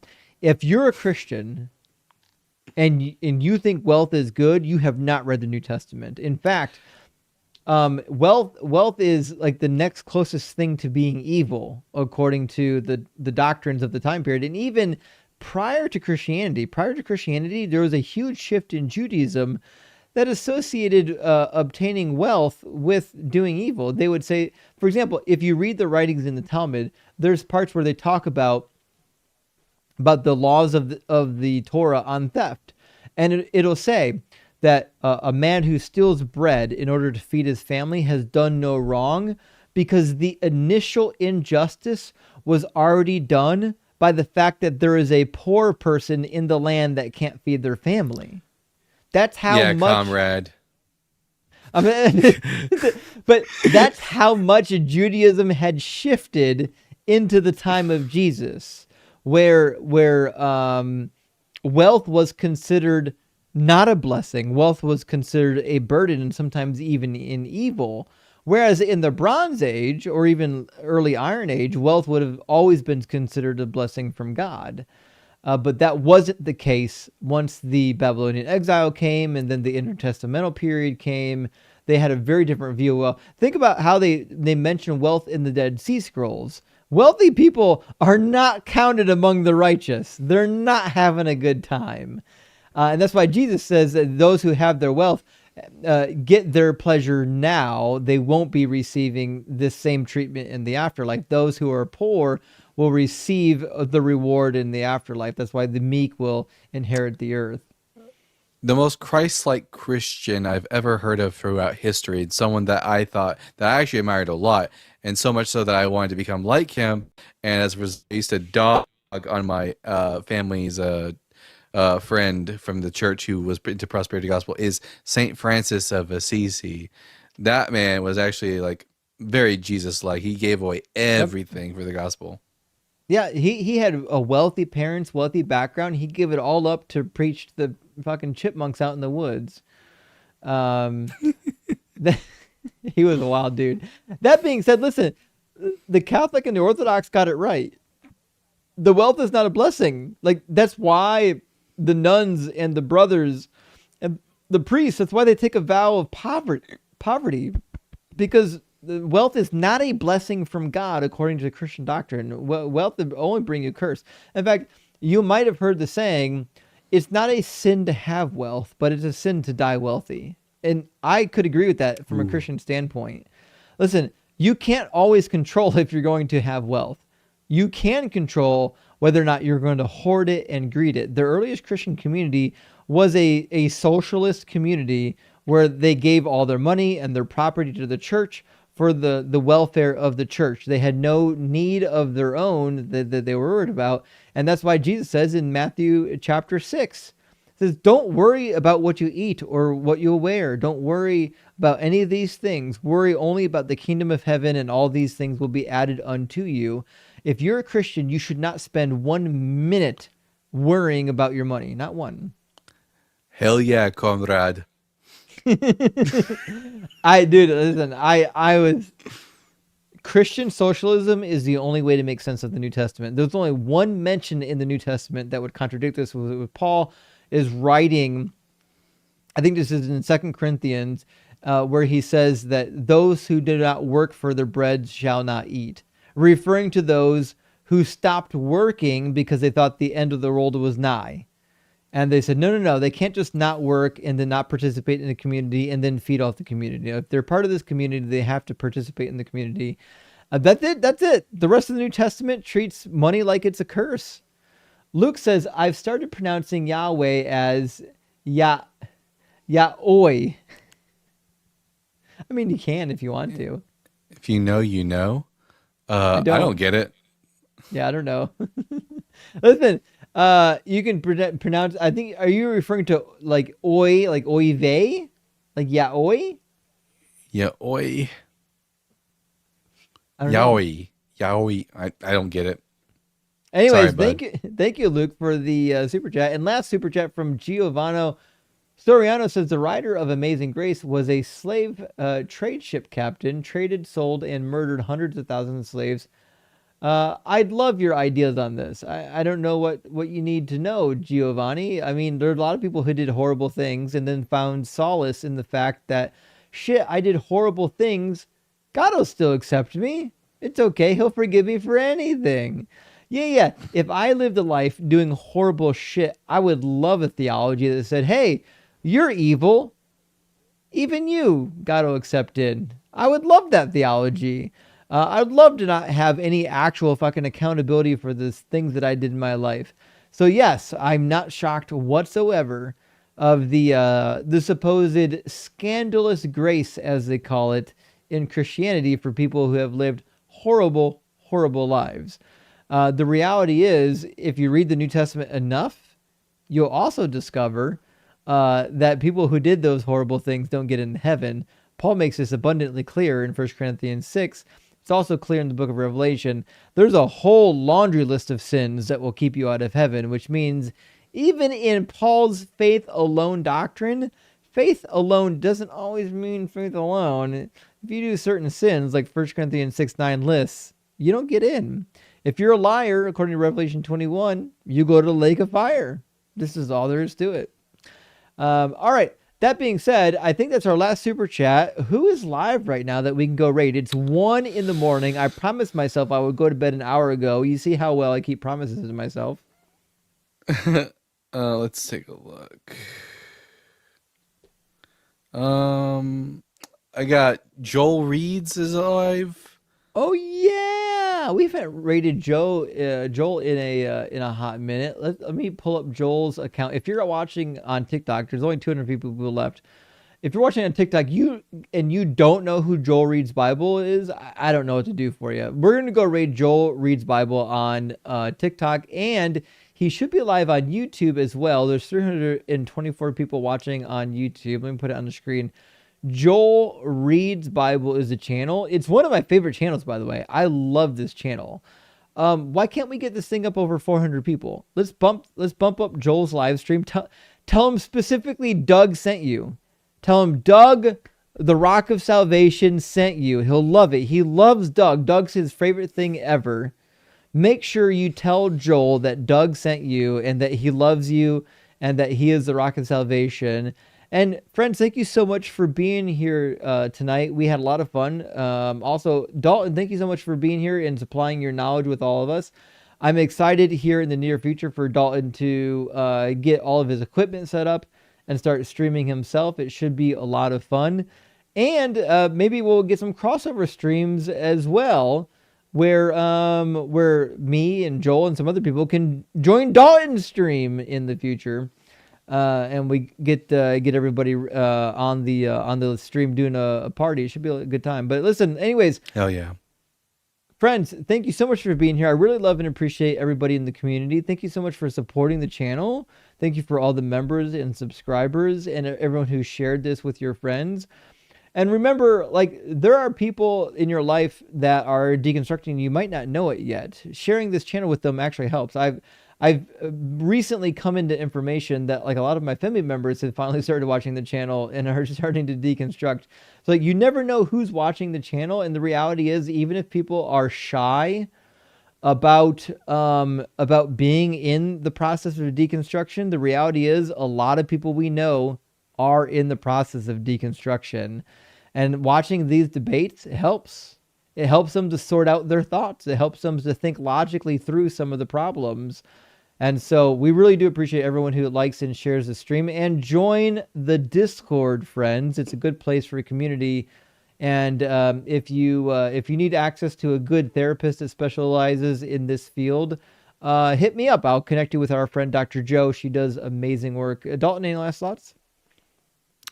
No, I'm good to go. Hey, thank you for everyone who has helped grow my channel as of recently, and I promise that I'm going to continue to grow it and make it better so we can get more better content out there. So more of this. Can't wait. Have a good night, friends. We love you.